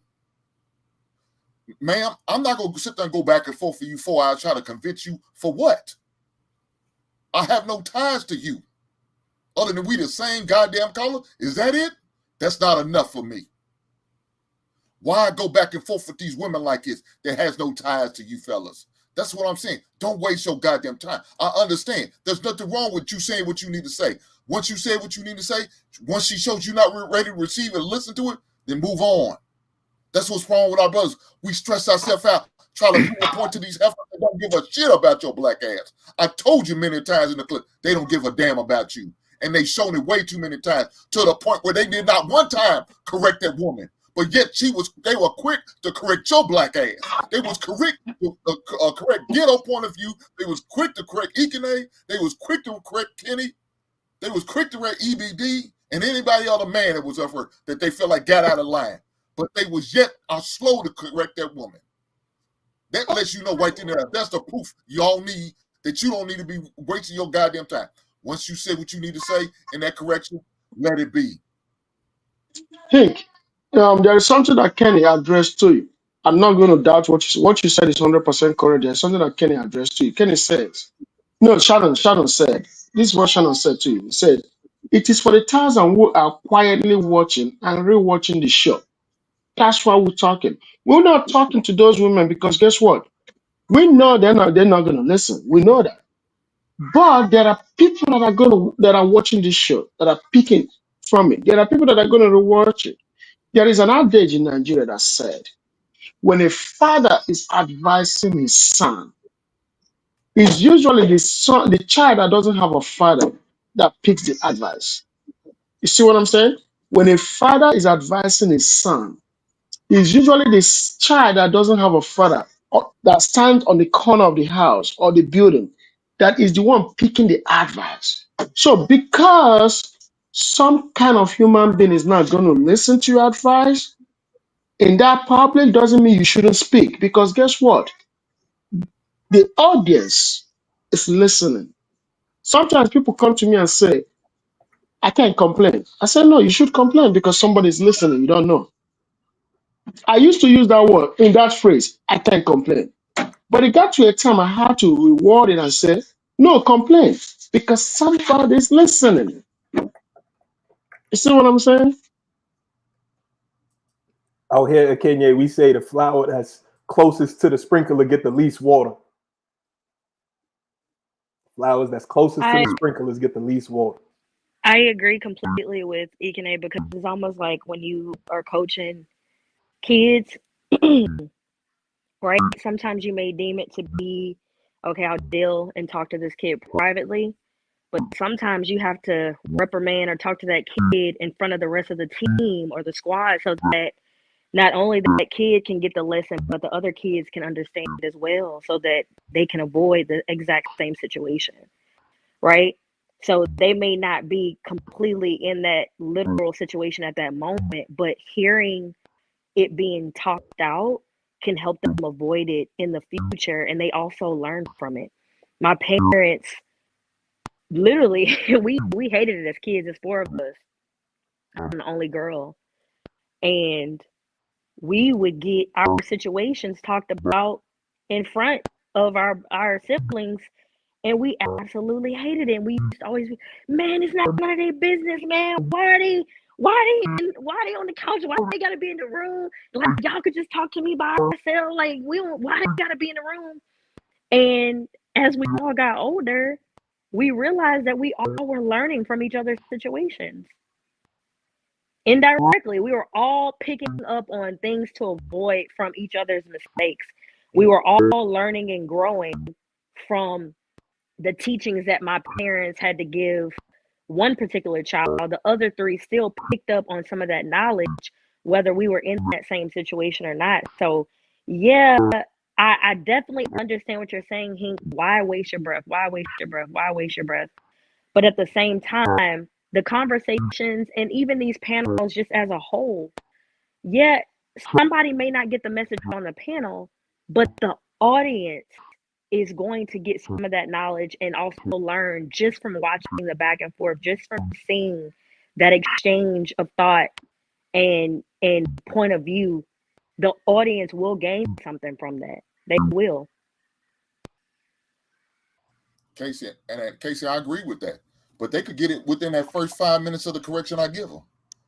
So if, like just a second ago, I said, "Hey fellas, we men up here. Let's do what we need to do as men." They got that right in the first 5 minutes. I didn't have to take this 2-hour conversation on why y'all talking and acting like this, guys. You don't have to do that. Straight to the point. They don't need to beat around the bush. Keep repeating yourself. Now you looking foolish.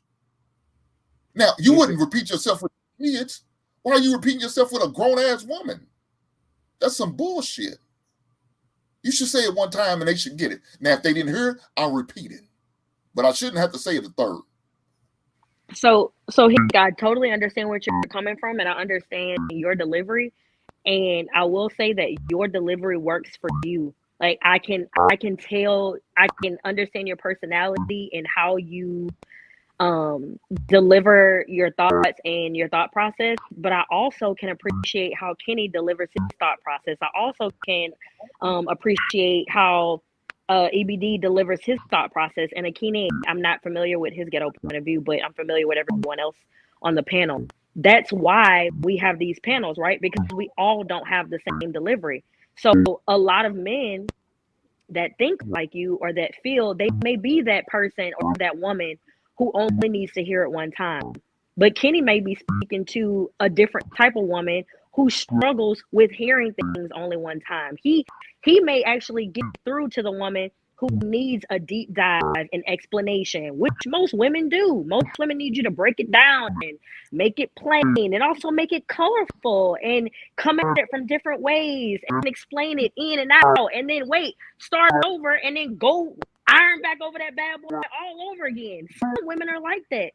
I'm a woman who can pick up on both. I'm actually a woman who picks up more pink on your delivery. My dad, my parents, my brothers, all of us are very straight to the point, direct.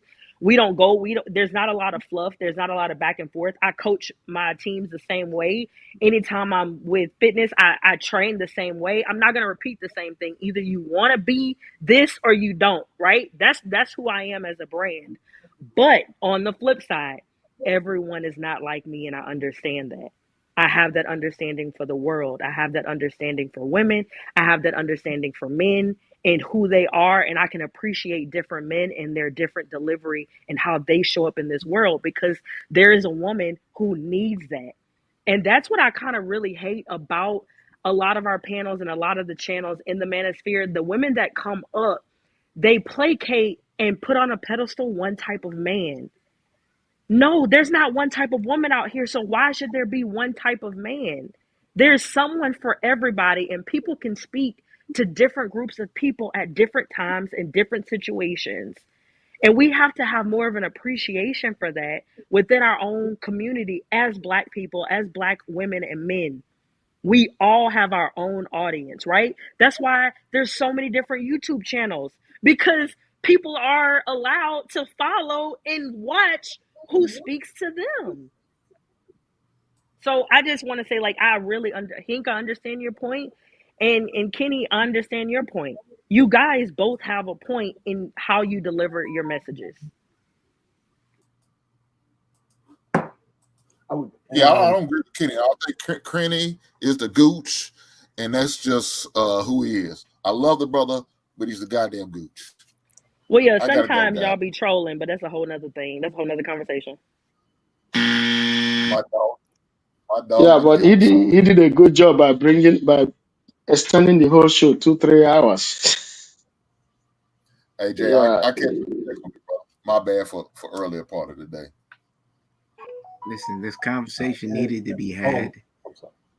Real quick, I'll get to your point of view.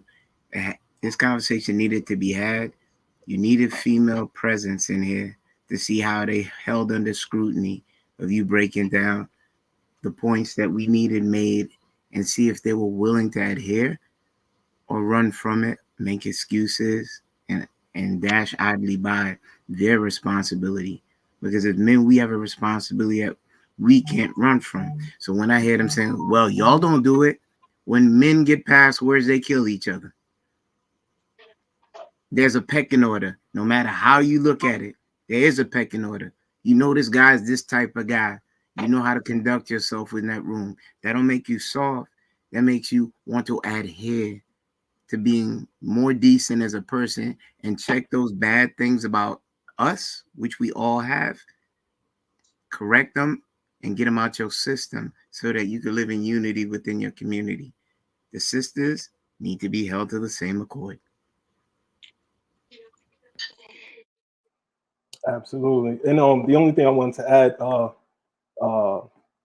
what Brother Hank was saying as my answer is like, even when we say we don't want to, even when we say, oh, I'm not messing with those sisters, they're not under my covering, we have to be honest. Most of us, I would say 75% of men, it is innately in us that if we see a sister in some real true danger, we're going to try to at least help her, give her some advice, try to instruct her about that situation, car crash, a fire, a situation in a train station, what have you, on a bus crash. We're going to try with all our might to try to at least in some way, shape, or form, give some good advice to say, hey, sister, the best way to get out this route is such and so and such and such. And that's just in us. Whether we know them, whether we don't know them, whether they just cursed us out 5 minutes ago, it's just in us. A lot of men push away from that because they're like, yo, I'm tired of sisters not wanting to take advice. And that's cool. I understand that. I respect that. But for the vast majority of men, even when sisters, been the hardest day at work, if something goes wrong with even sisters we don't know on our way home from that same long 16-hour shift, we're going to be like, yo, sister, please go this way. Or, yo, sister, there's something going on that block. Please turn this way. We'll try to direct them off a bus, off a train situation. That's just something that's in us. That's just us trying to be protectors.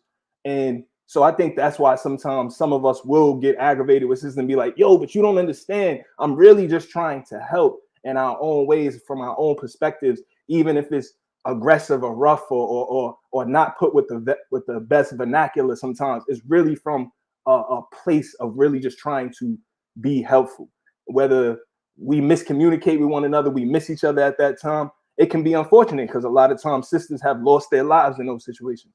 But when the vast majority of men are trying to help, you'll see them go back and forth with sisters in this fashion because they're really just trying to convey messages of assistance. And I'll leave it there. I think the problem's bigger than that.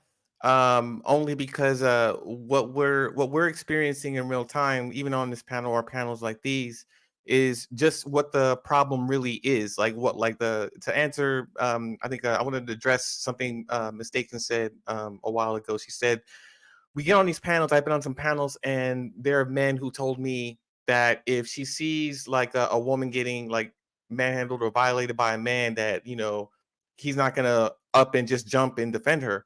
So what, and I agreed, I think I agreed to that. I think I remember that conversation.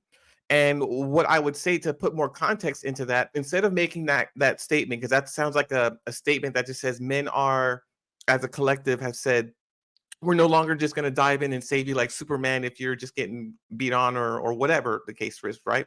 The context of that conversation was in the context of women who are so rampant and disrespectful and masculine that they start these fights. When you see these fights happening and you're hearing, you can hear a woman and what she's saying and how she's talking to this man. If she is instigating a fight or physical altercation with that man, that is not the one that we're going to rush in and jump to stop, right? Because she's not asking for help. She's not asking for help, and it doesn't look like she needs you to help her, right? That's not the one we're talking about. What we're talking about is if Mistaken herself or someone of her ilk and ideology is walking down the street or trying to get out of a store and gets either catcalled or harassed by a random man, that is something that we will interfere and check, right? We ain't got to be related to the woman. We ain't got to be related to the man. We're going to check that fuck shit behavior if we're seeing it and we'll just call it out.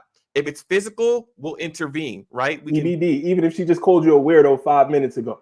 Even if she called me a weirdo 5 minutes ago, we're still going to be that, right? You can't take the protector out of a man when we navigate the earth every day, right? But what we're dealing with uniquely as a society or as a community that no other community is really dealing with is this culture of I don't need you.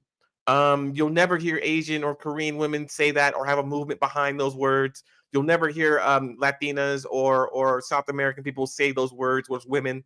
As a collective voice, when it is I don't need you and I'm better than you and I, and it's no longer we and it's no longer you and it's no longer us, it's just about me and how successful I am compared to you. You can't tell me anything and I don't want to hear it. You just need to listen to how I feel, you know? And hang on. I'm almost done, Ikene. But it's this culture that we're dealing with that no other culture is dealing with. It is a blanket rejection of your authority as a man to protect that woman simply because she refuses to submit, which is the cost of protection and provision. I'll land it there. Go ahead, Ikene. Even you check this out, right? When a man tries to hit a woman or beat a woman in public, that man already made up his mind that he's going to get messed up by other men. He know what is going to happen. He's like, you know what? I'm just going to take the beating, but I'm going to beat her first. You see what I'm saying? He knew right there, right that moment, that he's going to be like, he's going to have multiple black eyes. Yeah, you know what I mean? Yeah, because man, we find it very hard to let a man touch a woman in public for many reasons. We have mothers, we have sisters, we have daughters, we have aunties. We can't see that happen to any of them. That's why we always interfere. But not all women. But in the West, it seems like most of the women will not step in and say to her, you need to shut up. You need to stop talking. You've been disrespectful to this man. You need to stop. He's gonna beat you. He's gonna do this. They need to put out fear, but they won't put out fear in her. They won't even constrain her. But they will react when you act.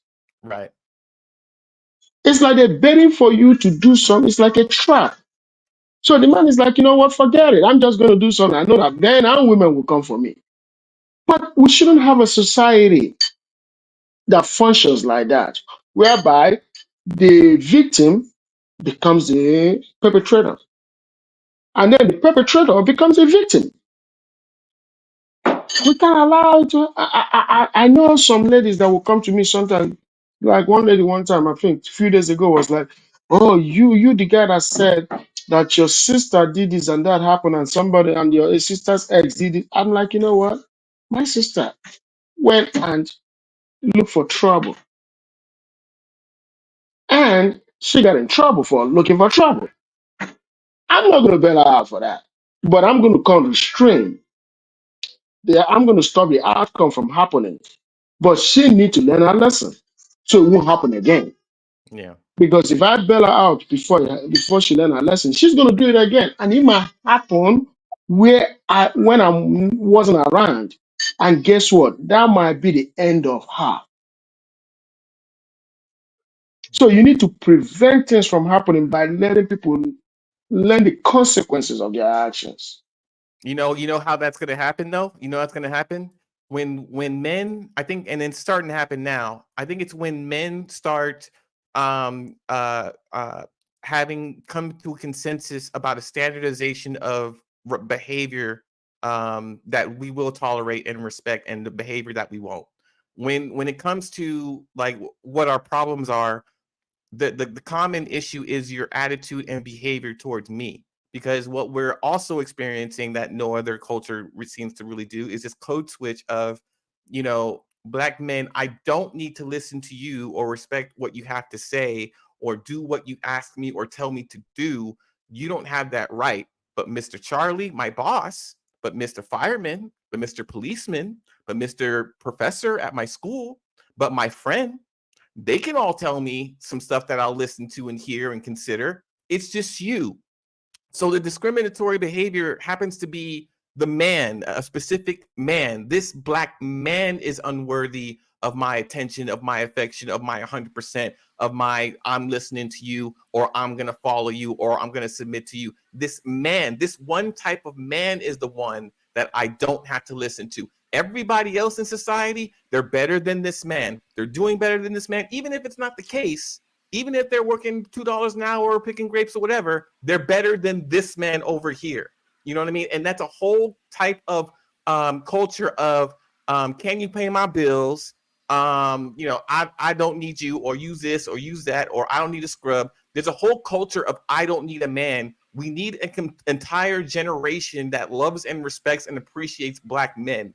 Can you actually define a year? If we all have to get into a DeLorean, where exactly are we going where black women didn't have this ideology of I don't need you and I love you and respect you and need you in my life to raise these kids and have a family? Where are we going in this DeLorean where this was the case in America for the longest time? I think you hit the nail on the head with that one. I think you hit the nail on the head with that one. Most black women either was raised without a father or they were raised with a father that they idolize, and they have fallen short from meeting a man that is comparison to him. Therefore, they feel that no other man is worthy of respect, admiration, consideration. So I think it's either one of the two. There either was a lack of a father, or they're heartbroken because a man hasn't come into their life that has a resemblance of who their father was to them. And it's unfortunate because the outcome is exactly what you just stated, EBD. It's all of the above. It's I don't need a man to raise a kid. I don't need a man to have a kid. I don't need a man for companionship. I don't need a man for friendship. I don't need to respect a man. I don't need to even talk to a man. Why am I even talking to a man? It's literally gone. It's gone all the way down to I'm not gonna talk to a man. Yeah. And you're like, wait, how do we get here? How do you go from not needing marriage to you can't even have a conversation with a man? That's the wild part. And people say, oh, it's all of society where women are saying that they don't need men. No, it's mainly our community, because I still know tons of women that are getting married that are not black, right? From 20s, late 20s, 30s, and 40s that are still finding love without a problem, that are getting divorced and getting remarried without a problem, because they still desire and they still hold men as a desirable thing in their life.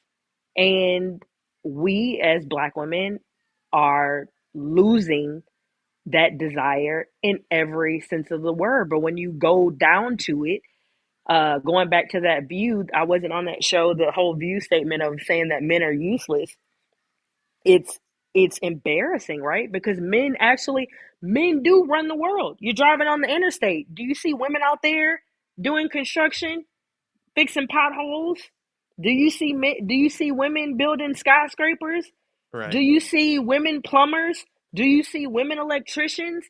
Do you see tons of women working for all these different cable companies? Do you see you pull up at AutoZone and you see a whole bunch of women telling you what parts you need for your car? At my When you go get an AutoZone, yeah. oil change, do you see women? Do you see 20 women walk out of Firestone when you need your tires changed? Like let's be real. We are living in a fantasy world when women say stupid things like, oh, men are useless. No, it's and guess whose ears those statements fall on? They fall on little girls' ears. They fall on little boys' ears. And those little girls feel like, oh, I guess I don't need a boyfriend. Oh, I guess I don't need a husband. And then those little boys say, man, I mean, do I really want a girlfriend? Have a girlfriend for what? They don't even like me, for real. And then you have a whole nother generation of men and women against each other on separate party lines, right? Divided, fighting, talking at each other, not necessarily talking to each other and to receive each other's point of view. It's just more division and more divisiveness within our community. Casey, bring it back to that Nick Cannon, right? You said Nick to Nick Cannon. Cannon? Yeah, bring it back to let's. Yeah, you weren't here Okay. earlier. I don't know if you were here during the I was at the listening. I beginning was of the show. listening. Okay. Oh, if you circle it back to Nick Cannon and Cam Newton, right? What do those men have in common? Poor parental upbringing in their neighborhood. They don't understand the meaning of family. They Wait, think no, that Ikine, both of them were raised with their fathers in the home, I believe. it doesn't. It's not. No, I got to tell you. I got to tell you. The worst person. I was actually thinking about this last night. Okay. The worst person that you should be more concerned about is not a girl that is raised in the hood. It's the girl that is raised in a two-parent hood that wants to act hood. Okay. You see what I'm saying? Yeah. That person is more disastrous because the person in the hood understands where to go and where not to go, what to do and what not to do. They know the limit. But the person that is trying to be hood doesn't know the limits. You see what I'm saying? Oh, so it kind of Because goes if back to what Cam you was saying when he said he was raised with two parents, religion, a nice household, and everything, but curiosity is what got him to live the lifestyle that because he's wanting to curiosity live. always killed the cat. If you look at the amount of kids he has, right? You find out that people that usually have those kind of kids are not really people from the hood. People from guys, low amount of guys, very low amount of guys have from the hood have 3 baby mamas, 2 baby mamas. They usually will have 4, 5 kids by one woman, and they have an extra baby mama. Then the third one, they stretch it because they understand where it hits them hard. They understand the pocketbook. But somebody like Cam Newton and Nick Cannon believe that their money speak for them. And you also have to understand that people from the hood sometimes are in the lives of their kids. Most of them don't work as hard as Cam Newton. They don't work as hard as Nick Cannon. But one thing that they do, they also try to spend time with their kids because they don't want their kids in this mess, right? But these men, what they do is that they throw $20,000 on a single child, $30,000 on a single child. You, the mama, take care of them. And guess who these kids are going to end up to be? Worse than their dad, because their dad was not in their life. Theirs is no longer curiosity. What it is injury. Nick Cannon and Cam Newton, those are curiosity. But the generation they're bringing in are generation that are going to be mad that their dad wasn't there. So now is a recycle again. Now we're going back to the hood, but in the rich family. You see what I'm saying? The same child that is raised, that is the same way the hood child was raised, is now the same way that the rich kid is going to be raised. And guess what is going to be the difference? The rich kid is going to die taking opium and taking drugs, while the ghetto child is going to die being shot in the street. Either way, they're both going to end up maybe dying. You see what I'm saying? It becomes stereotype again in the black community because some crazy assholes believe that they have money and they're coming from well-to-do families that they can do whatever they want, but forgotten that every single child, every single girl, every single boy out there that is a child needs at least 5 hours of their father's time a day, not a week, a day. Because this is how it is. Before you leave the house to go to work, you need to go see that little child or those little children. You need to see them, play with them for like few minutes before you head out to work. They're going to cry to see you go.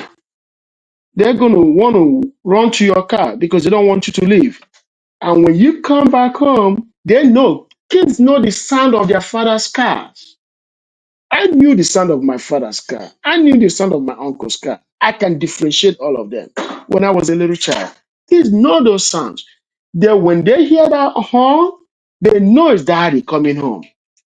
Yeah, and they go crazy. And they're happy. Like you see, my little daughter is crawling on the front. I'm excited. I've been home all day. She's just crawling for the first time. I'm excited about it. These are things that you celebrate. You celebrate these things. Oh, now she's crawling really good. And I'm going to go see her in a second. But guess what? These are things that little kids need in their life, in their lives. That's what they need. You can't just throw the money. You have to be emotionally available. You got to take them to the park. You got to take them to everywhere. They got to see you. They're going to call daddy. That's the first sound that they make, is to call your name. Not throw 5,000, 10,000. Nah, I can throw that, but I choose not to. I don't want somebody raising my daughter. I choose to get off work, shut down my business if I have to, and come home and spend time with her and delegate my clients to my other partners to take care of, because my daughter comes first. You see what I'm saying? That's how society should be, because guess what? If we don't raise them kids, the street will raise them kids. All right, yeah, we gotta go ahead and transition. I gotta take these kids out, man. Spend some time with the kids. Yeah, I really appreciate you extending the live, because I know you got personal things that you need to deal with. It was very fruitful, and I thank everybody that came up on the panel. Those that I could have conversation with, those I couldn't, so examples could be made. And real quick to everybody out there that listen, keep supporting what we do and moving in a progressive way. All our voices are necessary and needed. I appreciate you, Kenny. One second. So I know we gotta go. Just since I've been up here, I was made aware, Kenny, that it was some comments kind of nasty that were said from your part. Can you I wouldn't be me if I wouldn't call it out. So can you Okay. address that you had some, you don't have to go into detail and none of that. Can you just say, like, on your part that maybe you shouldn't have said those things as well? No, those things were said and they were explained with context. When she disrespected Hank, I made comments and I explained why I made those comments. They weren't too harsh, but they were disrespectful. And I said, see how you like it when you disrespect somebody. I was doing that to show you that that's not to be accepted. Even offered to come up. It was about her hair and Okay, her and being about her her shape hair or and being something, in the right? closet and always being in that No, closet. it was something about her shape or something too. Oh, Shape. that wasn't about her. They made a comment regarding women and other women not telling them the truth. And I said, Hank, regarding get at those women that put on those spandex pretty much proverbially and look like dumplings. That was regarding, see, there's context to everything, and I'm willing to Right. answer piece And by that's why, piece. yeah, of course. So as for the cookie comments, one about the closet, one about her hair, about me getting her a hot comb and some no-lie relaxer. But I gave reason as to why I said it. You felt like disrespecting Hank's intelligence. You don't like it when it's being done to you. Mm-hmm. Oh, these are comments made by somebody zesty. Then you went even further, said, yeah, he could go dig up his dead grandmother. Yeah, I'm aware of all that stuff that was said on the Wait. live. I just didn't know the stuff that was said in the After chat. I gave context as for the reason, cause and effect, I gave the placebo. You do not like being disrespected, so do not disrespect Hank. That was all that was encapsulated. And you can go and review anything that you feel that is not consistent to what I say. You can hold me to task to it. But that's pretty much what I did. Okay. Yeah, that's all I wanted to ask, because I would never want to No, I place got you. all blame or anything. And I haven't come up here to say anything. I came up here to talk to you and to speak to how you came up to the panel. I would never come up here and address anybody that's not on the panel. That's not how I do things. I'm a very respectful person because I wouldn't want anybody to come up and address me after I leave a panel. So I came up to really address your behavior as you came up. I found it to be very respectful how you came up on the panel. And it was unfortunate how things went left. So I just And wanted to make sure my stance and who I am as a woman and who I am as a person is very clear. okay, You that the way you presented yourself was completely in line with things being the way they're supposed to be to how I yeah. received it. I don't other people have their own other perception. You know what I'm I saying? even addressed our first encounter when regarding the first time I was up on the Sunday panel real quick, and she did not know a book, but she referenced something. I said you're wrong, but her response, instead of conceding the point, was telling me "fuck you," and that's where we originally went off wrong. I understand. So I digress. Any other questions? I'm willing to answer. I'm easy to find.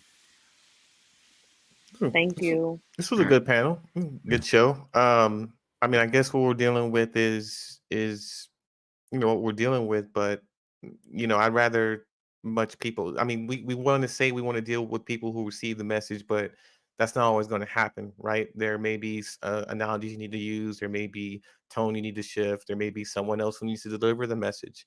But the panel is growing pains. If we're going to heal, we have to go through the pain of communication and getting on the same books, and then after that, we ought to be able to talk to each other much better. But yeah, I think this was dope. EBD, you're not always gonna preach to the choir, right? Yeah, exactly. All right, y'all. We If got if JR is gonna JR, this is for you, JR. This is for you, JR. Oh, you can end the show, JR. We can talk in the background.